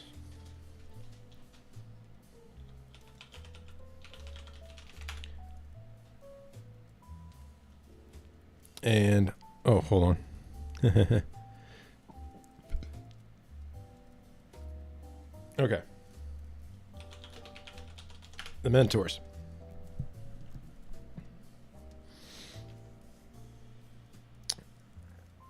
Oh, God, which one of these guys was it? Basically, all had stage names. So, the front man for the Mentors. The Mentors are historically significant. Not because they, like, sold, like, a shitload of records or anything, or that influential musically, except that they were one of the bands that were cited when the whole like parental advisory thing went before Congress, because their lyrics were read out in the middle of a Senate hearing.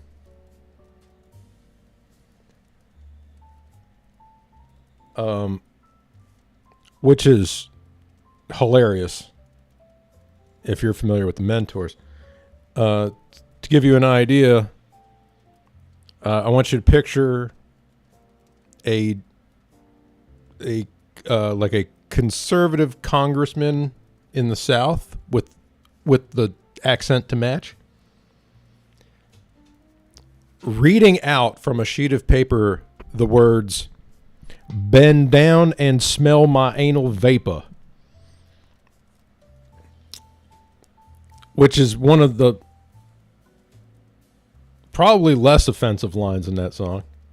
But I just remember his twang just really setting that line off. Anyway, the Mentors kind of like, fell out of limelight because shock rock only takes you so far.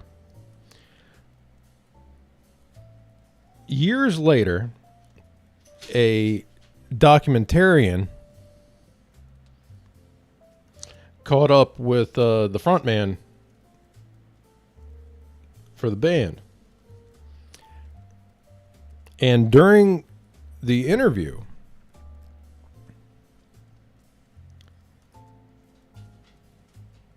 he made the claim that he was approached by, I forget if it was Courtney Love or a representative of hers,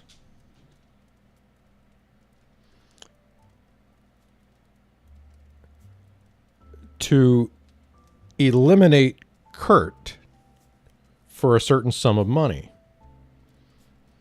which he says he turned down.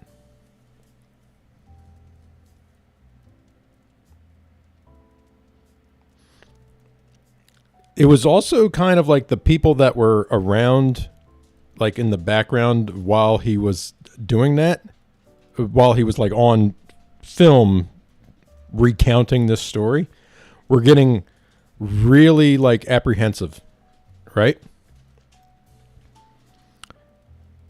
A few days later, he was found dead.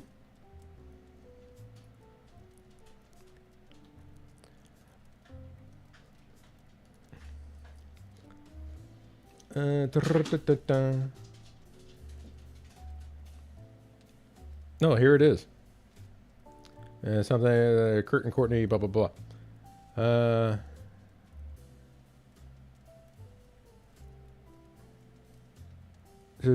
Hoke claimed that Courtney Love had offered him $50K to kill her husband, whose death was ruled a suicide. 2 days later, after being interviewed, Hoke died after being struck by a freight train while intoxicated. His death was alternately described as an accident and a suicide. Some conspiracy theorists have claimed there is evidence of suggesting foul play. I mean, I don't know for sure, right? It's everything's like really circumstantial. But, because what year was this? 1997. So this was, God, he killed himself when, 94?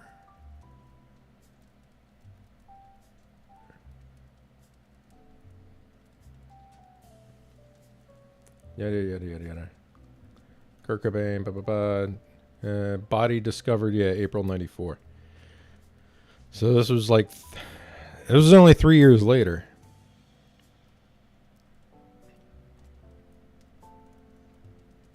But, yeah. I don't know. It's one of those things I wonder about. Mentors. Does it say anything about all the Senate hearings here? True notoriety into 85 congressional hearings orchestrated by Tipper Gore's PMRC.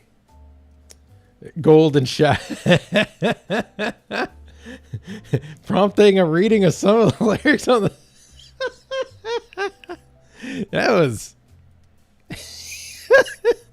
if you're ever curious, if you just stumble across this clip of them reading out the lyrics of this song, it is so it is mwah, chef's kiss.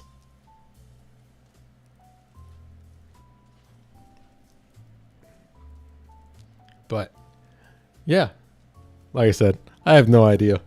But it's one of those theories. It's one of those things people think about. The timing. It's really the timing. 2 days, huh?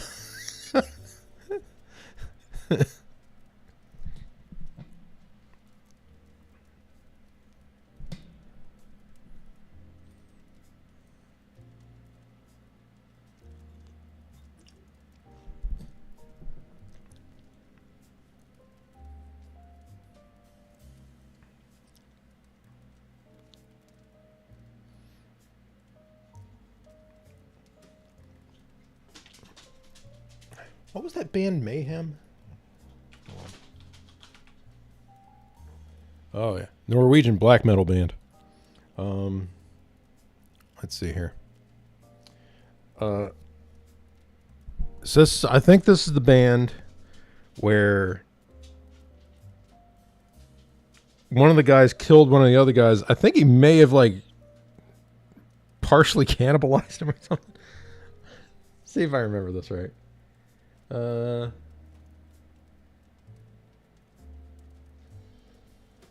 think it was Mayhem.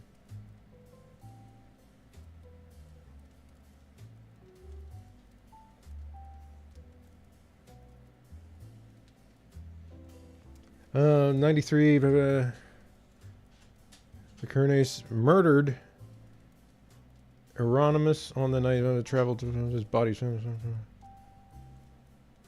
another murder, claims he intended to hand him the signed contract and tell him to fuck off, but the guy attacked him first.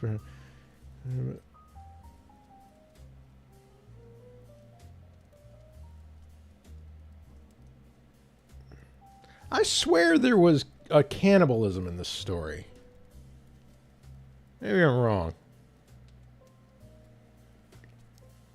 This it? Oh boy. Oh boy. What we got?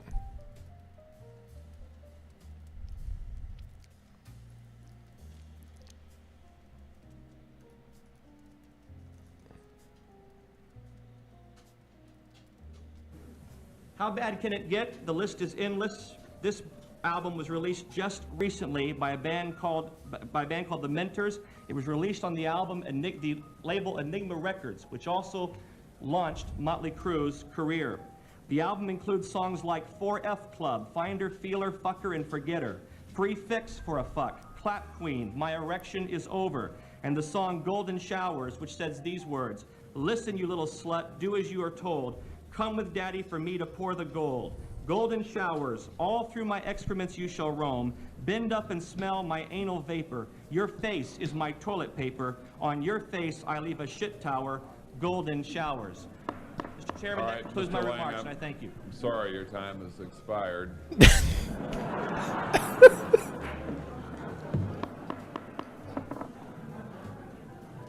We could have the lights on, please. He had to get it all in, you know?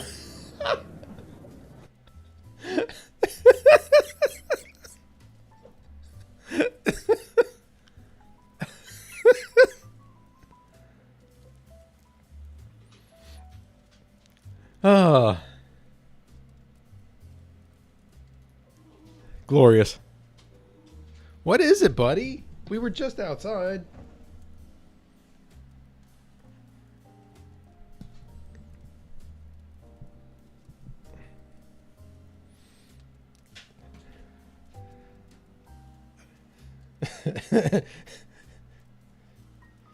I mean, the song's just not the same with all, you know, the instrumental and the emphasis on certain things. And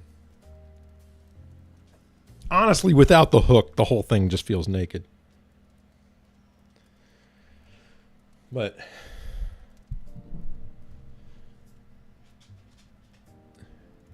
gosh, good stuff. I gotta find out what he wants, or he'll tear this place apart. So I'll be back in a few minutes. Stop knocking stuff over, please.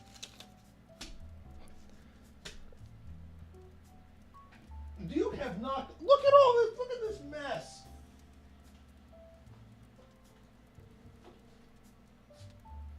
What could you possibly need now?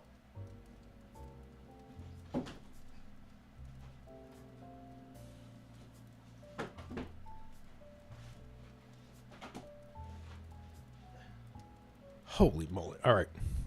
I ain't showing the mess. I'll be back in a few minutes.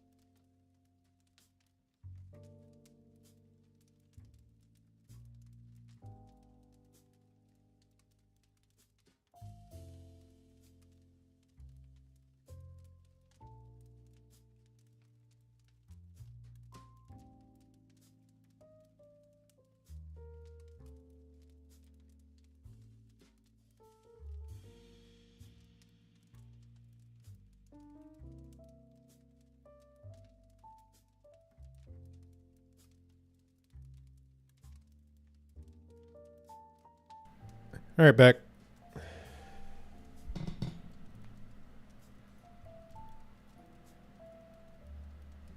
Moomers.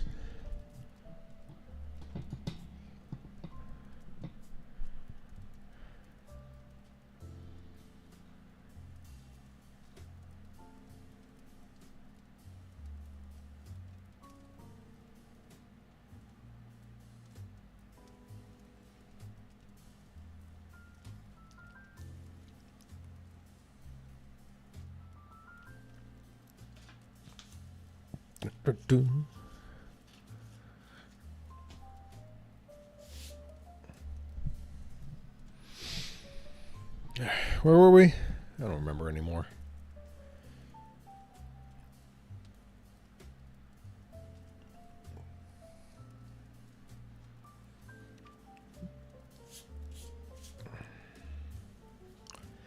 If I do that, then I gotta shift everything to the...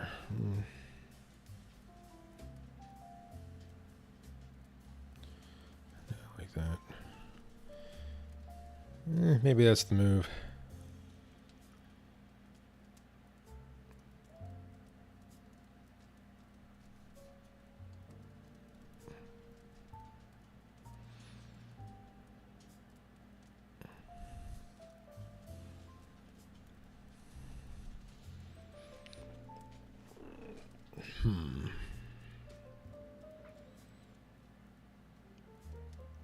Yeah, that's gonna have to be it.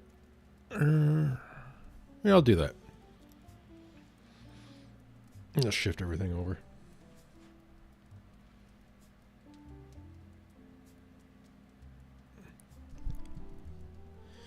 How far? Well, 69.3, which lands it. Did I do inner? Is that what it was? Yeah, it was. Why did I do that? Oh, weird.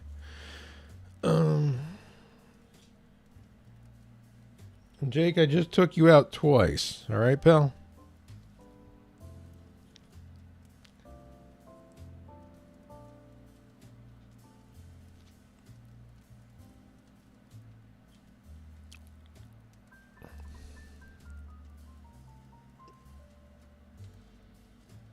All right. Third time's charm. The hell it is. That 3-trip shit, I'll tell you. He gets away with it some days, and it just... You talk about feel like it's impossible to get anything done. You just go out for a full walk. 5 minutes later, comes back, says, I gotta go. Go out for another walk. Every time I'm I get all the way back here, sit down in the chair, get started on something, and then I'm being pawed at again. Success rate, usually about 1 in 3 of him actually going out and doing something.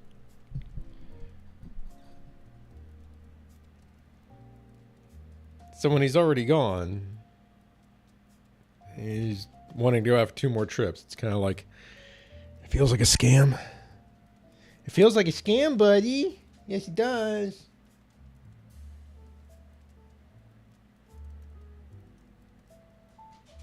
Can you not knock my stuff over again? How about that? Did you fold this up?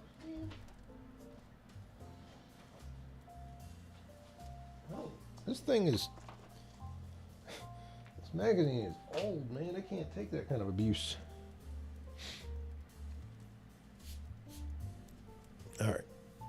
Okay.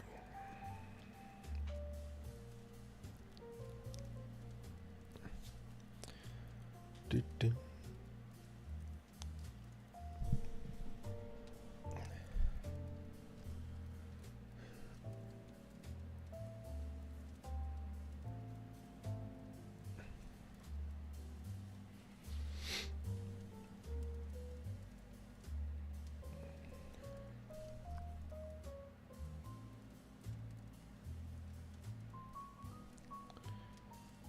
This IRB.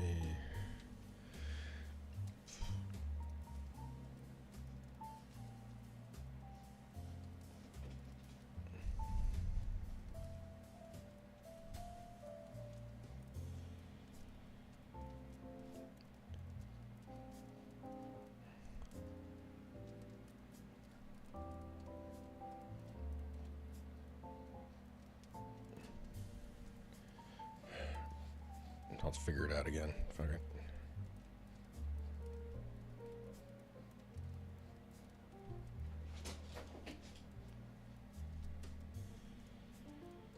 Go lay down, bud.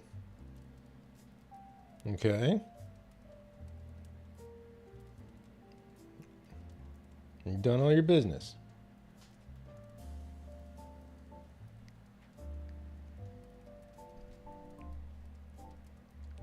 You've definitely done everything.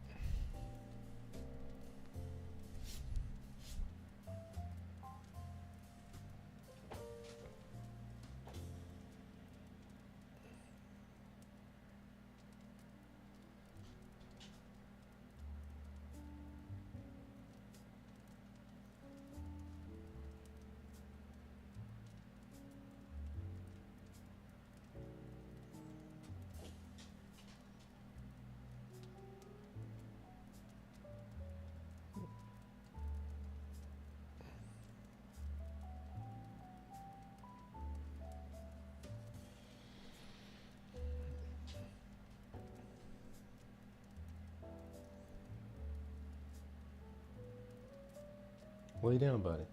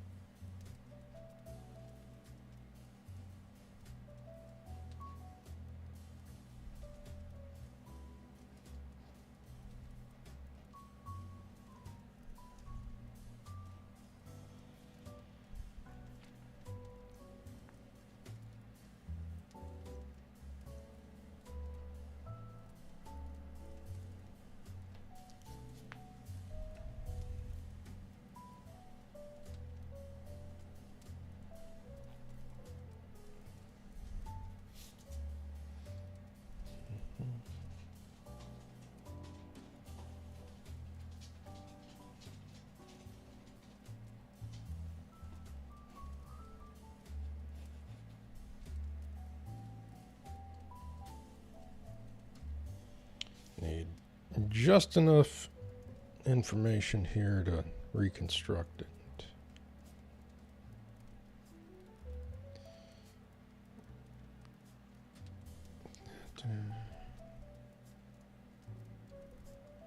That's the new shoulder.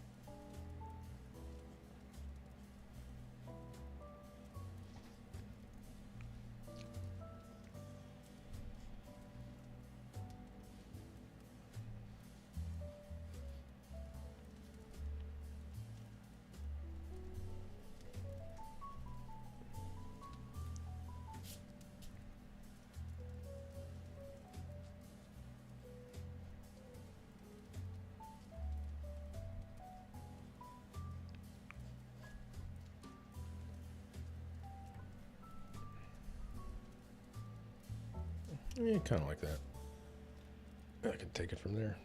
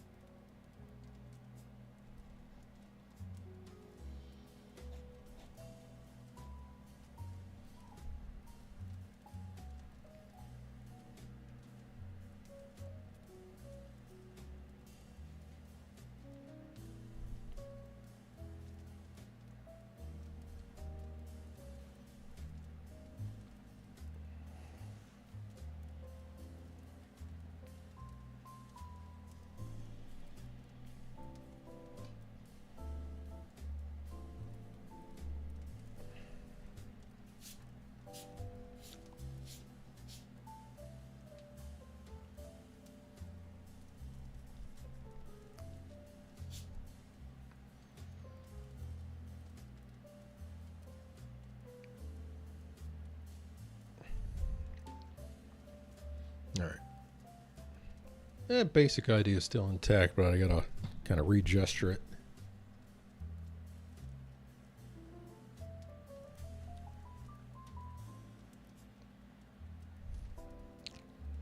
And then with this, we're gonna drop the line down kind of like to here.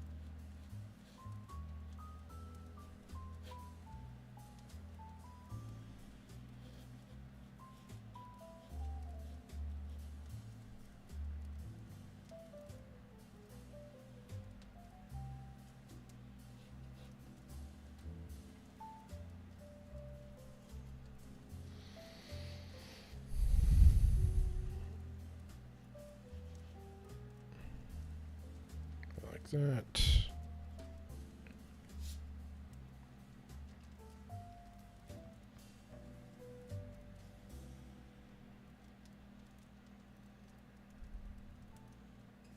Yeah, definitely need to regesture it.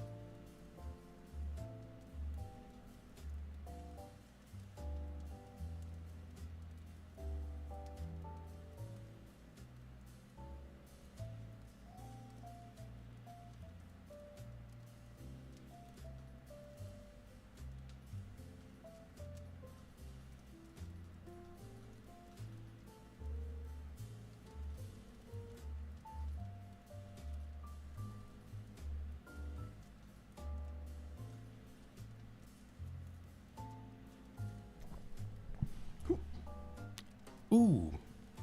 Oh, my neck did not like that. I was checking something on the second monitor. I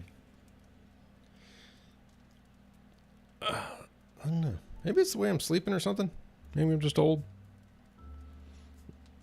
But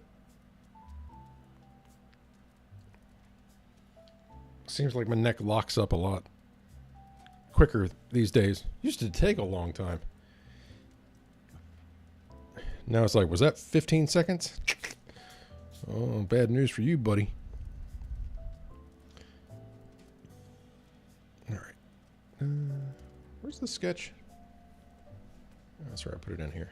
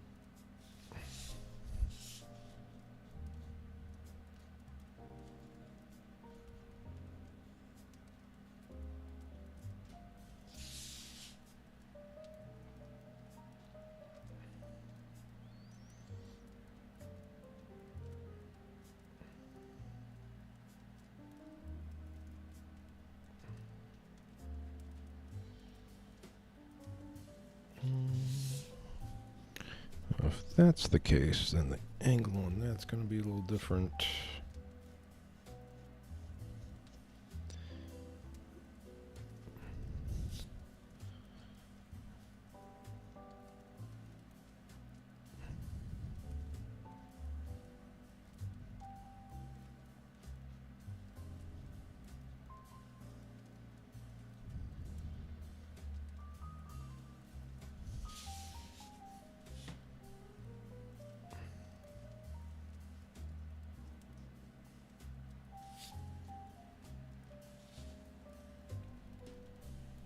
Try not to make the foots too big.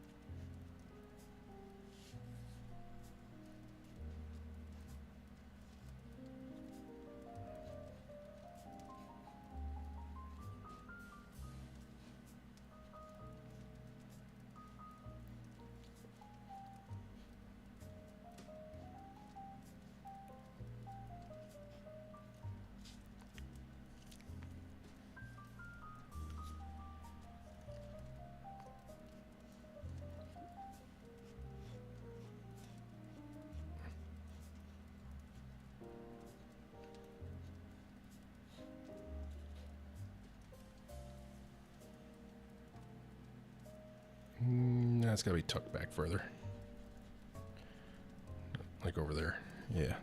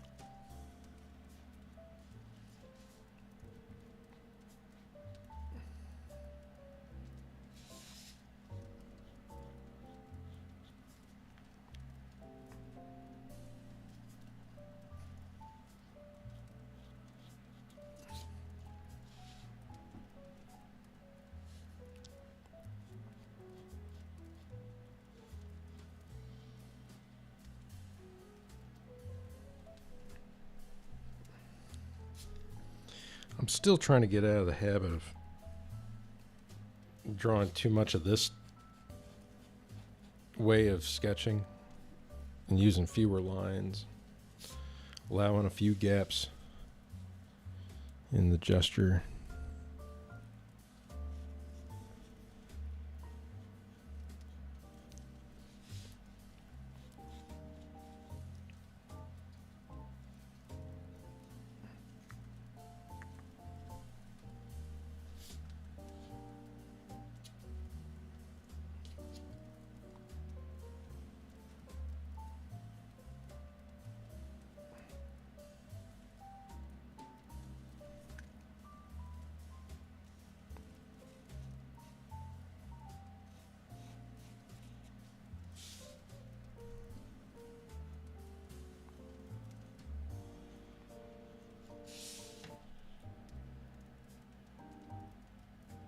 I don't really, I want it to hang down, I think.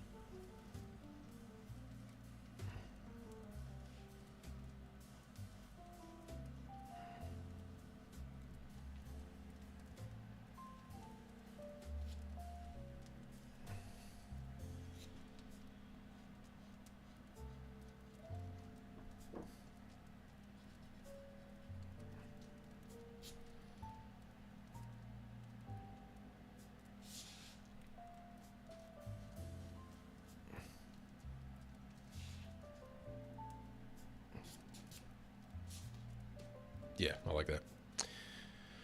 All right.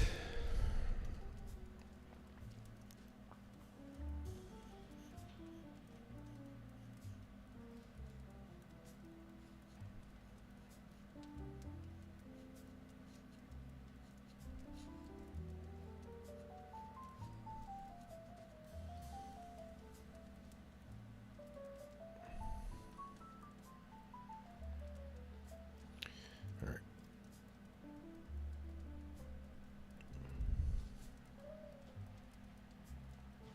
And it's going to be kind of on an even keel here.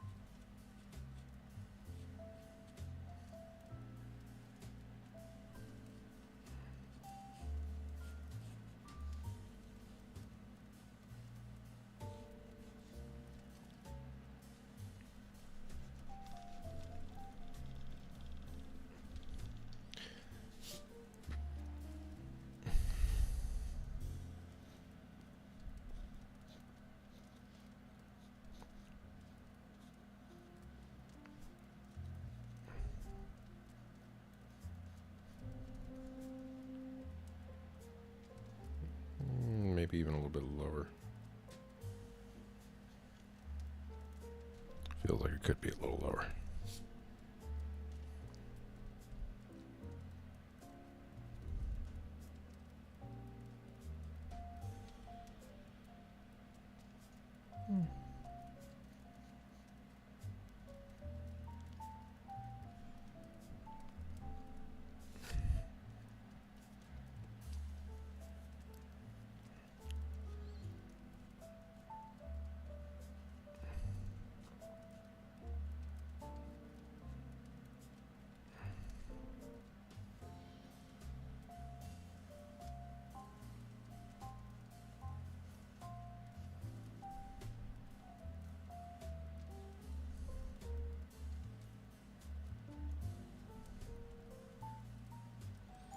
Nope, nope, it's going to be higher.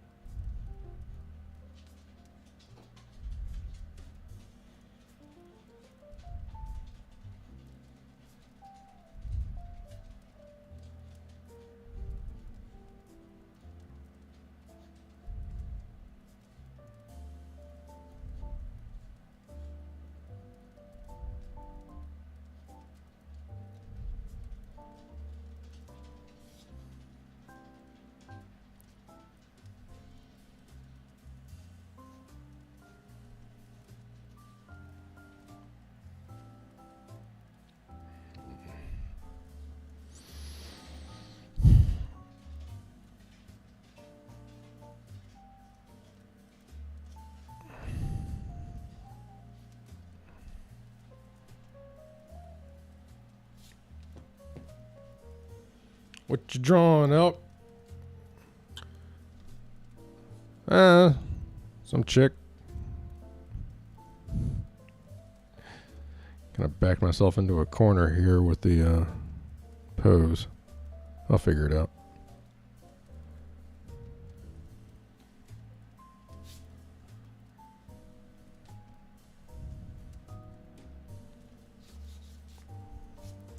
Could be that one. It could be that girl. Oh, she play piano? I could ever sit on a piano. Of course, that's usually the singer that sits on a piano, isn't it? Some poor schmuck has to play the thing. Some Tawny Katane wannabe sitting on top of his expensive ass piano. It's like, do you mind?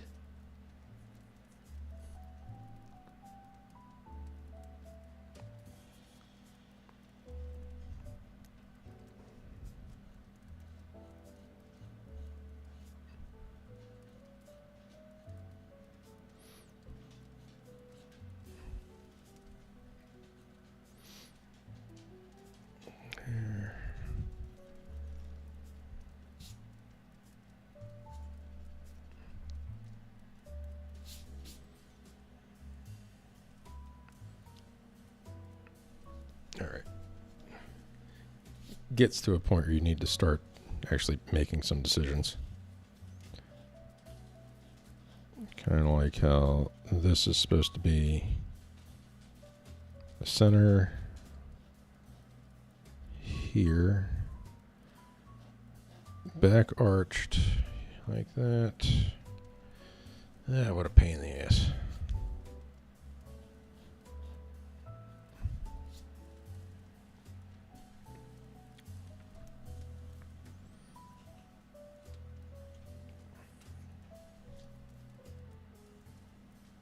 This is diverged just enough from the original sketch where it's not much of a reference for me anymore.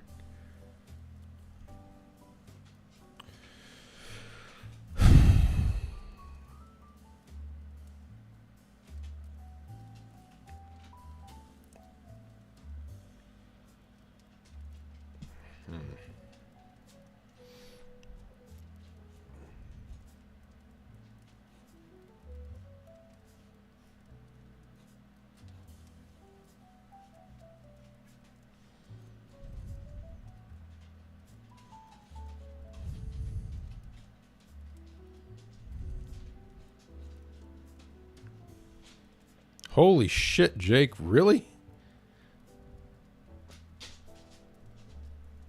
You know, I just walked you like twice, right?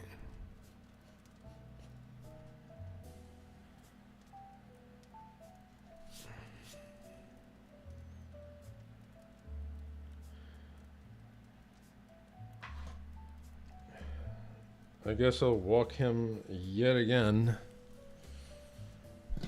This is kind of the issue when you got a somewhat senile puppers. It's like, walk. What walk? What do you mean we went on 2 walks? No, we didn't. And the crazy thing, he doesn't even really want to be outside because he doesn't like this type of weather. All right, bud. You're wearing out the sticky on my BRB. I'm going to have to make new ones.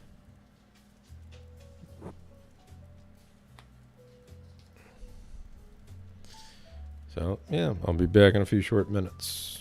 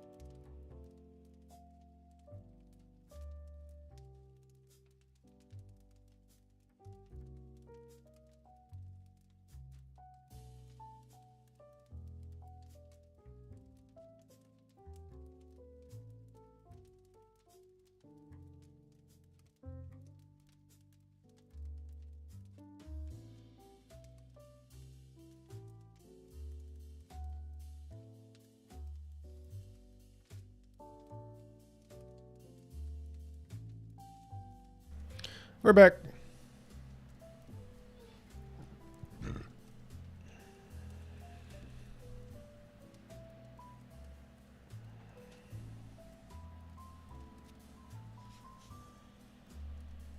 Jeez. It's been real stop and start tonight.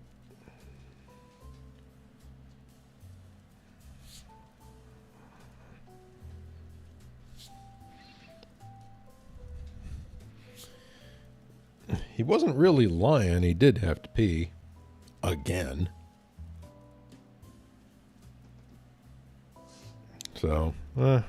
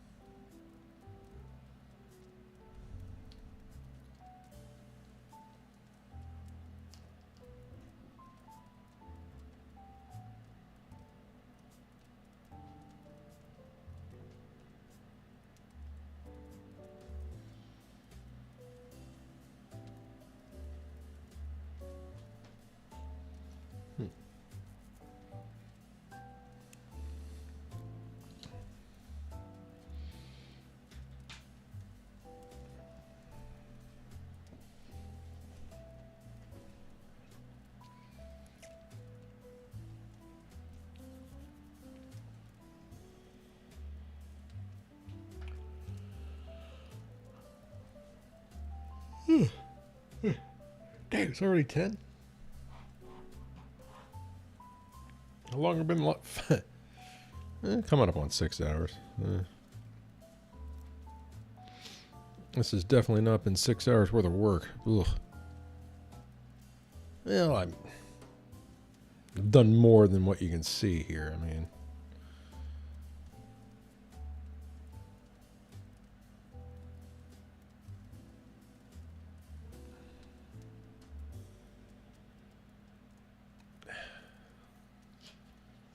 I don't know why I'm still holding that ruler.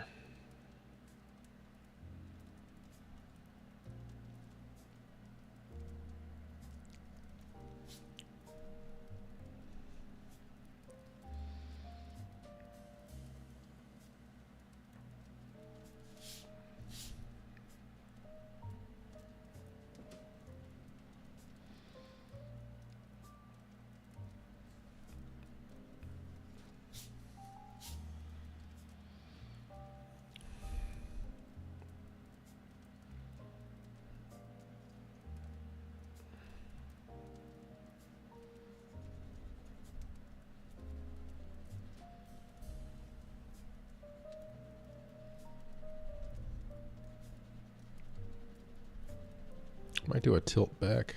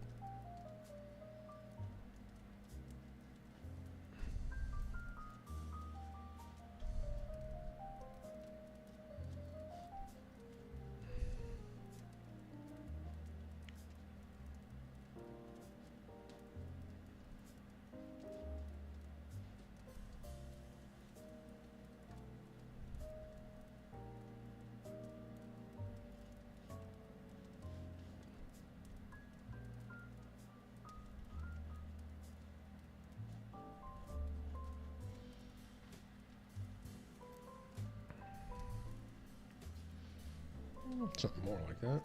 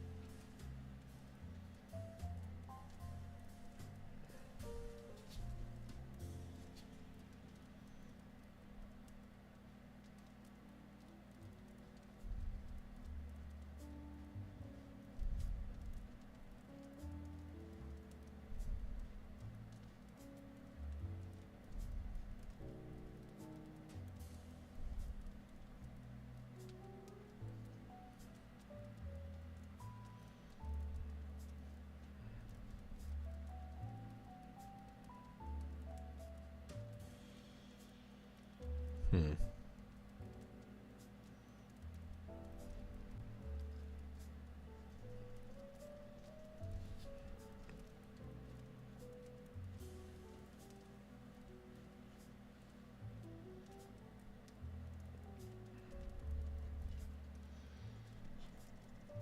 This angle is messing me up so bad.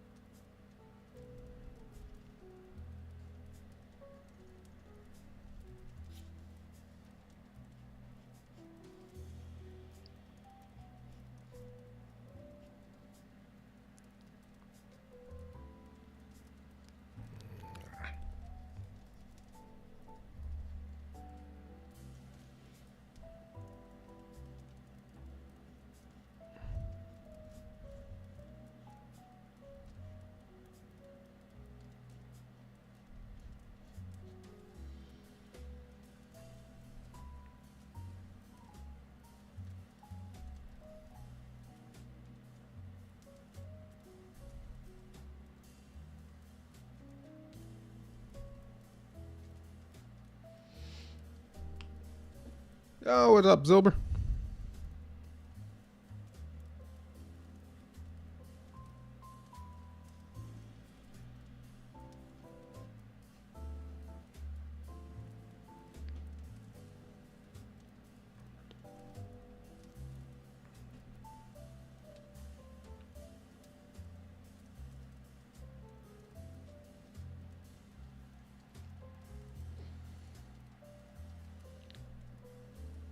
Damn, everything you have dances.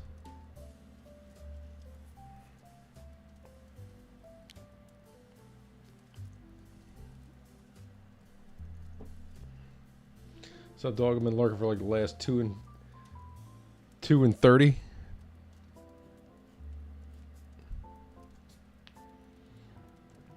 Hot damn. That's some serious lurking. That's how I usually watch streams, though. So,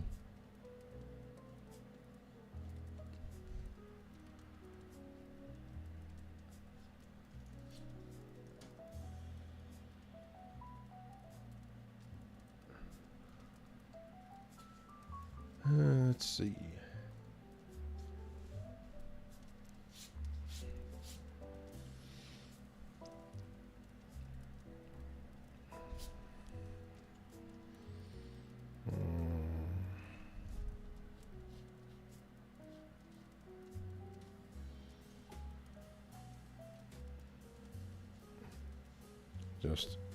Just inside.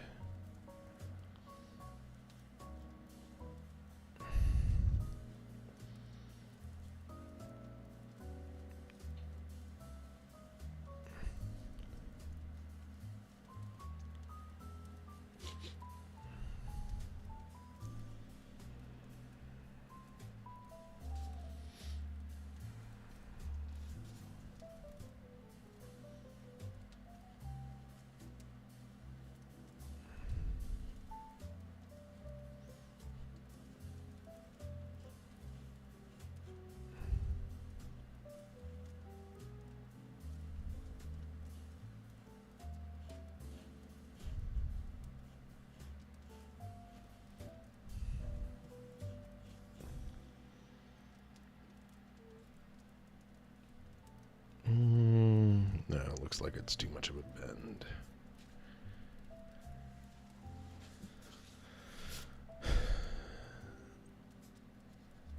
Some arm angles, I just...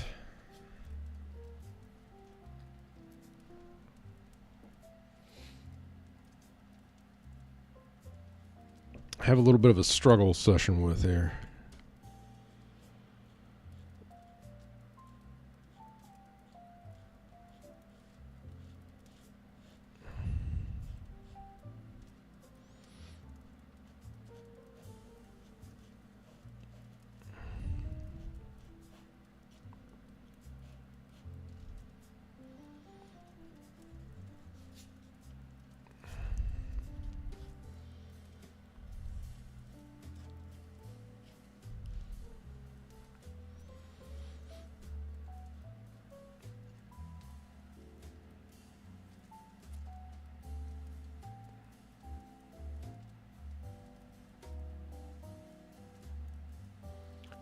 Whew.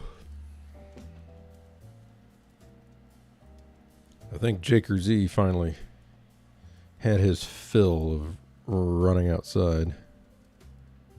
I'm not jinxing it, I swear.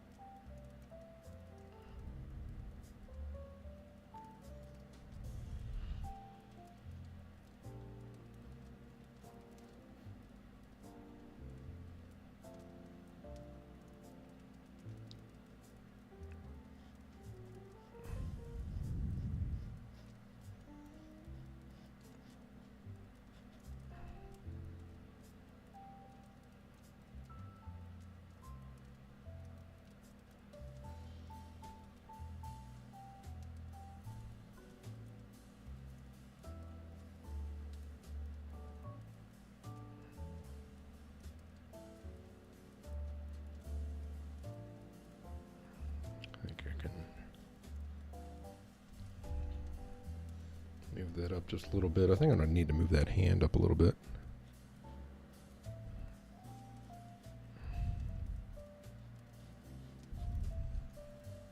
Feels like it's a little low.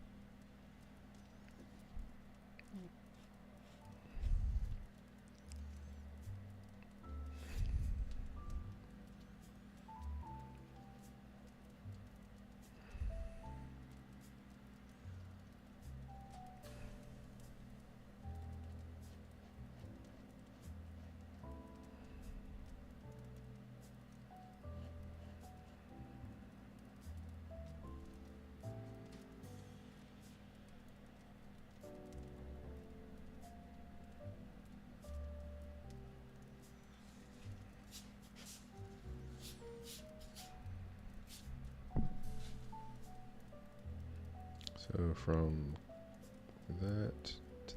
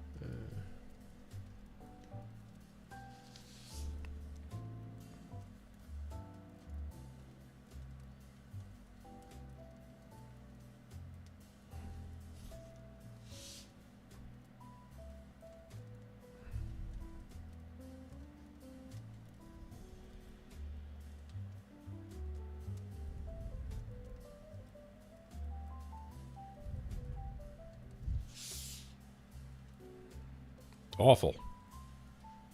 Fucking terrible. All right.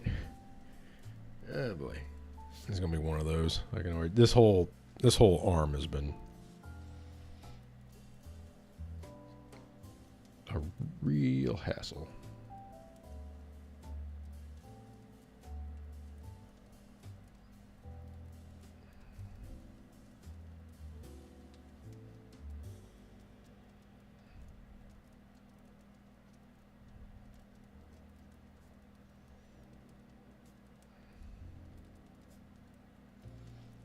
Actually, it's not like that. It's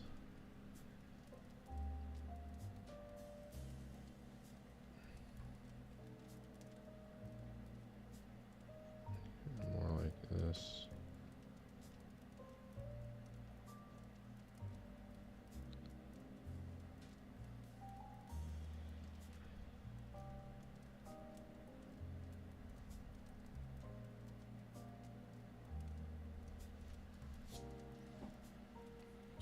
like that.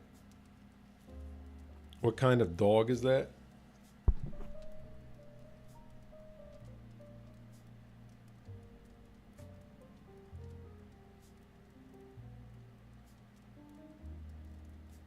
Huh?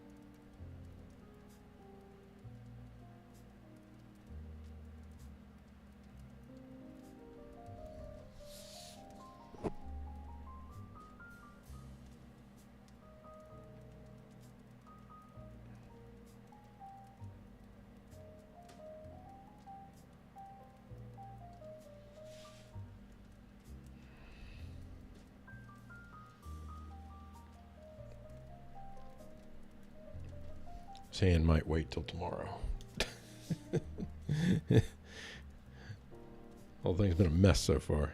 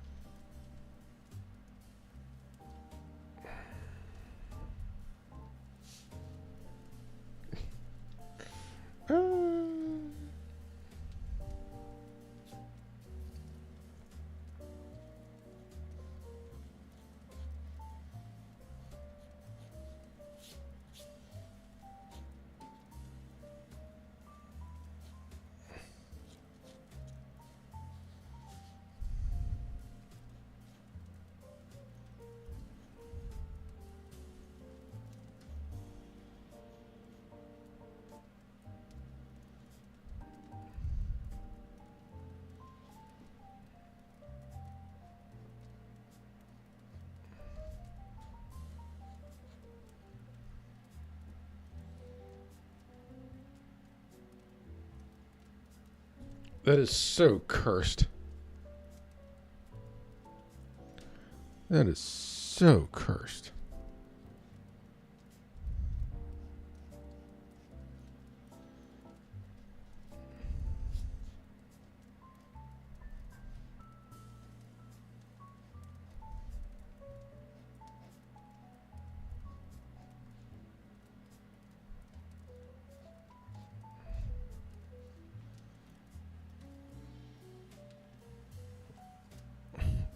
Neko twerk is...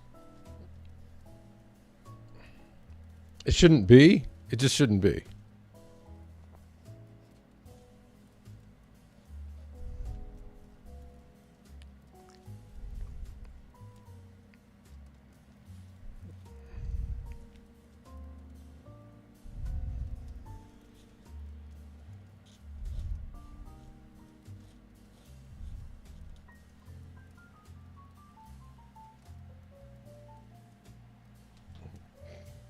Cats can twerk? What do you mean? No, they can't.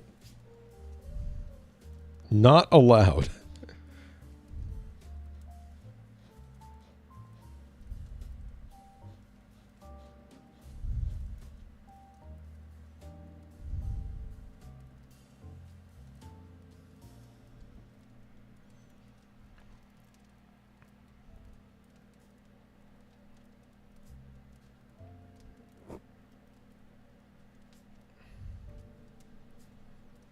Why is this giving me so much trouble?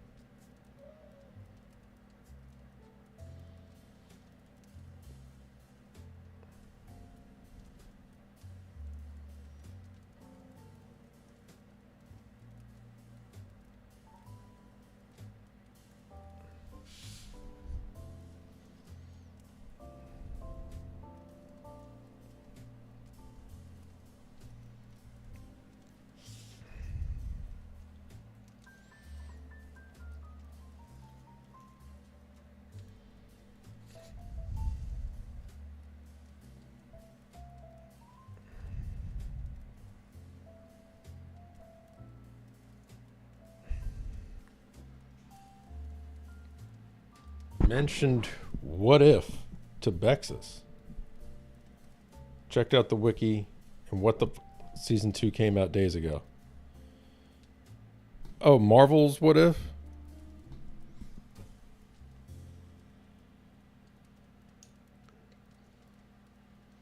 Yeah, I think I heard something about that.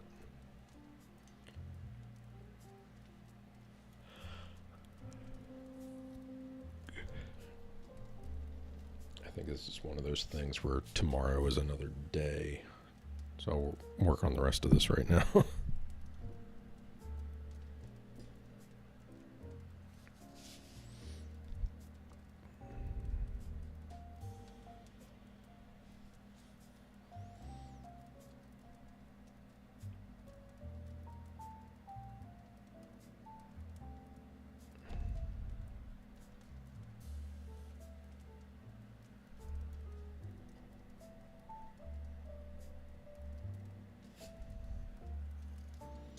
I mean,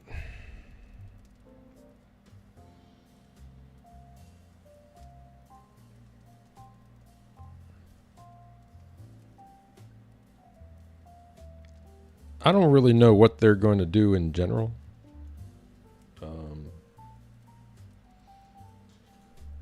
Another Marvel DC fan, no big deal. It's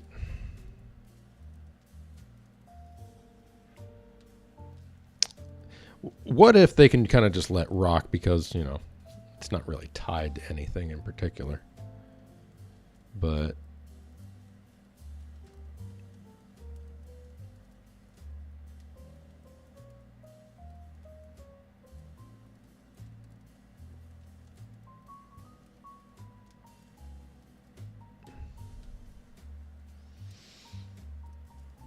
no restrictions, yeah.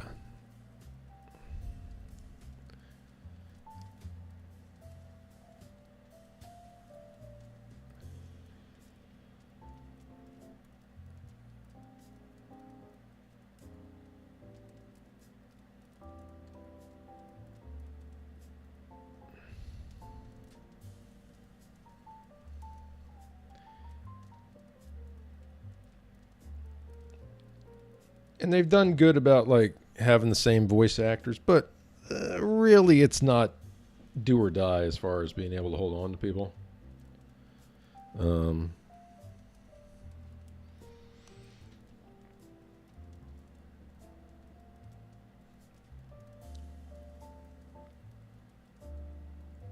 So if you don't have a certain person on call anymore, you can still do whatever you want with the series, really.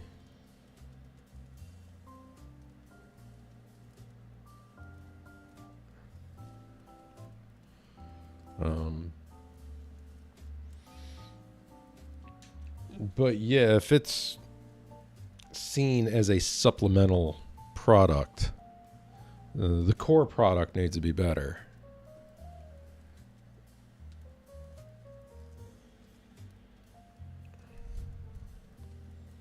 Otherwise, people are going to feel like this is an alternative to what?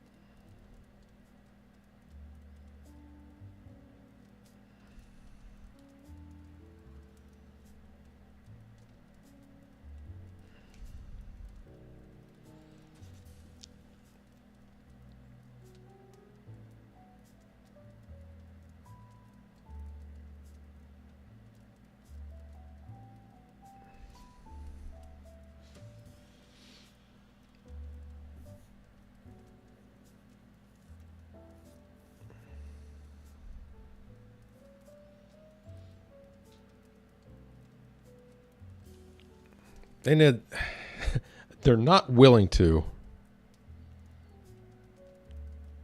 But a lot of this stuff needs time to cool off. Failure is too fresh in the public's mind.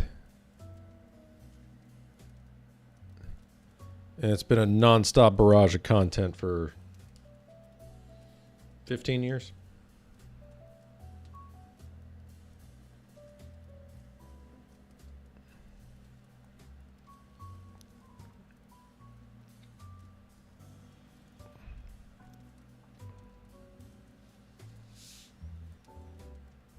His fingers long enough. Let's see. Yeah, they're long enough. Took Capcom a decade for SF3 and SF4, didn't it? What's the spread? Well, a decade for SF4, but you know you're including the Dark Ages.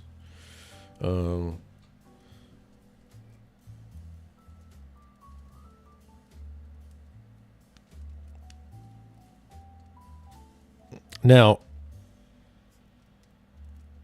realistically,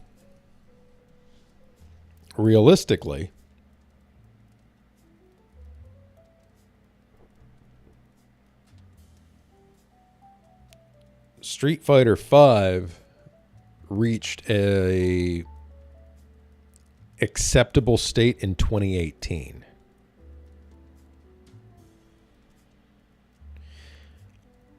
Which is also what they originally that was their original projection when they were asked earlier when we could expect Street Fighter V, and they had said 2018, which would put it 10 years after Street Fighter IV. Now it got rushed. Came out in 2016, but by the time it actually became a real product, it took those extra 2 years.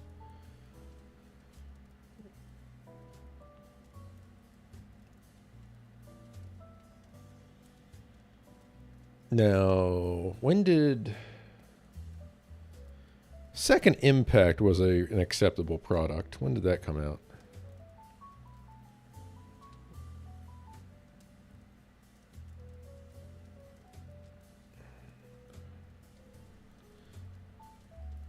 Because New Generation was not acceptable. It was completely unacceptable.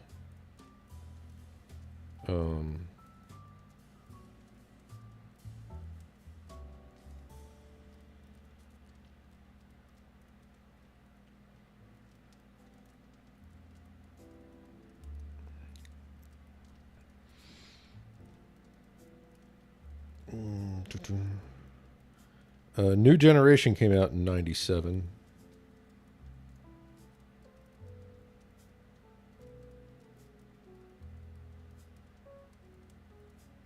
Second Impact also came out in 97? That's crazy.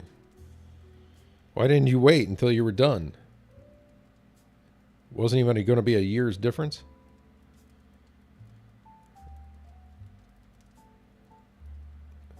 Second Impact, yeah, Second Impact was acceptable, which would put 8 years. 91 for Street Fighter 2.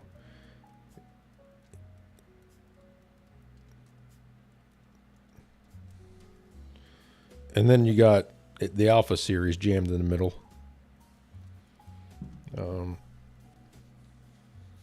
And overlapping. But development cycles are just longer now. Of course, there's a lot more game. This shit used to be a lot more lean.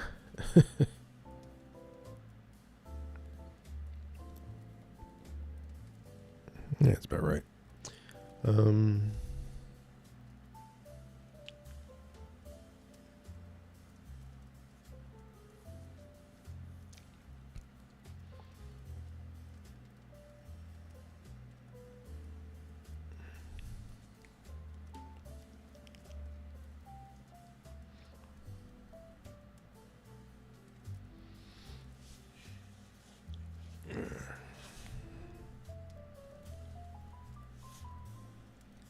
Nature abhors a flat bottom titty.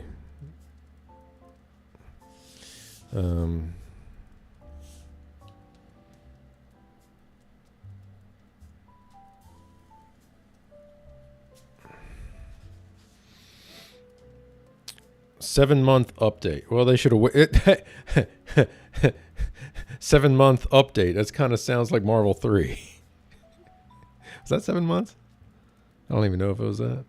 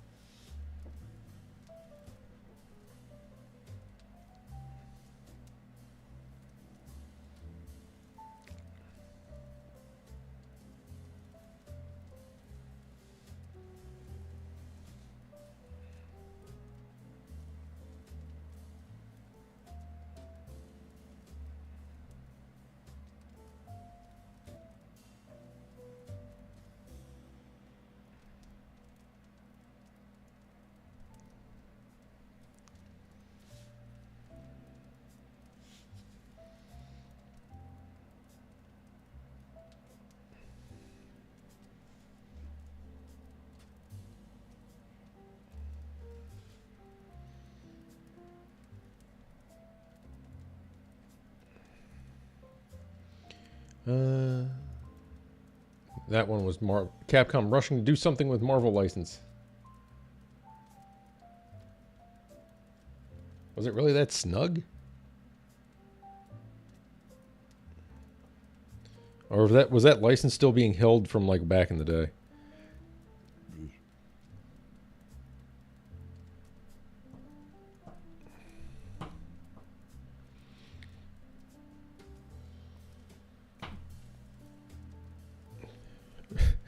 Infinite was a stillborn product that was delivered anyway.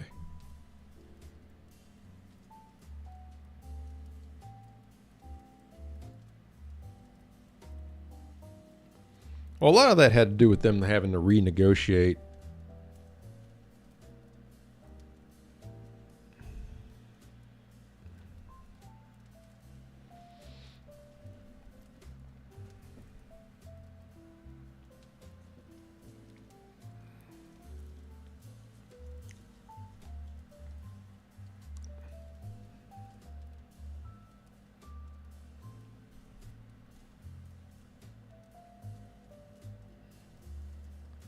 Because it really seemed like Disney at the time didn't really want to license anything. Like they wanted to keep all their game development in-house.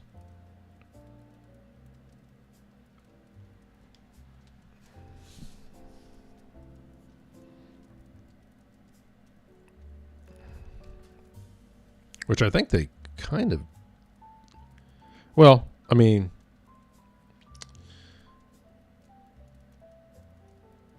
I guess the exception to that would be Kingdom Hearts. But that thing shits so much money, I'm sure they're willing to make an exception.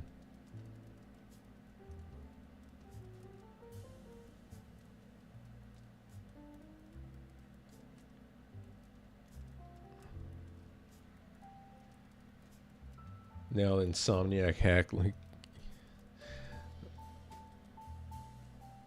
that's brutal. That's really brutal.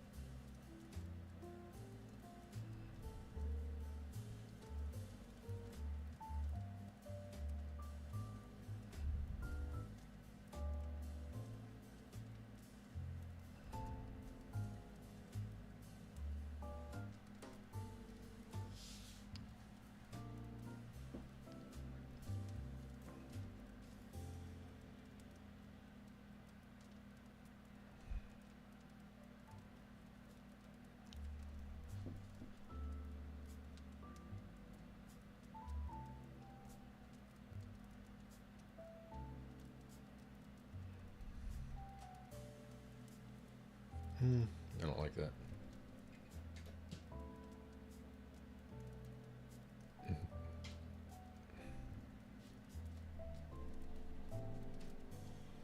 Is that supposed to be wow?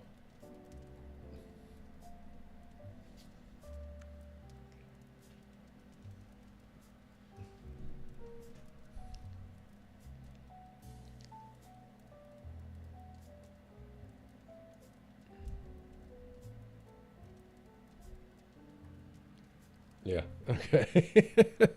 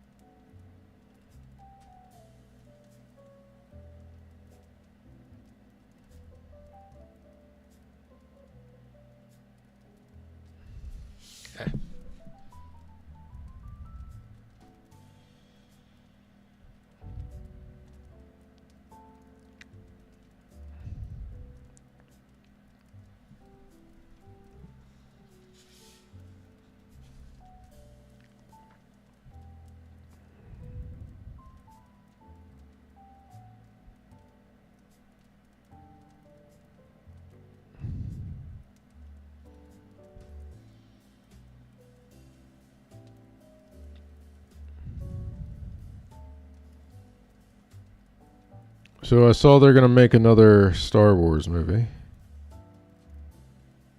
And they're going to make it about Rey.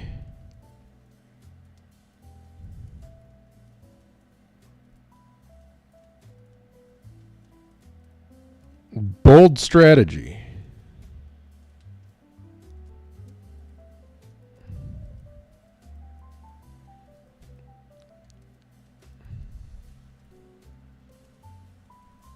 We'll see how that works out for him. Gross.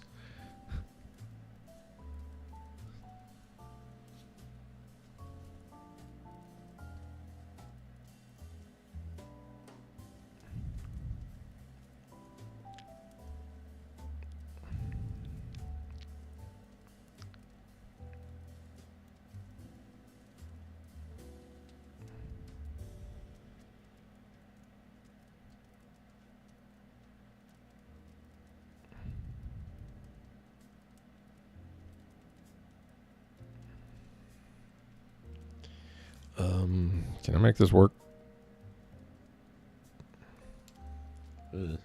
Show of hands for the people who watch it.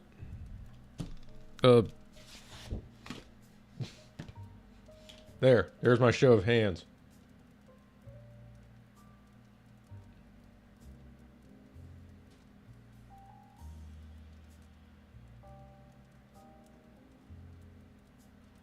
I didn't watch the last one. I've watched, all right, out of modern Star Wars,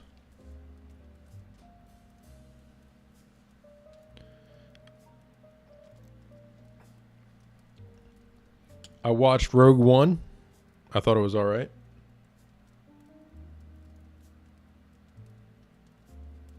I watched... Oh, shit, what was the name of episode 7 again?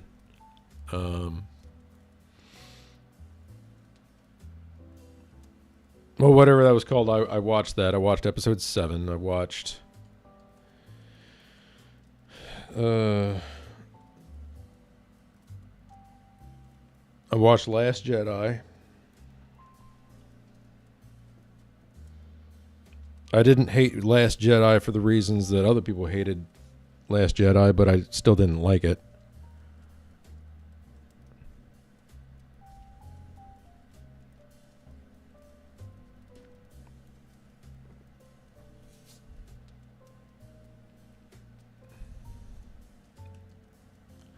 Seriously, the stuff that really pissed off like hardcore fans, I had no problem with.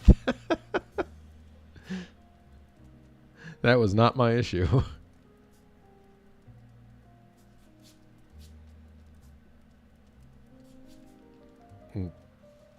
But at the end of it, I was like, wow, this is really hollow and shit.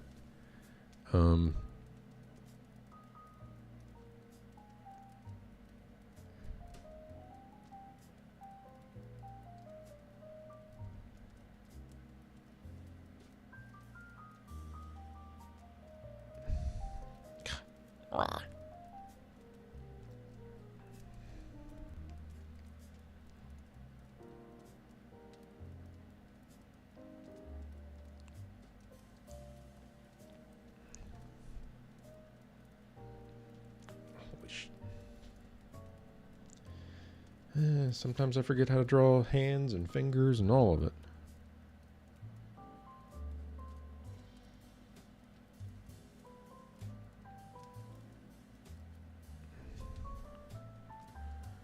Close enough.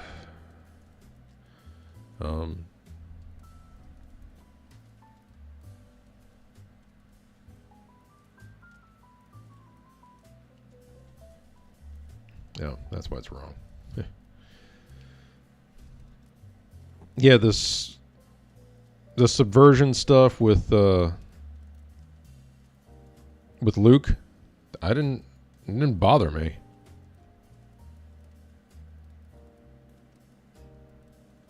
I thought there was enough explanation of like him being sour on the whole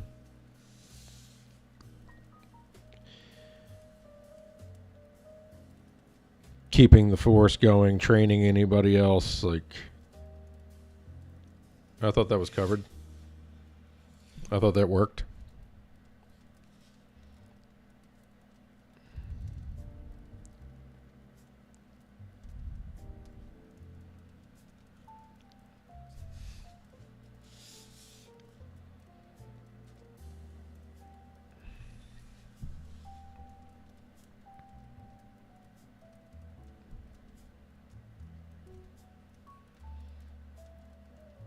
But by the end of the movie, I was just like, this sucks. This sucks. It's like they had this idea and they didn't know what to do with it.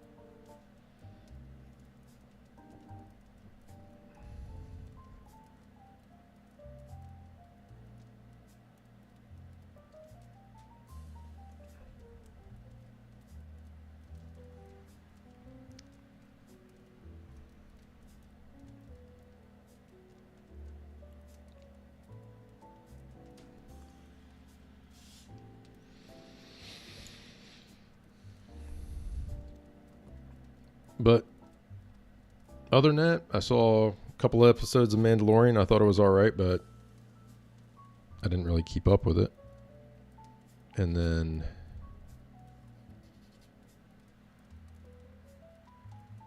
that was it. I didn't see Return to Skywalker. I didn't see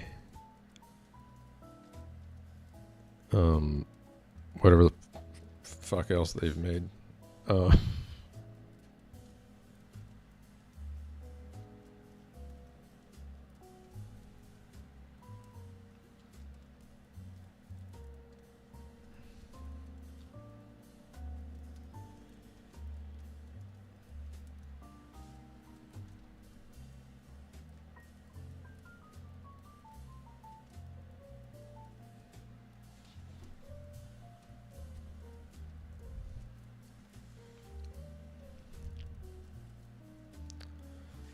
right.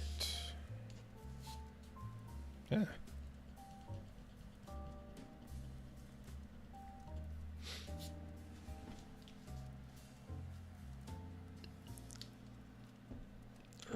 I gotta take this down a little bit. Take that down a bit.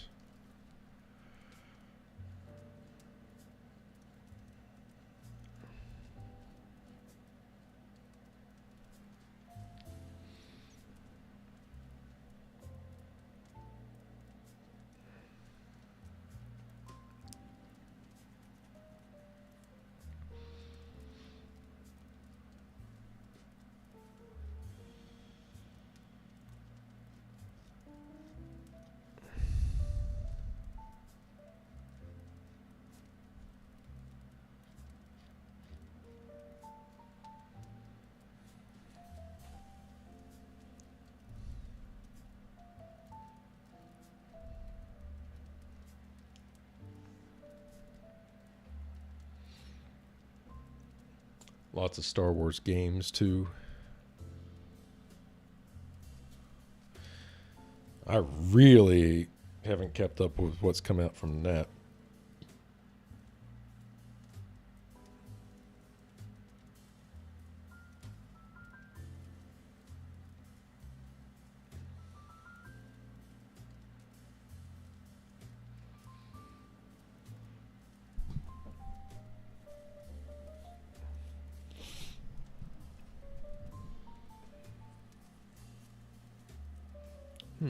I'm not getting every single thing that's coming through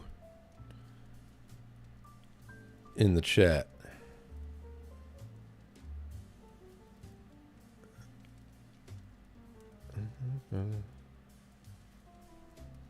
Like Flashy's last emote didn't come through.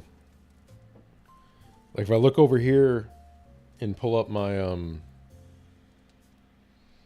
my stream manager in Twitch, I've seen a couple times tonight where something didn't show up in the restream chat.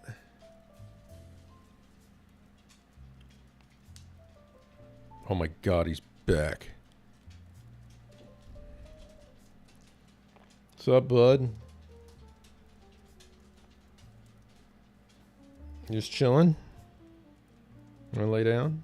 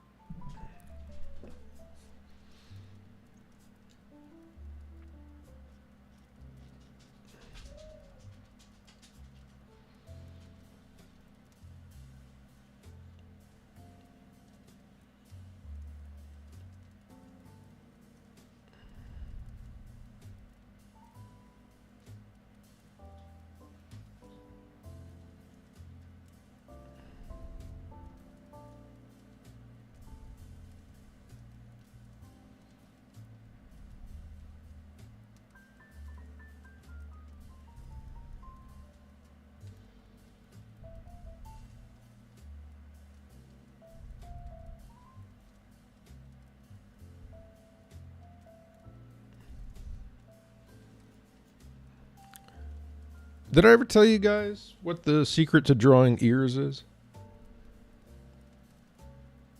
I see a lot of like professional cartoonists that really just like fudge some weird estimate of what an ear looks like.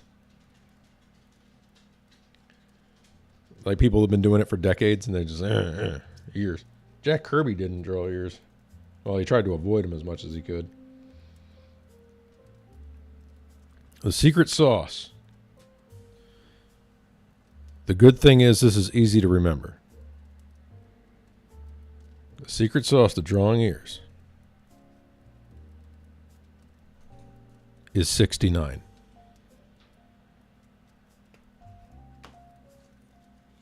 Now you do have to. Now it is side dependent. You have to reverse the 69 if you're drawing the other side. But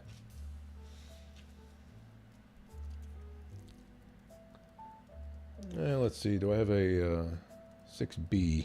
Oh, that's a really soft pencil. All right. So you have the outside of the ear.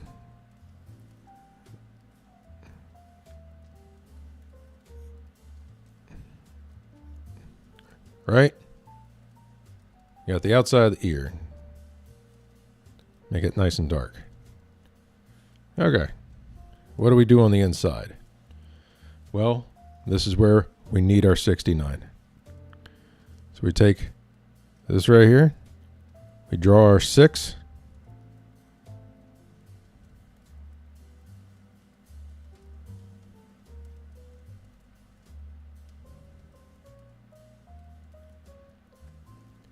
And we get our 9.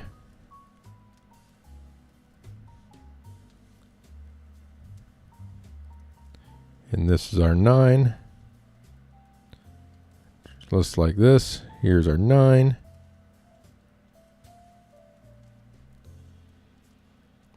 And all we got to do is put a couple little flourishes on here.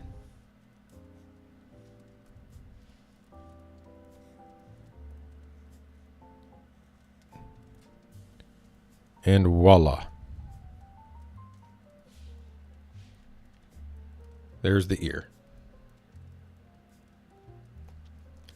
Remember your 6. Remember your 9.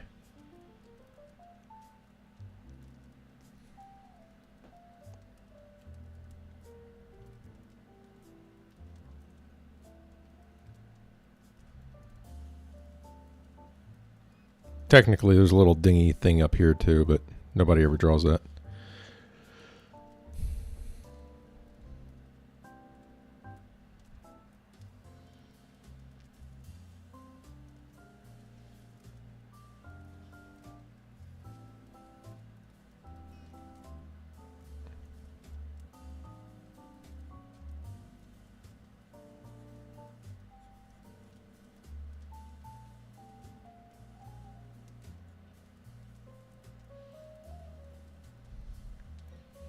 So on my ear,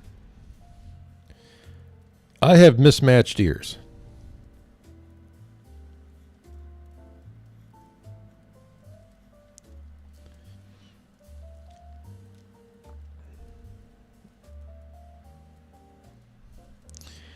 And just above this the little furthest point back on my ear, one side looks like this. And another side has a tab that sticks out. This is a little floppy tab. I only got it on one side.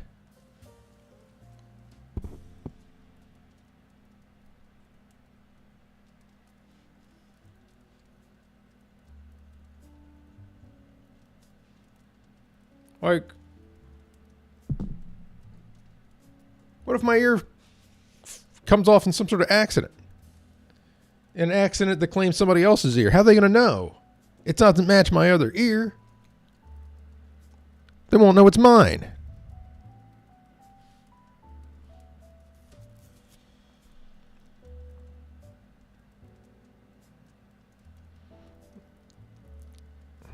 Yeah, we're going to put a barbell in it now.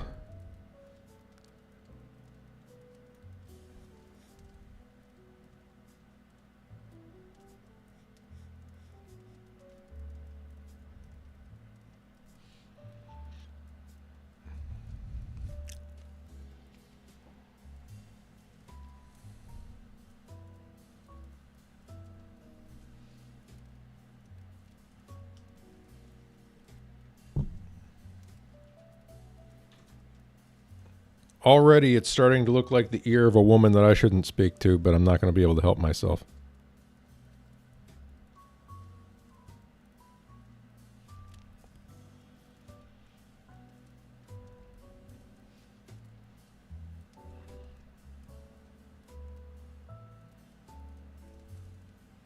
So be on the lookout for your 69s when you're studying ears.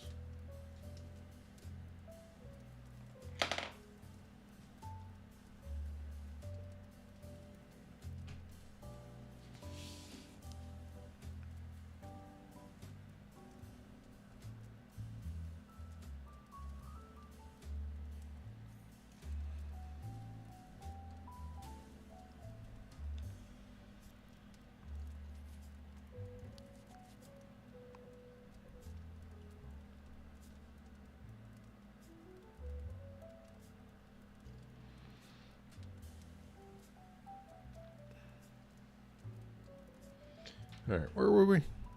Gosh, I've been having such bad luck with drawing this hand that I'm just... Ugh. Ugh.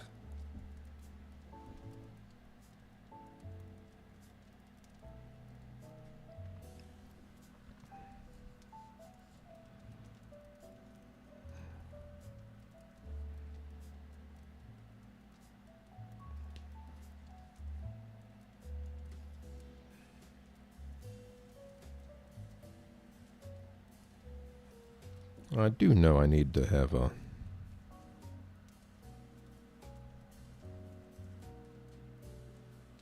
There's a little bit of a wrinkle there.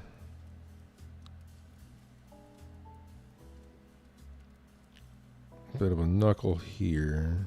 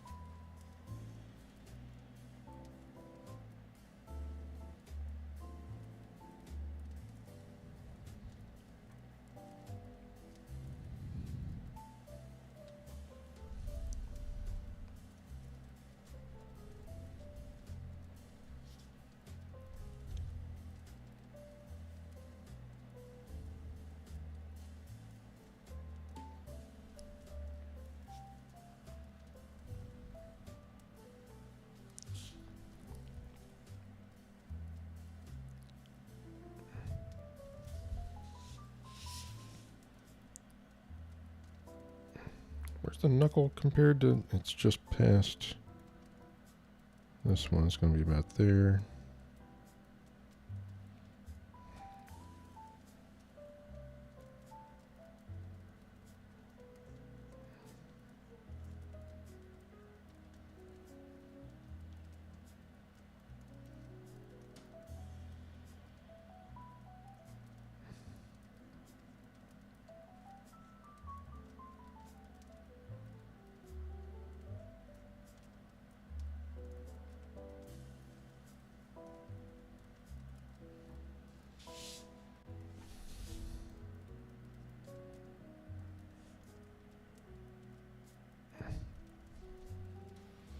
I am losing my mind trying to draw this hand. uh...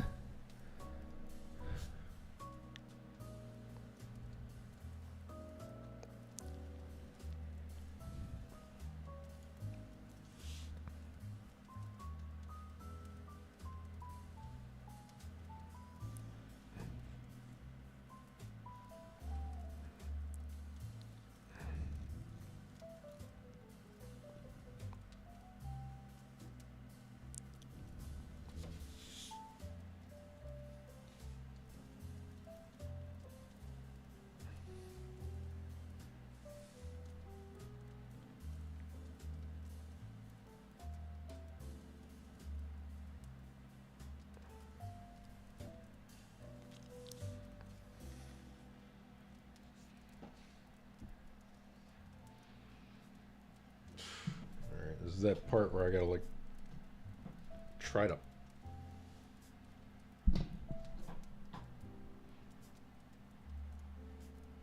visualize it here.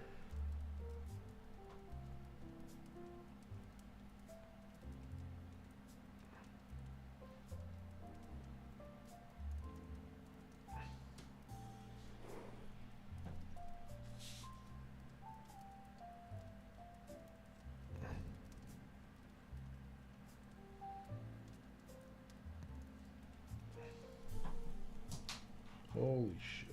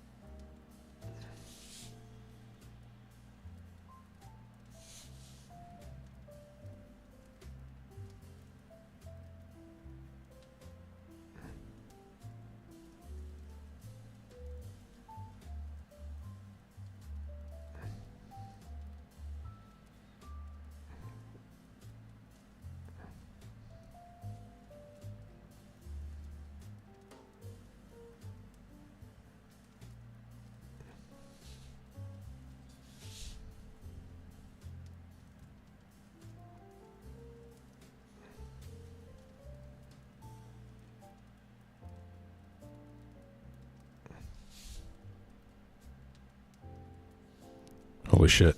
Holy shit.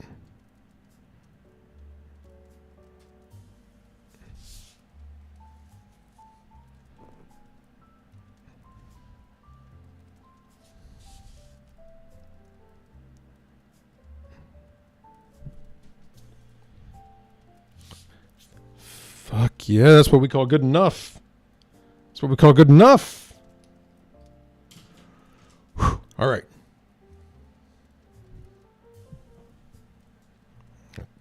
The middle finger's just a tad long.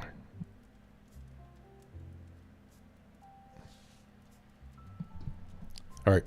It's fine. Moving on. Moving on.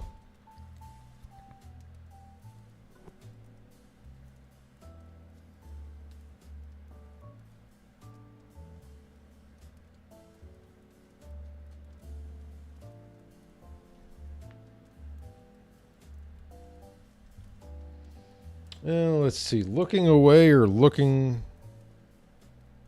or breaking the fourth wall. What do we do?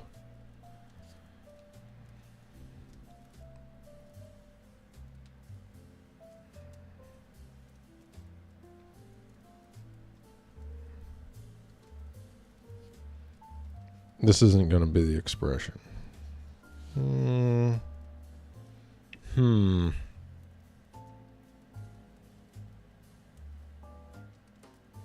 I'm not sure.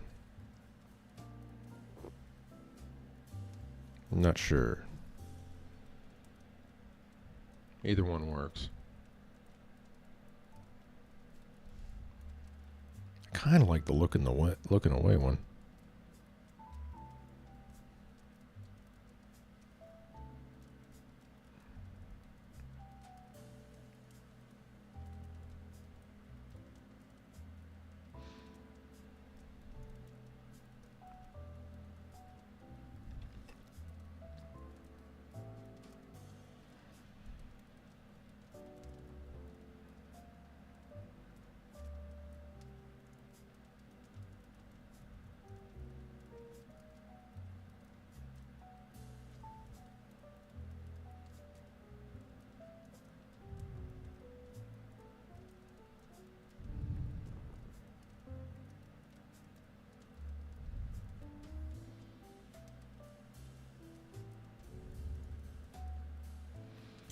It looks so One Punch Man until I actually put the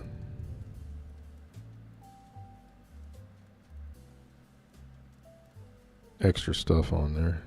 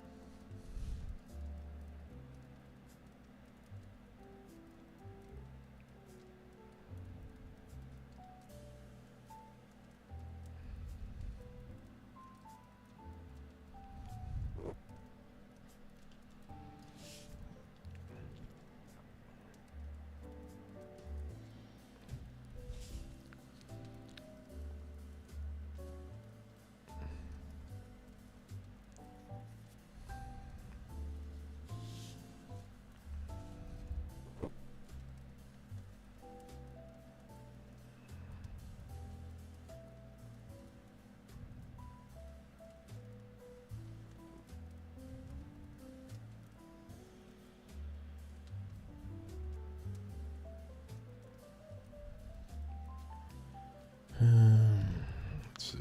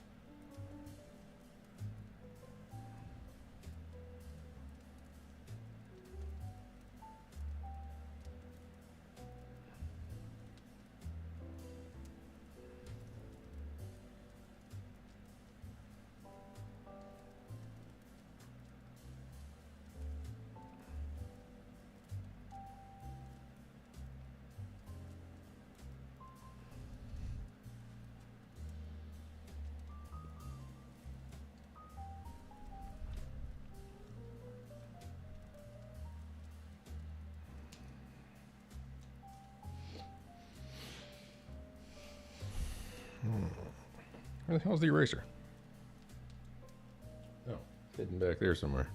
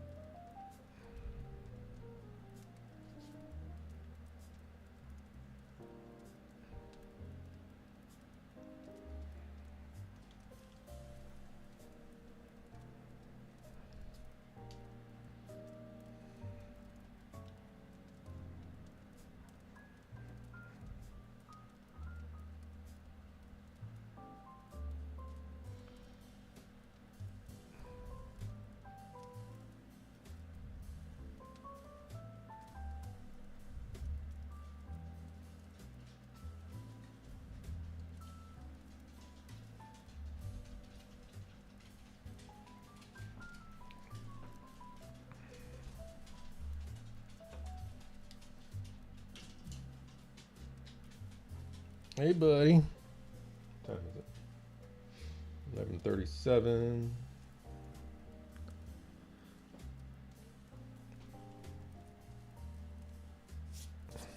That's a little scuffed there. That'll be all right, though.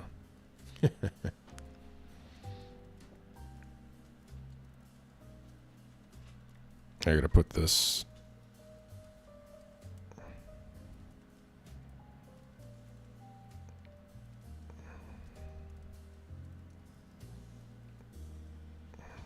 Yeah, line right about there.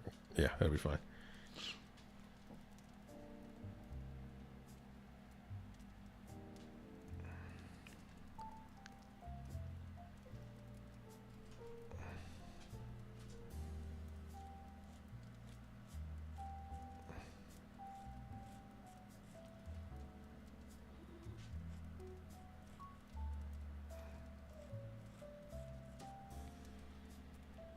I'll figure it out. All right, I gotta take him out real quick.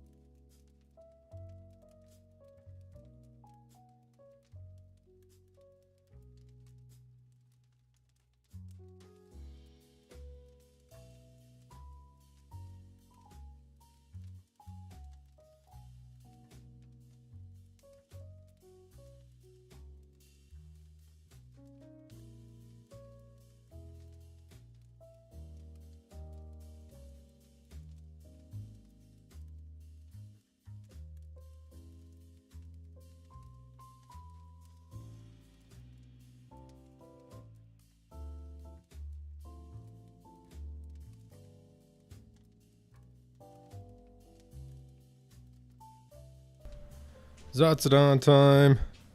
Having something to eat. It's kind of tragic, but it's something.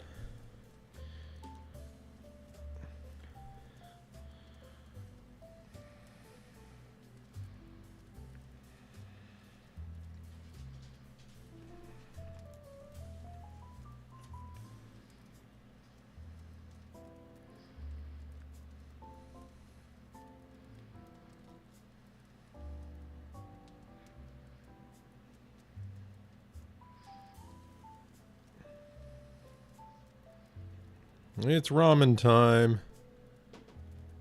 Doesn't that look good? Doesn't it look fantastic?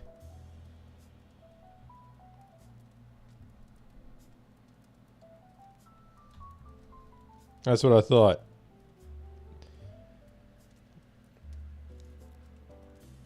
What flavor? Well, it was beef, but I put some extra stuff in there, trying to make it taste like something. There's some garlic powder. There's some onion powder. There's some black pepper. And a little bit of taco sauce. I have no idea what this is going to be like.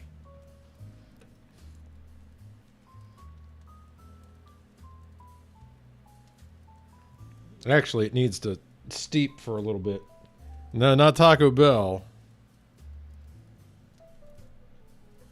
I had some Ortega. The hot Ortega that I had off, kind of chilling in my fridge. And I was like, why not? What am I going to do? Ruin it? Anyway.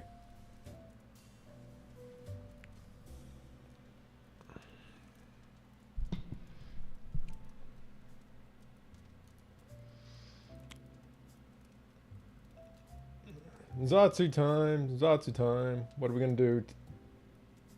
What are we looking up now?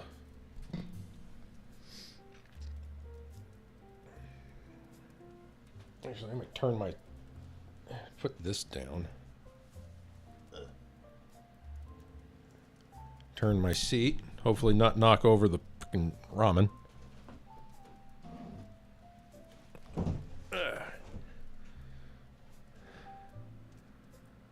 All right.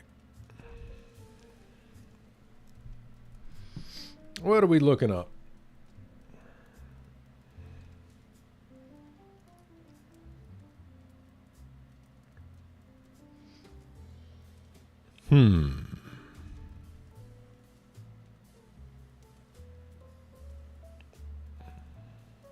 Also, if you're really worried about your privacy, don't use Start Page.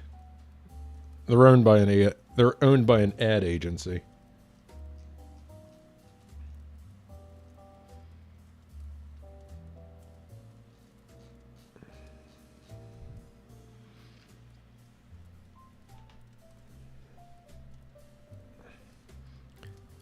Never even heard of Start Page? They used to be a decent option. Basically, their claim to fame was that they would take Google results and basically scrub all the tracking and stuff and forward them to you.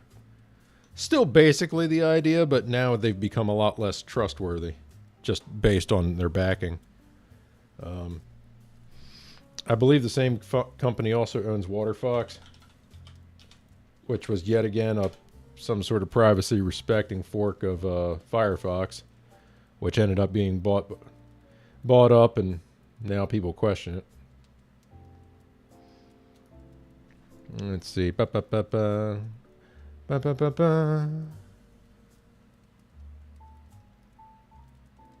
System 1, an advertising agency which portrays itself as privacy-focused, acquired WaterFox. Oh, it had been... Oh, last summer, WaterFox has been turned into an independent project again. Interesting. I had not heard that.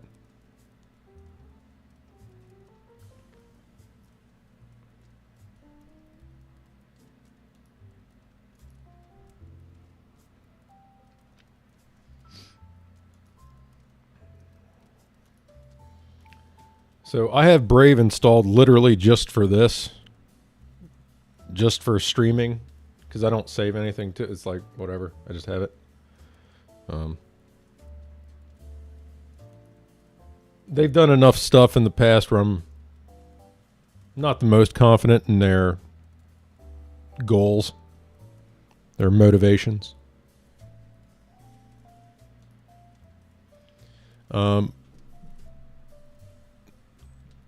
Browser use Guardian. Oh, that's one of those so they can basically like block off stuff, right?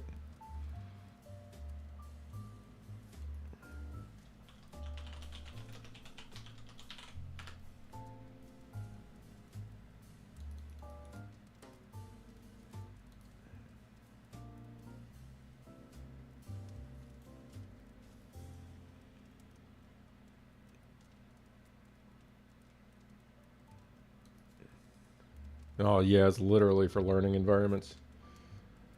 Safe and secure testing experience. All right. Safe and secure, huh? Let's see the source code.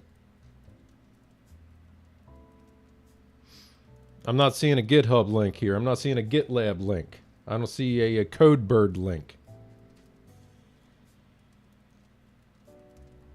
Why should I trust you?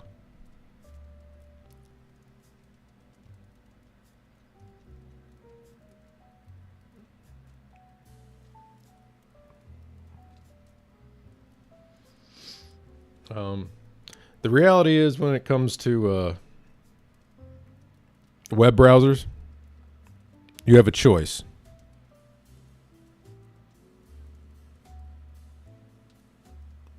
Between nicely coded, standard respecting browsers and ones that actually work.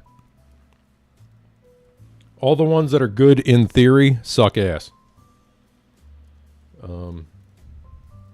They just don't support what the modern web is made on.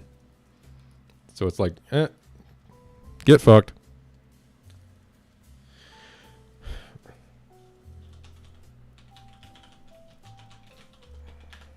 I've gotten to the point where this is basically what I'm using.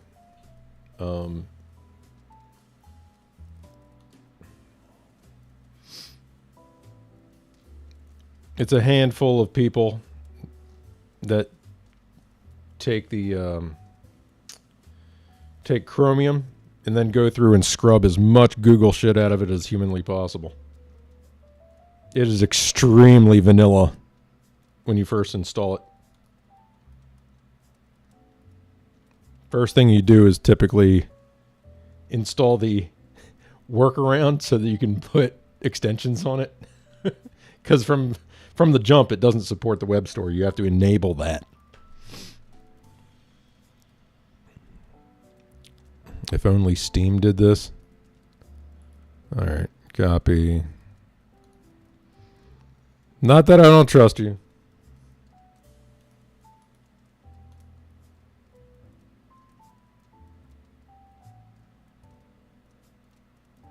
What the hell? Oh, it's Kiwi.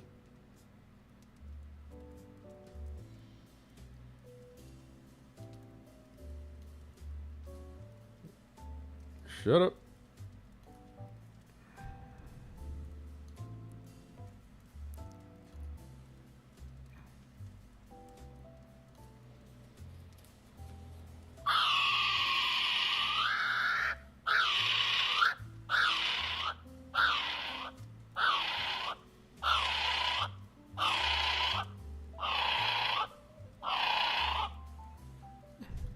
What in tarnation?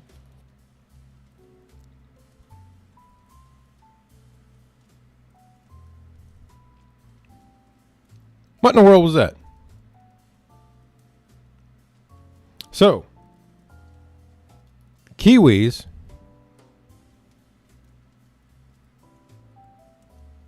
have something in common with other flightless birds.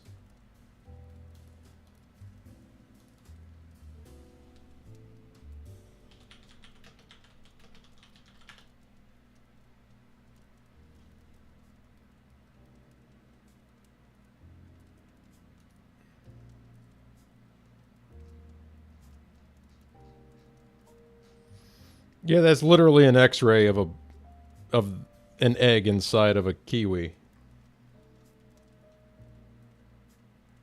But that's not what we're here for. We are here.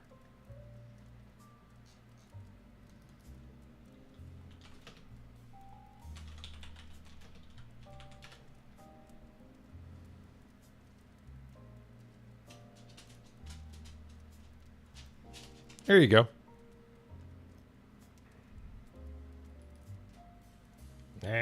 Stupid Pinterest.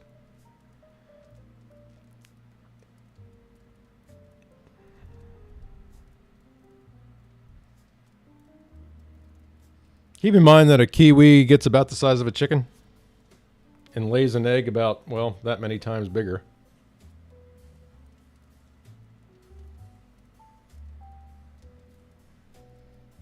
We were just outside, Jake. And no, you're not getting ramen.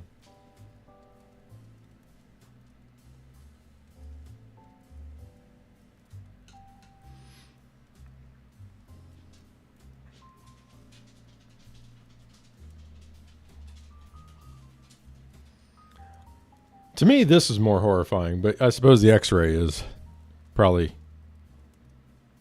more horrifying for for most people. It's like, oh, I looked up away. How did we end up? I looked away. How did we end up here? What were we talking about? Oh, there was the kiwi, that Twitter link, that flash you put up about the kiwi. And whenever I think of kiwi, I think of their horrifyingly oversized egg. Apparently, the reason it developed that way was that kiwis are so vulnerable that the larger and more developed they can be at birth, the better it is for their survival. They live in such a hostile environment and so are so easily bodied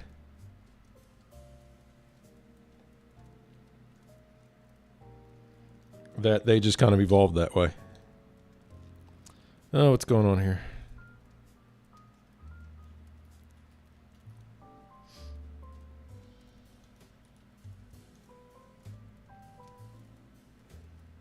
Oh, can we stop? Can we please stop?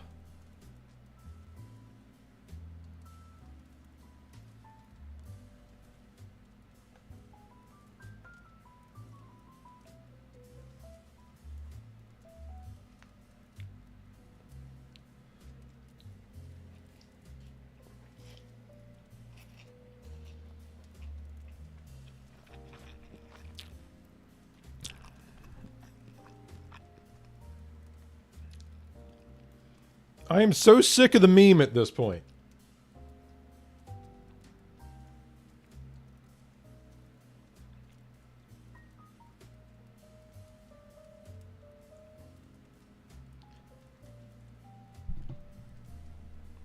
He created to combat food prejudice. Oh, go fuck yourself. That shit was invented in Canada. They called it Hawaiian, but it came from Canada.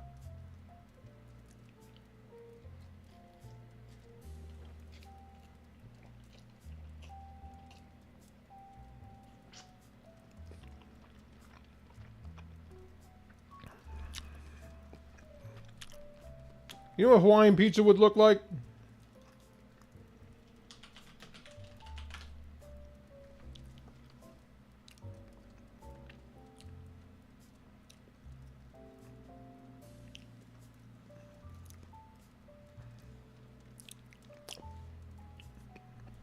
Chunks of Spam. Real Hawaiian pizza has chunks of Spam.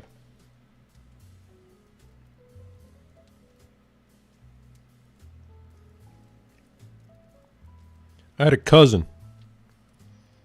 Married a guy who was in the army, and they got stationed in Hawaii.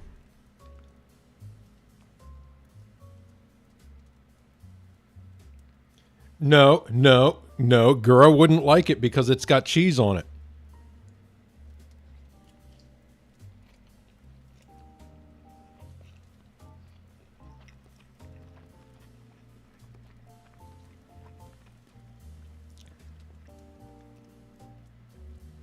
I know about Gura and her fucking cheeseless frozen pizza.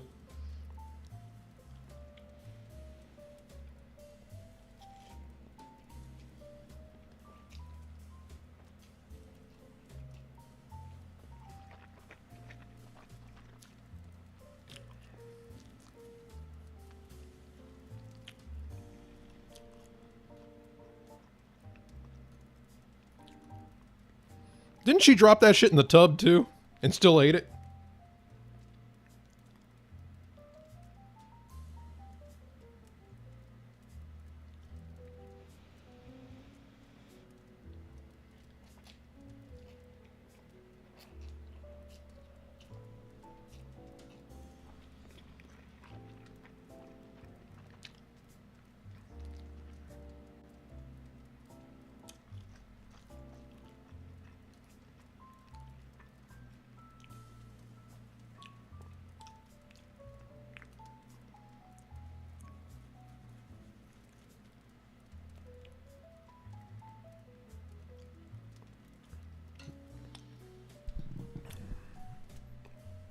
Is this it? Oh boy. Make a spam flavored tier list. I don't want to eat all that spam.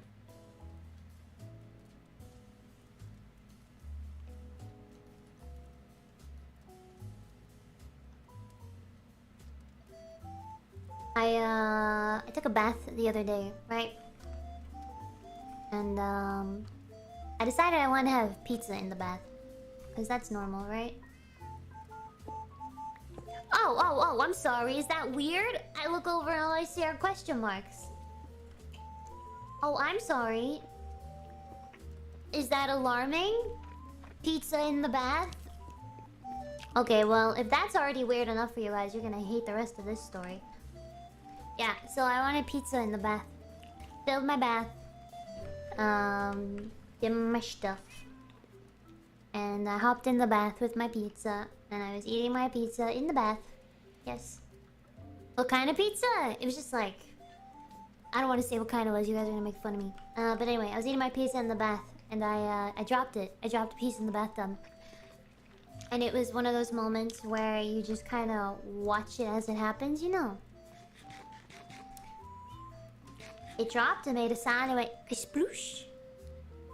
And I watched it. And then I picked it up. And I ate it. Yep. Listen.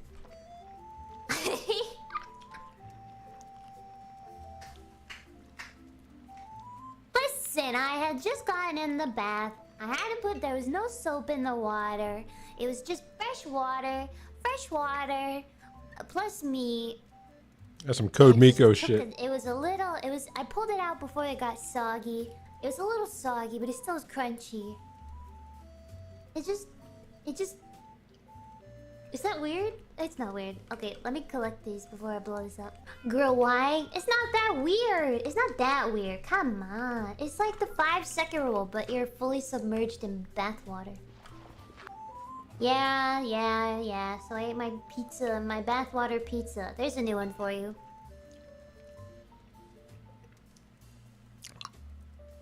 She didn't talk about the toppings. Or lack thereof.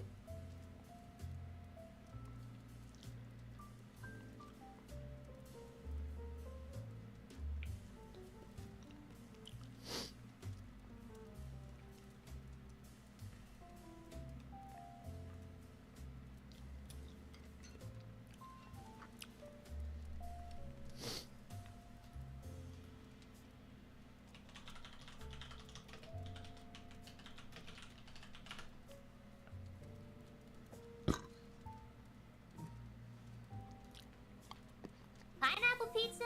I've talked about this before, but for me, pizza's pizza. I'm gonna eat it. If it's pizza, I'll eat it. Actually, I'm gonna talk about food again. cheese kind of freaks me out. I don't know why, but the way it looks gives me the heebie-jeebies. Also, I shouldn't really eat cheese that much. It messes with my throat and stuff. So actually, I went out and I bought a pizza. I bought a frozen pizza that came without cheese. So if you're wondering if that exists, it does. Frozen pizza without cheese. Heresy. It's not a pizza then. It's a what? A flatbread? It's essentially a sandwich. Yeah, tomato flatbread. I guess it's not pizza. Pizza needs cheese. Like, even if I don't really like cheese, I'm not gonna. That dumb, you know?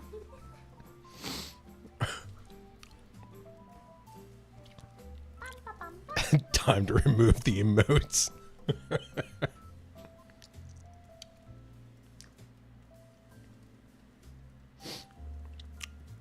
So yeah, that's what the Shork eats.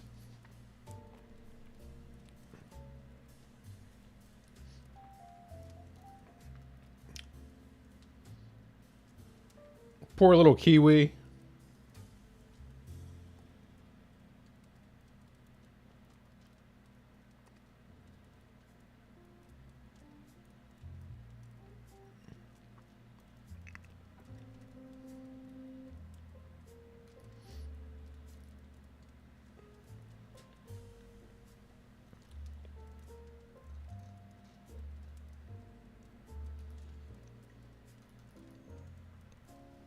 The other browser that I mess with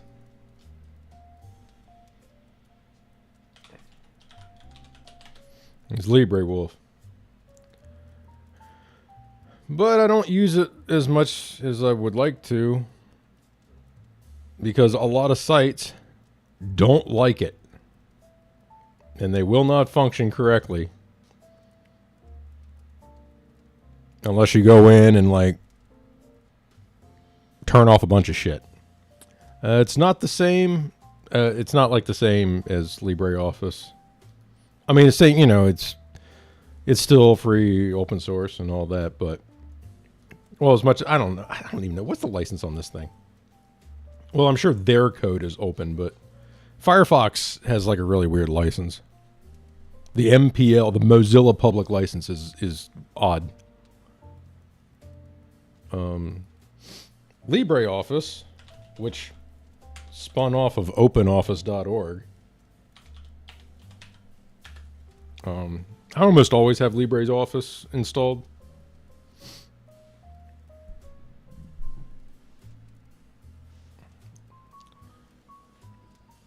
Yeah, this is one of... So... What I do... Honestly, these days, well, just, you know, having a locally, like a classic office suite now is becoming like more and more rare.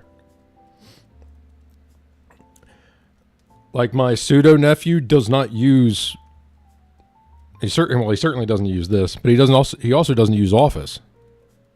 Like everything is cloud. Like, I don't even think they're using like Google Docs. They're using, what the hell's that thing?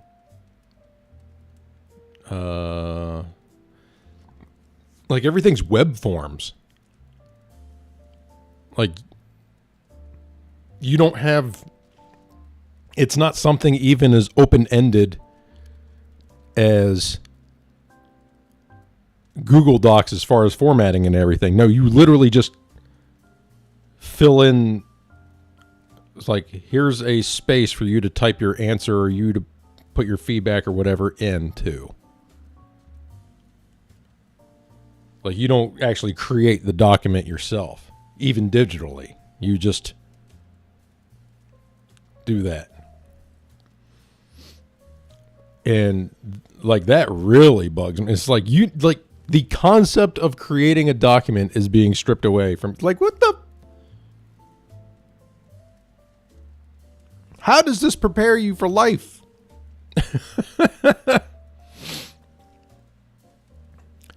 Like, and they're forced to use, they don't have a choice. Like, they have to use that crap. LibreOffice is cool.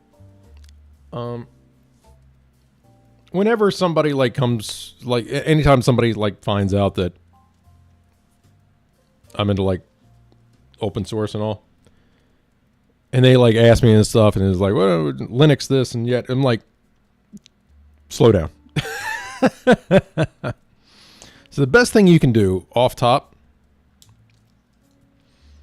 is just start checking out programs and applications that are cross-platform, that are open source.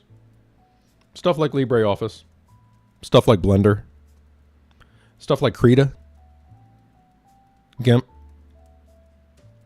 stuff that you don't have to upset the apple cart at what you have installed at home. Like, oh, I need a new,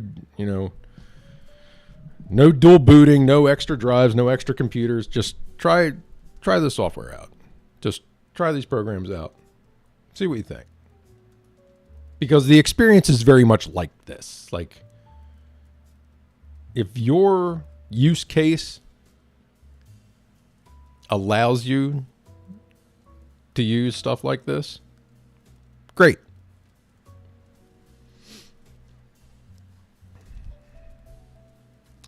I think a lot of the Office 365, because it is a software as a service thing, a lot of times you get a trial.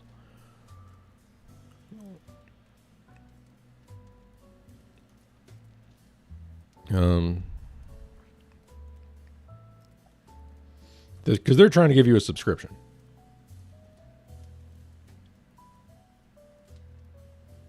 My breaking point was Creative Cloud.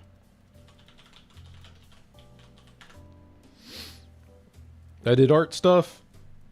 You gotta have Adobe. Gotta use Adobe. Okay. Used to be that you get your hands on a copy of whatever program you needed and you were good to go. This shit is so crazy predatory now that it defies description.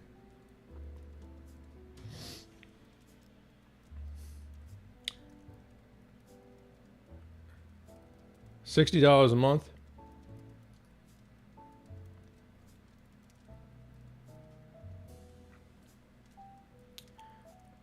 $60 a month if you commit for a year.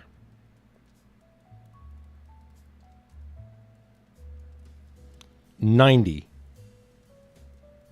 to not be locked in every month to get everything.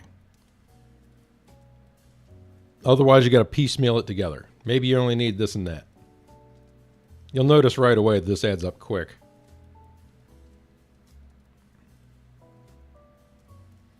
Oh, so Photoshop. I just need Photoshop.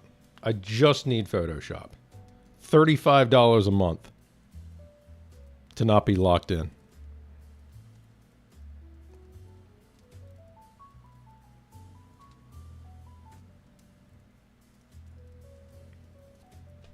Per month.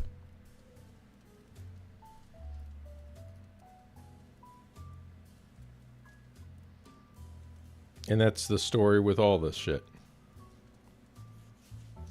If you're a student and all that, you can get a reduced rate.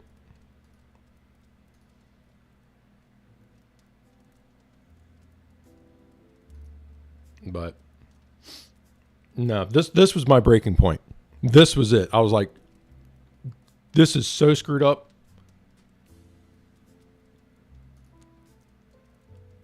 And the software doesn't really get better.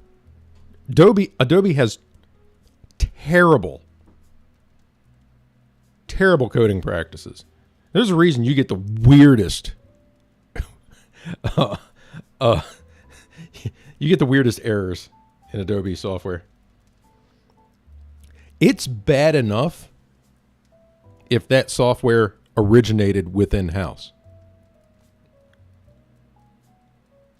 Anything that they took over, which they might have expunged all that shit by now. Let's see. Anything that they got from somewhere else.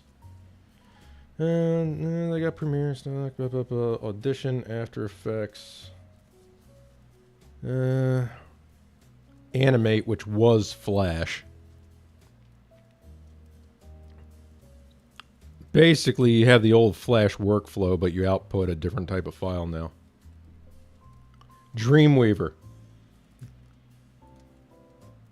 God help you if you're trying to make a website with Adobe's junk code piled on top of Macromedia's shit from back in the day.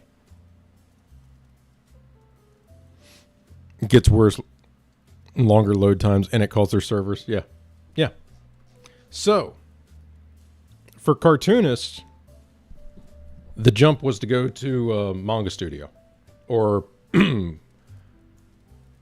Clip Studio Paint.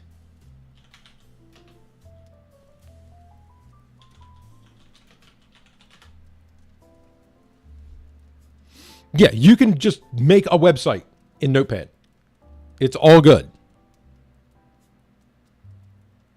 Like you see, like I dick around, I use email. It doesn't matter. It doesn't matter.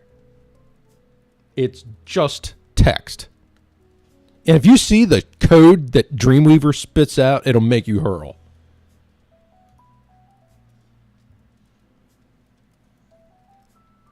Clip Studio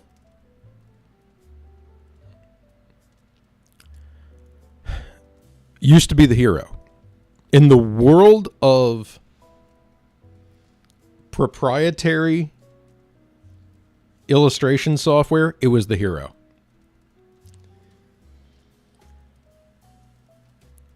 You bought a permanent license. Like I have the hard copy original version of what was called Manga Studio at the time, and they rebranded to a worse name. But I bought it I bought it on sale. They used to go on sale all the time for less than $100. And as far as just a quality program, it was fantastic. Absolutely fantastic. I eventually just split off and just said, okay, I'm just using open source. But I vouched for Clip Studio Paint. So if you don't mind paying for proprietary software and all that, it's an excellent tool. Well, what did they do?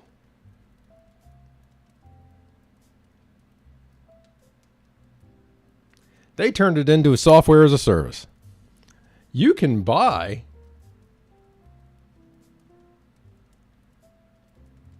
it outright. An update pass is required to access updates for 2.1 and 2.2 and later.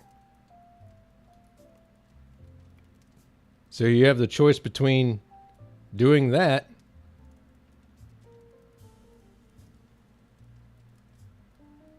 or the subscription model.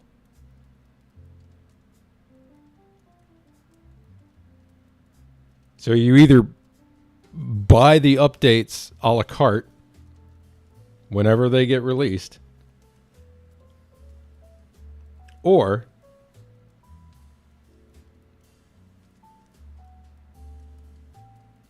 you buy the subscription.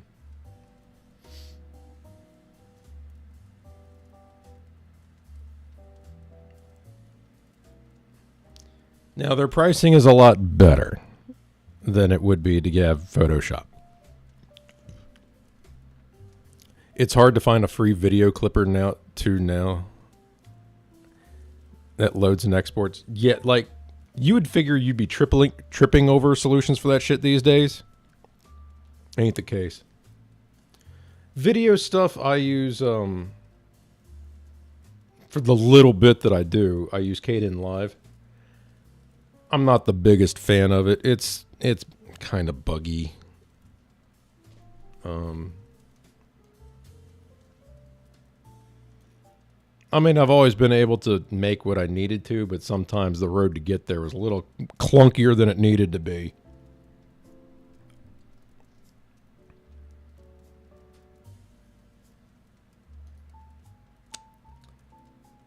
But what I use instead of this now is Krita. This is excellent. You'll hear people talk about GIMP. Use this. Use this instead. There's a couple of things that GIMP's a little bit better at, but as a full complete product, this thing kicks its ass, especially if you're doing illustration.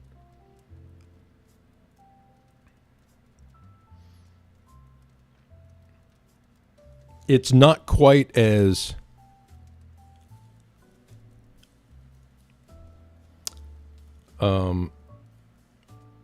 it's not quite to like Blender's level as far as maturity, but this is everything I need.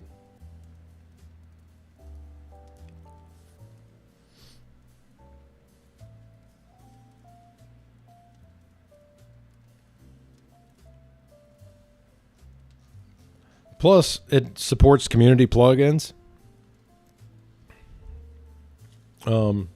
You can go out and just find a wealth of plugins and brushes and all this extra shit that the community makes. I love this shit. Paint.net. I forget about Paint.net.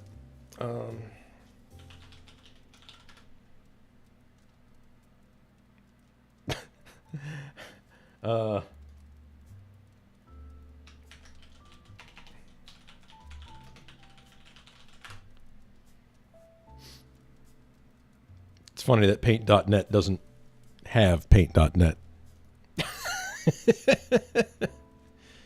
Get Paint.net. All right, let's go there. It's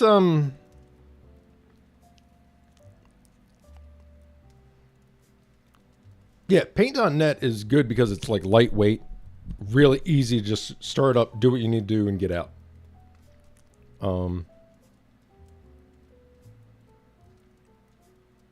Its development pace is it's all right, but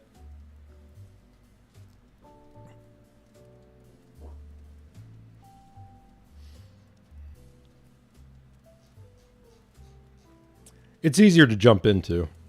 Krita just has, I mean, it's knocking right on the door of being professional. There's a couple of extra things I think if it had, it'd be complete professional grade.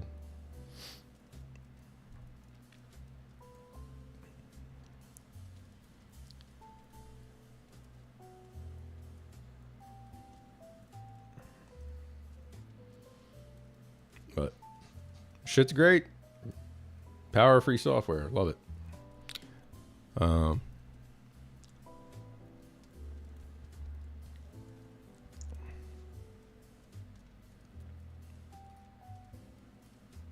But yeah, this thing being, and this is like this thing, they actually sell it on Steam.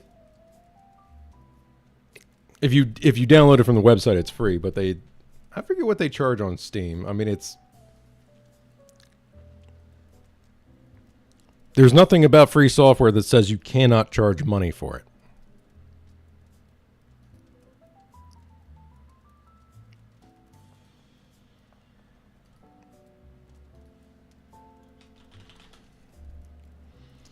But basically, you're paying for the convenience. It's $10 if you get it on Steam.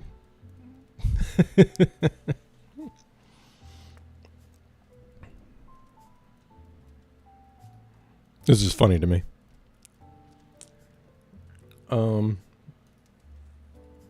But yeah, just download it on the website.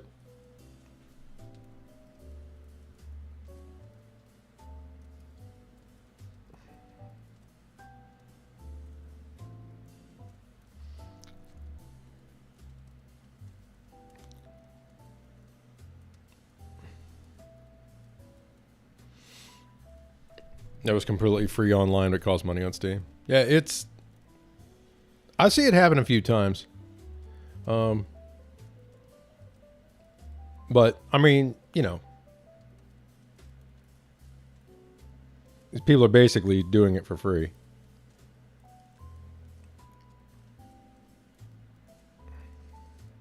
You figure what Adobe is raking in to fund development for Photoshop. And Krita's got $3,000 coming in a month.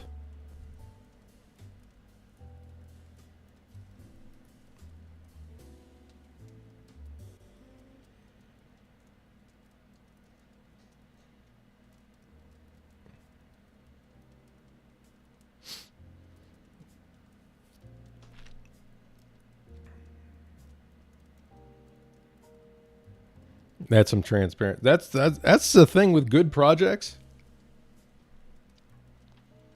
Krita's a part of KDE. I like KDE. It's usually what I use for a desktop. Except that's not what I'm using on here right now, but I'm looking to completely uproot this installation, but honestly, I kind of want to wait until I've got a larger SSD because I'm hitting my head on this on my storage limit.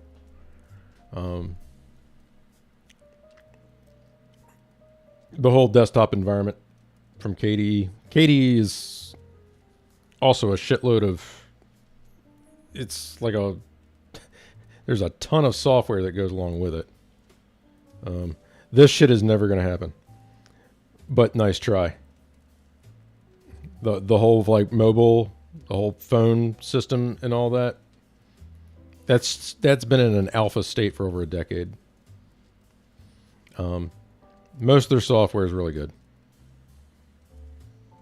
There's a few things that are a little buggy, but some applications just get a lot more development effort behind them than others. But yeah, their video editor, Kdenlive. Pretty good text editor, but it's like a pumped up WordPad. Drop-down terminal. Drop-down terminals are pretty sick. Like Quake style. Like your terminal for the system just drops down from the top with a button shortcut, just like in Quake. It's pretty sick. I love that.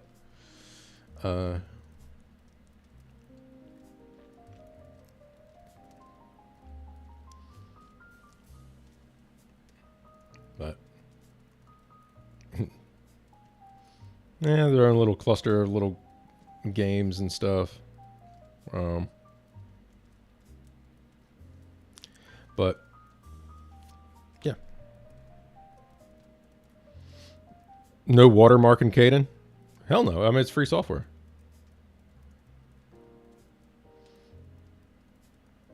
I believe it's cross-platform. Let me go to the website.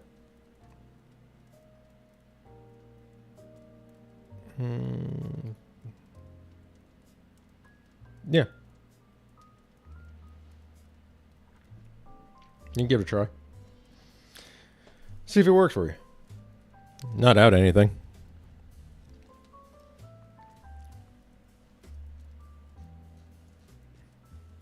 There's another project which I've been desperately hoping would get off the ground, but it just has barely budged in the time I've been following it. That's Olive.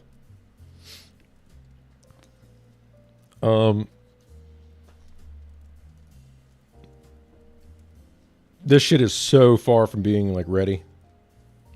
What they have is really, really promising, but the development pace is glacial.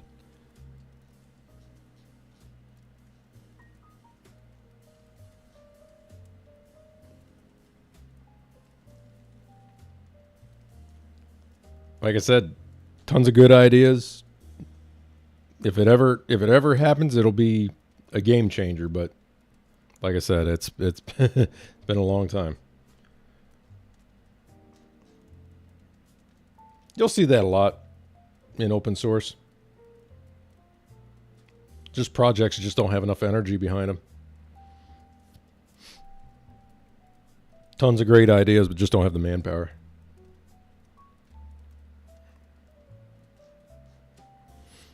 Open source. They can be. SG was like that.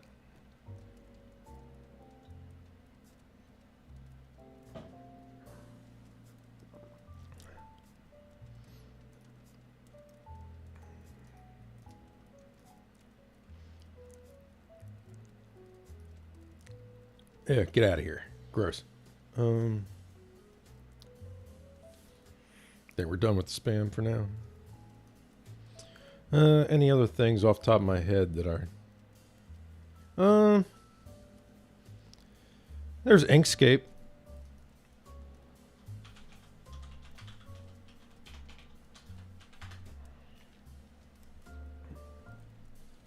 It's a vector program, kind of like Illustrator. It's pretty good. I've done a few logo commissions in it.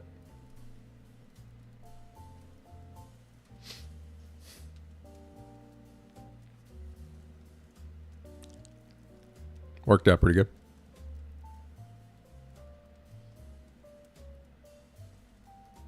There's Scribus.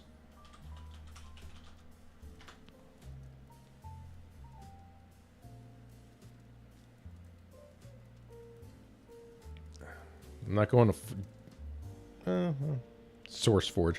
Oh, God. You guys need to get a proper website. You've been using SourceForge forever. It doesn't even look like this anymore.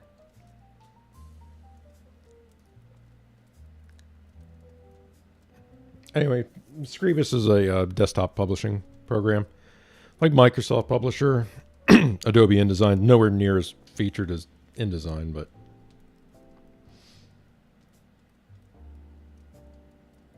Of course, InDesign is like half Illustrator anyway.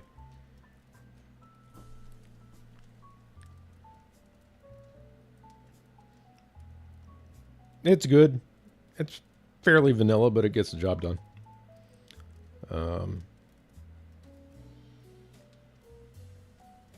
What else on the top of my head? Let me check.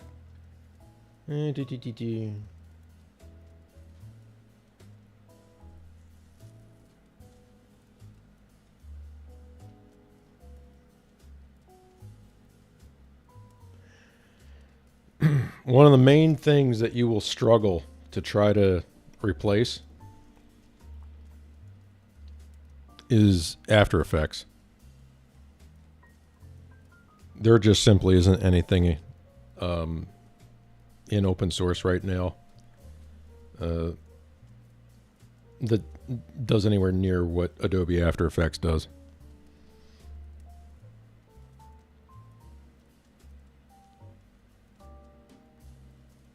I hate admitting that. But yeah, if you're looking to do like post-production effects for video, sorry, man. Options are real lean in open source land.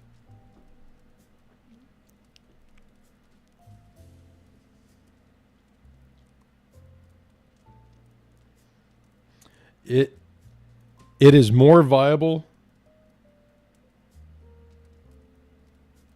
Oh, God. It is more viable to just do a fully 3D project in Blender than it is to try to do effects over like recorded video. It's a shame. You can technically do video editing in Blender. Because it's so fully featured for 3D animation that it actually has like an inline editor for it. Like you can import video into it and edit. It's clunky. Kdenlive Live is easier to use. But it's there if it's there to try. OBS Studio is the something everybody already uses.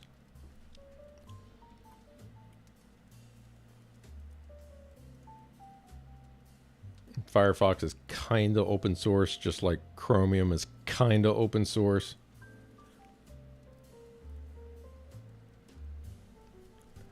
OBS cannot edit.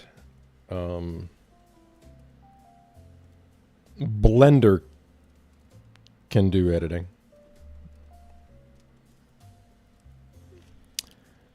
Yeah, just stream and record.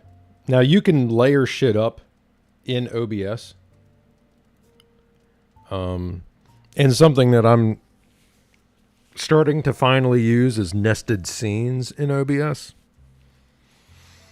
So instead of like dragging all the same layers into every scene that you're going to use over and over again, you literally use one layout, or you can nest them within one another too. You can go like several layers deep. So if you have like multiple alerts, you can create a scene just for your alerts and then take that alert scene, and put it on every other scene that would use them.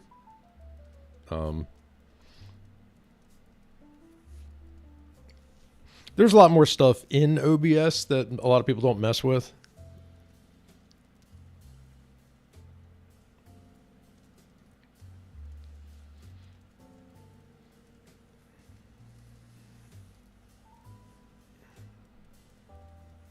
Kind of like, I guarantee the vast majority of people that use it never really touch the filters.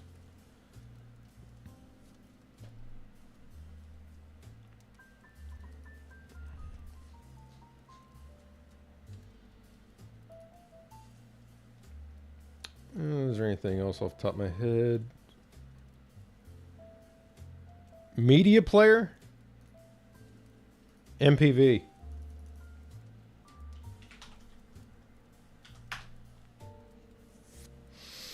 There are different front ends for MPV.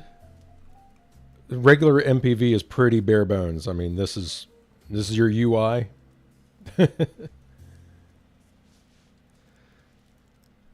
But like I said, there's other projects that take MPV and then just put a friendlier UI over it.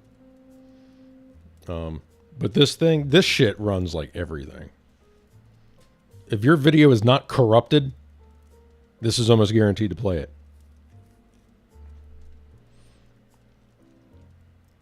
This kicks VLC in its nuts.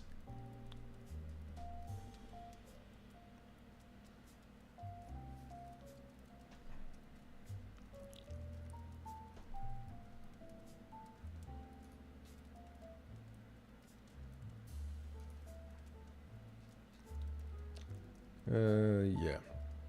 Here's projects with other front ends. I've yet to find something.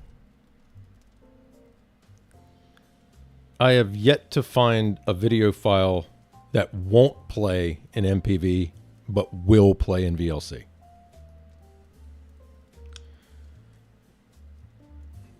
Now, a lot of stuff still uses V. So, I'm not saying never have VLC, never use it or anything like that, but SM player, I forget which one of these is like the best supported, but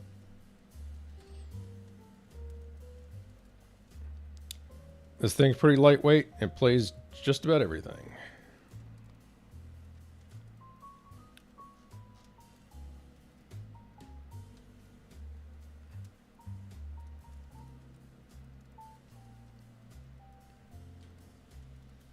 Real media? I don't know. Let me see.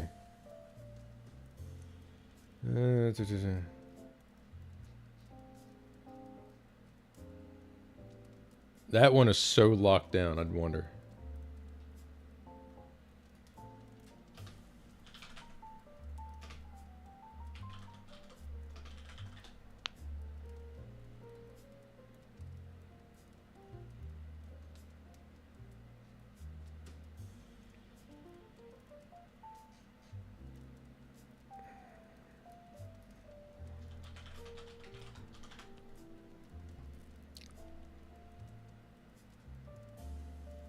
Ugh.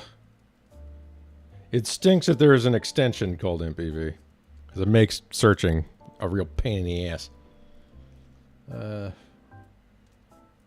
Let's see.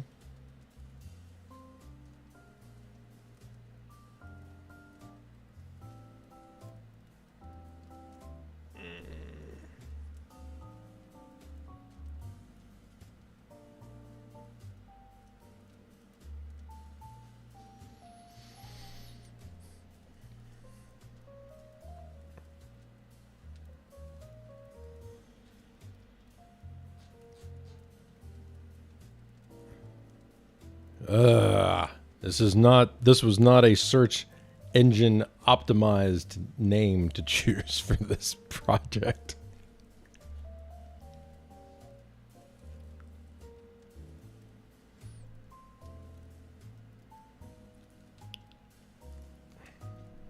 Yeah, there's a port for Android, but I find that it's usually behind. Then it'll just get an update one day and be brought back up, but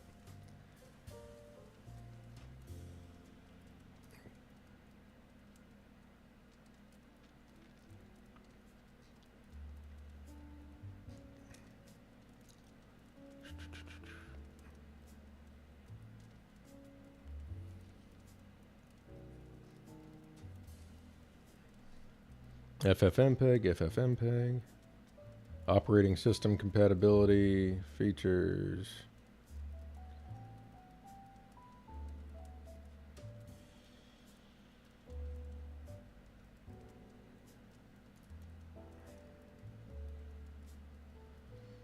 MPV supports MPEG 1, 2, 4, Part 2 and 10, Windows Media, Real Video, Theora, Flash. That might be partial. I tried running Flash files through it. Well, it was Flash animation. I don't know about Flash video. Because there were two different things.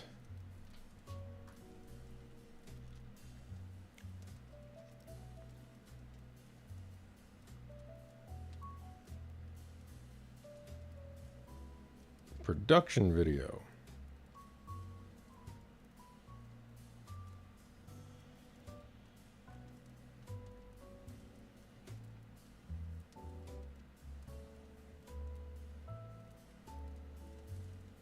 Audio.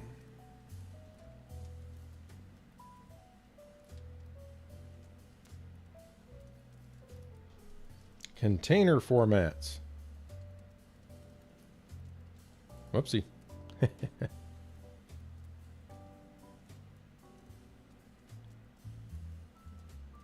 Streaming support. Oh, what are these? HDS and smooth. What the hell is that? RTMP.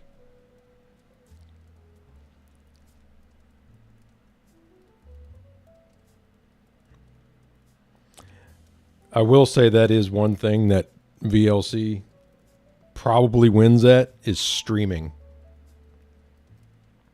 Most of your common formats and all, MPV does just fine. But it gets to some of the weird stuff, streaming video. Yeah, VLC still has the edge on that.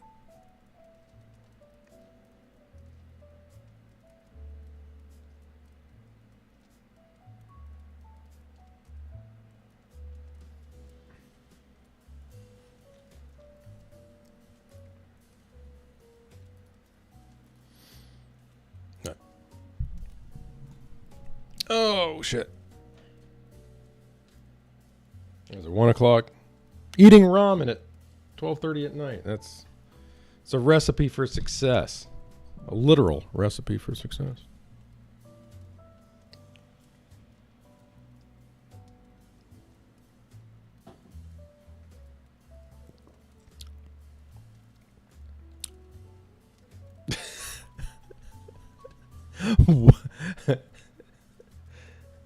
They could probably stand to shorten up the name of that emote.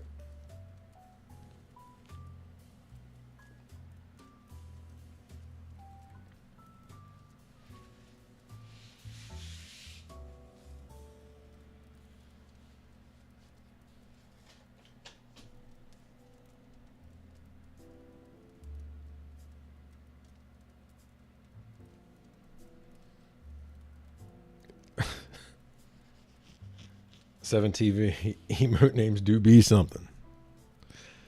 That's for sure. What with Borpa licking the bussers?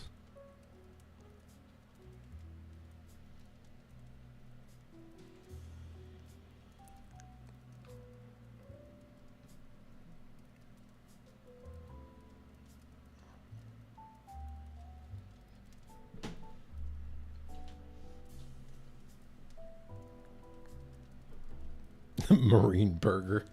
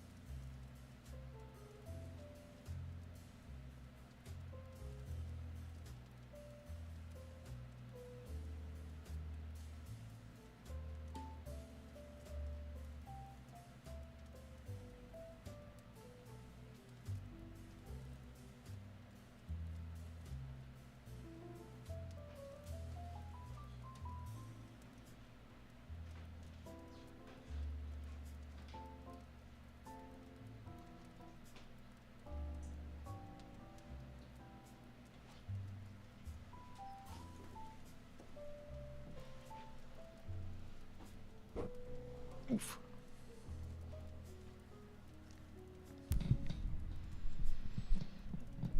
Sencho's got to get her meat.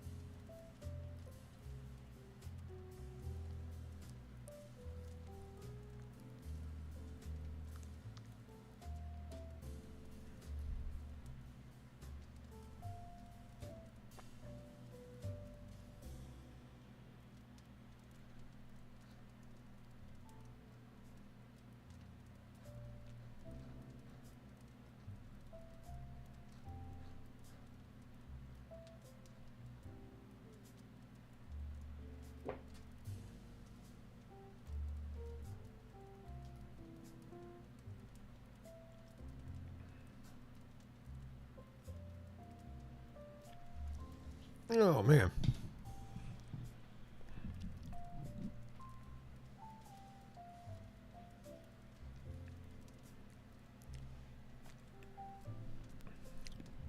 I'll tell you. Wait, gotta ask Bexus what are the so-called shit anime he saw again?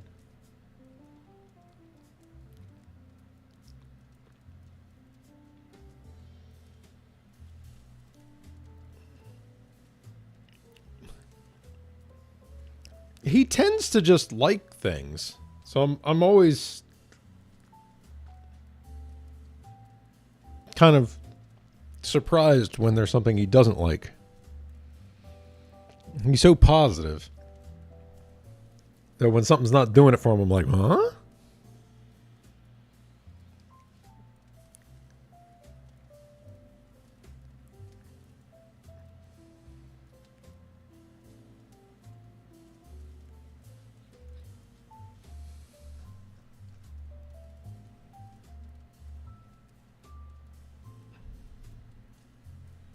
But then there are a ton of isekai. Ugh. It is brutal.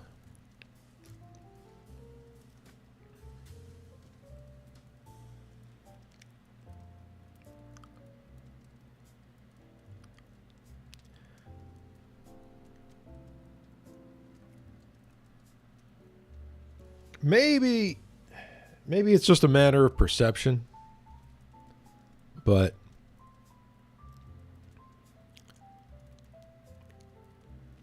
the likelihood of a series being good years and years ago seemed like it was better. The average quality of a show seemed like it was better. Because now there is just so much. And so many of them are clones. Just outright copies of something that was successful.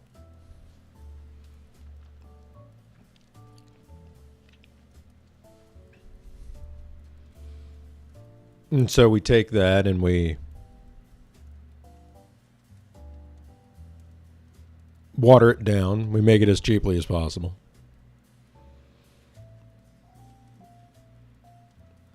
It's like we're making methadone and then we're making fake methadone. Isn't it an occult JoJo's? I mean, you could, maybe. You might be able to call it that.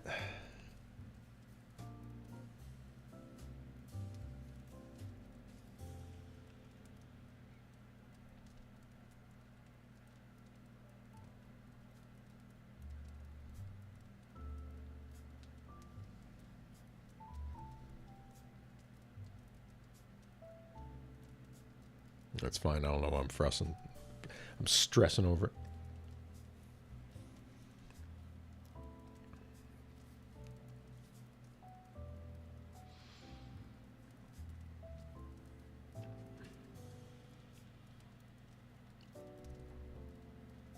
Or Dark Magic School.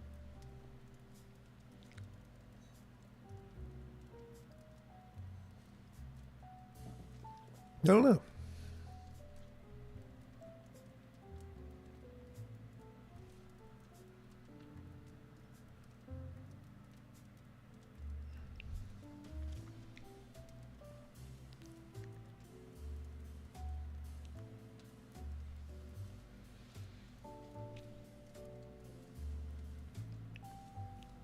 Is that? Hold on.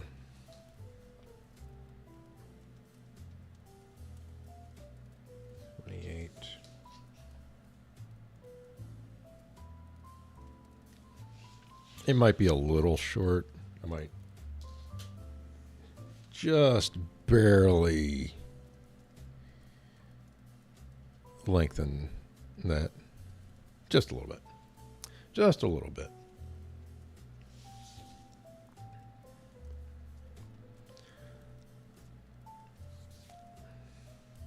I need to figure out promotion.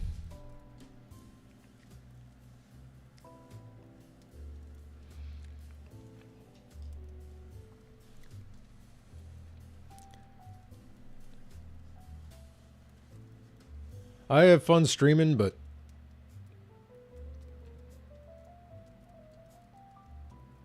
this category is just very difficult competitively. There's just a lot of people in this category. And being buried at the bottom of it makes it tough.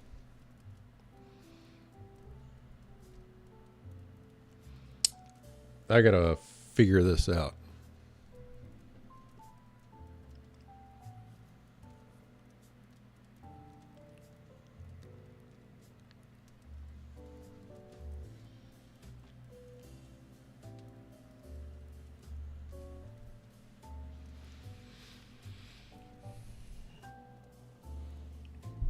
put under JoJo and Magic. Still an offshoot.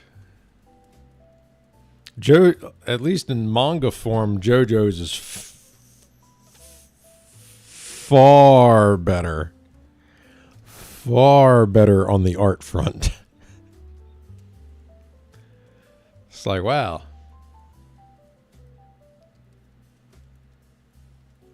That's crazy.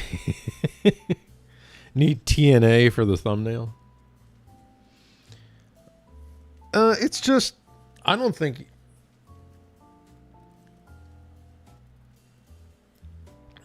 I think it's a couple of things. One, there's just so damn many people.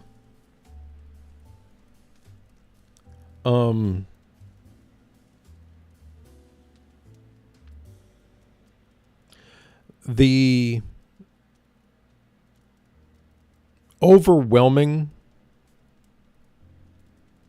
majority is digital.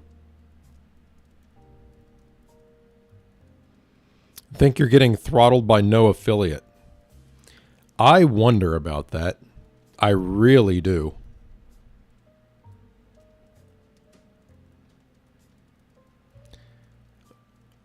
As far as being recommended,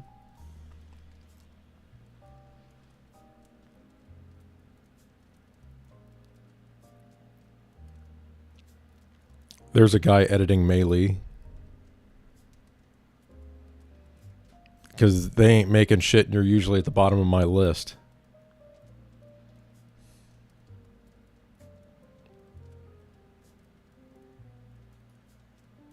I wonder. I really do wonder. I wondered about that before. And I really didn't get any sort of... I couldn't find anybody that was willing to say,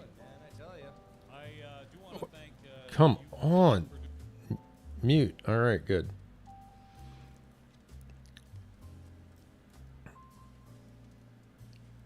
Like, I wonder if I get deprioritized just based on that. Like, if I'm just browsing around here.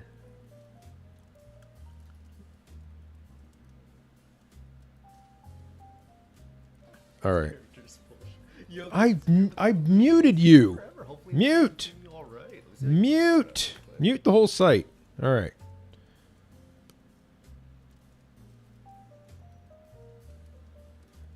All right. Let's see this guy's. This guy's got single digits.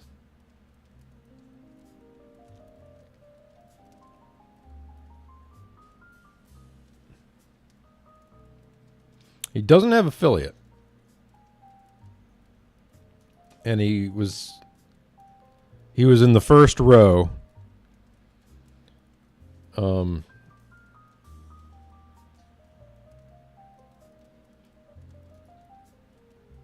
Let's see. Yeah. So this guy was in the first row, recommended for you. Single digit viewers, and he was not affiliate. All right. The search continues. Let's take a look. Dun, dun, dun, dun. I'm looking for low viewers. Here's 11. Pretty sure this one is, though.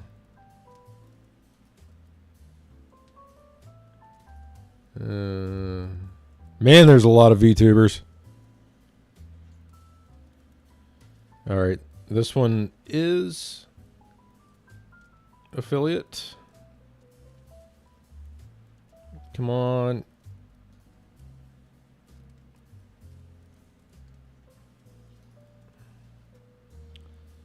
This one is affiliate.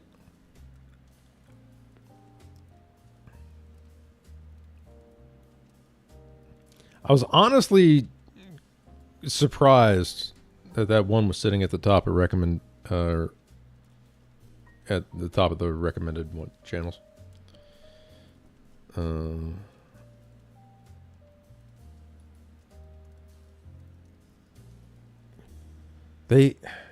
This site just keeps getting slower.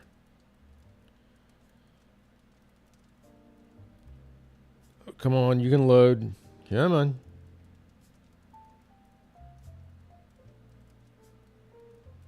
Yeah, that one's...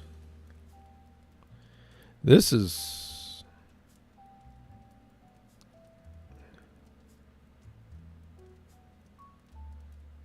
Oh, there's the Mei Lee. I see the Mei Lee.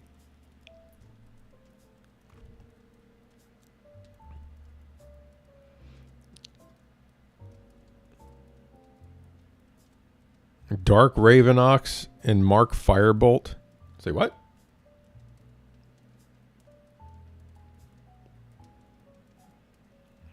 Come on, come on.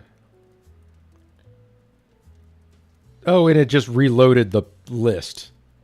So it just threw me all the way back up to the top. All right. Let's... Okay, how do I turn this thing off again?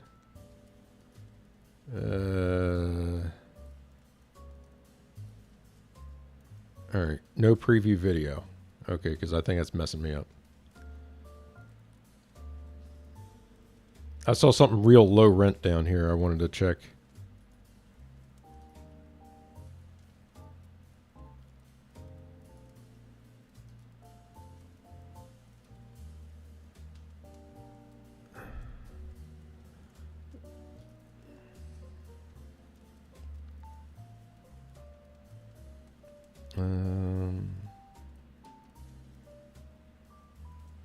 That one's affiliate.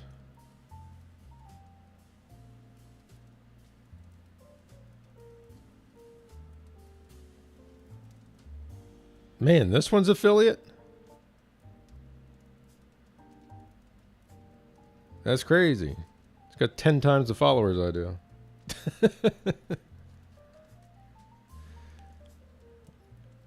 I don't know.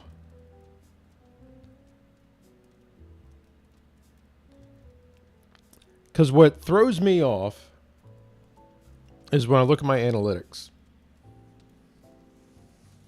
under Discovery.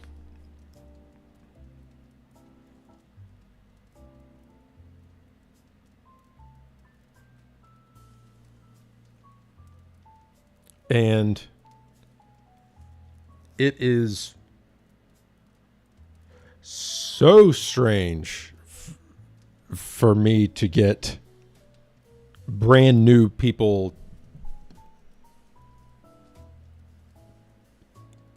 checking out the stream.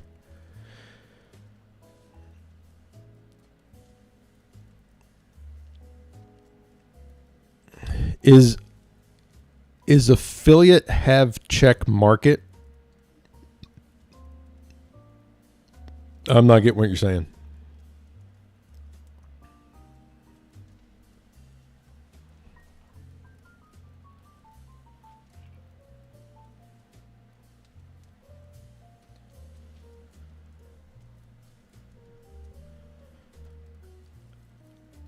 Is affiliate have check mark? No. Partners have check mark.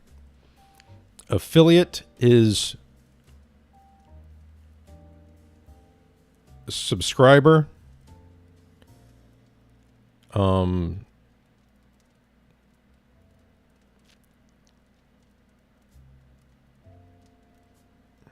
May Sprite guy has a check mark. Does he? Well, I wasn't really checking him out. Well, he had like 100 some.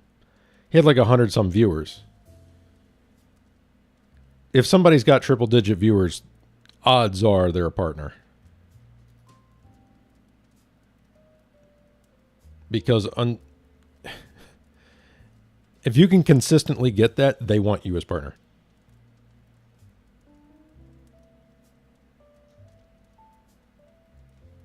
But I'm looking at...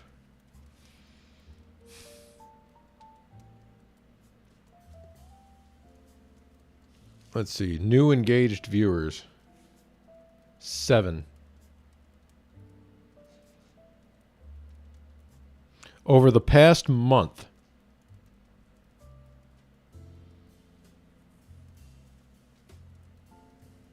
That can't be right. It can't be that low. It cannot be that low.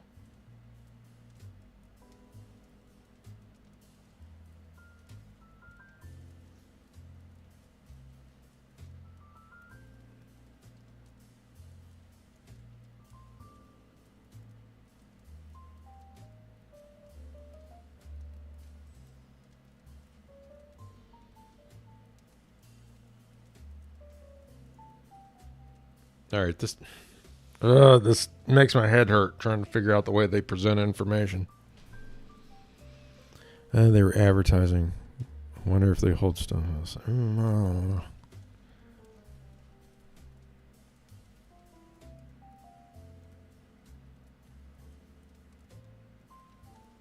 How many brand new, unique viewers have I gotten?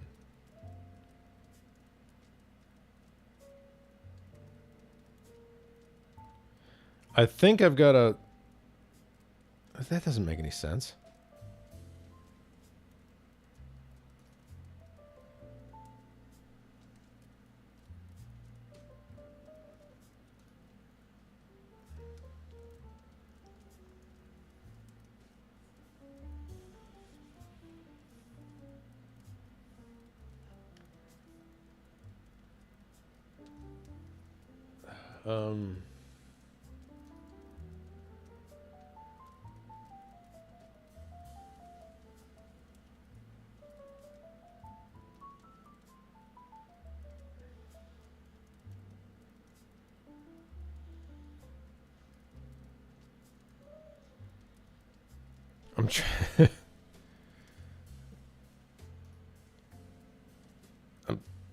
I'm trying to find out how many new people have just like clicked in, watched any of the stream.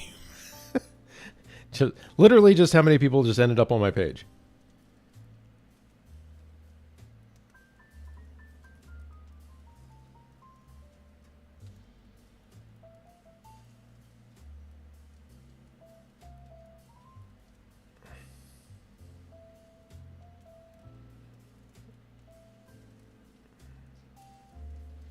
Yeah, it's a very busy category. There's a lot of viewers. Like overall, the category is pretty strong. But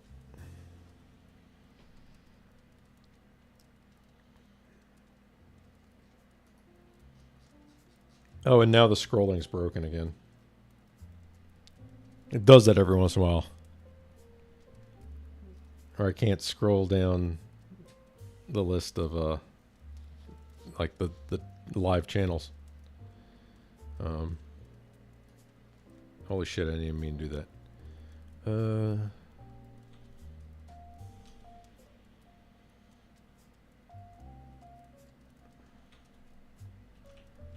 All right, let's see.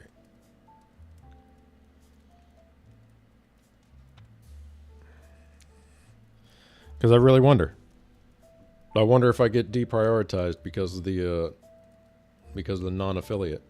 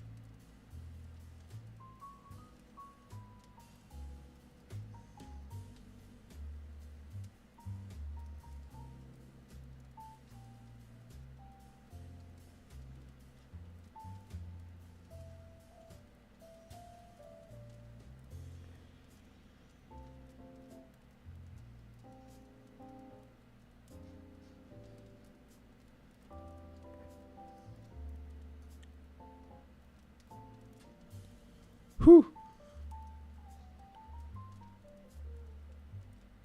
How about this one?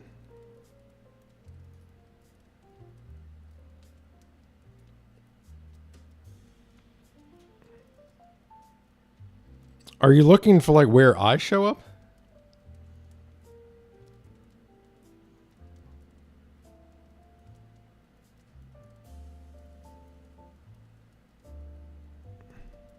Oh, good luck.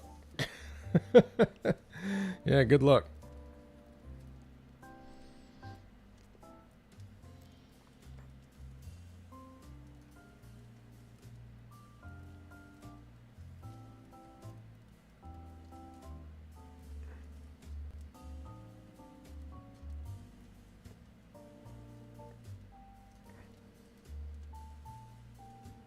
Hmm?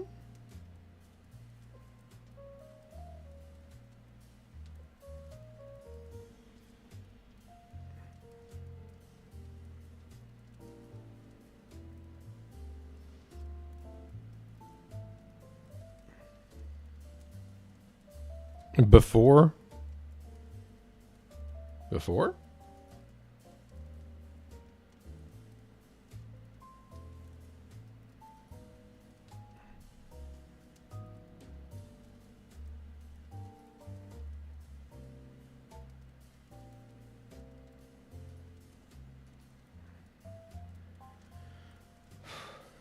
And it broke the scrolling again. Yay.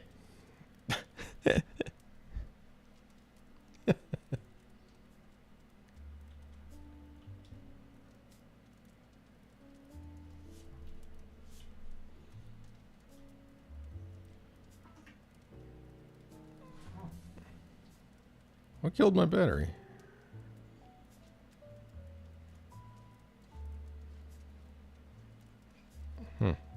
Okay. I don't know. Something to think about. Cammy's B-Day. Yeah, I saw. I forget where I saw it, but I saw it.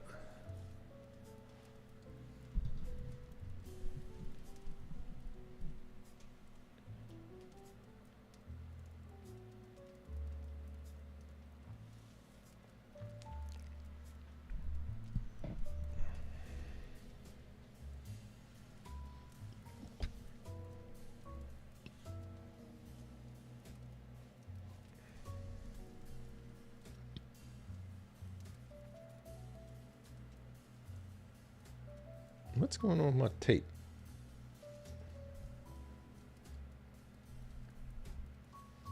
I have to rework that.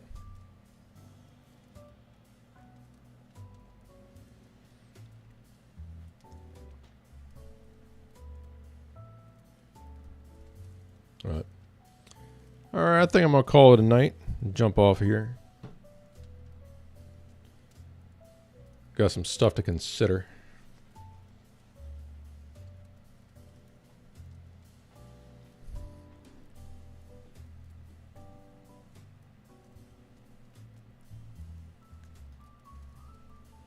Where's my stream manager?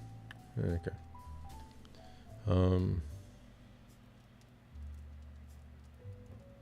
That is a cute emote. Wow. Yeah, I need to get to bed. Tomorrow's another day. Maybe I'll stream again. Maybe. I might. All right. Well, hopefully you guys have a good one. I'll catch you next time, all right? Peace.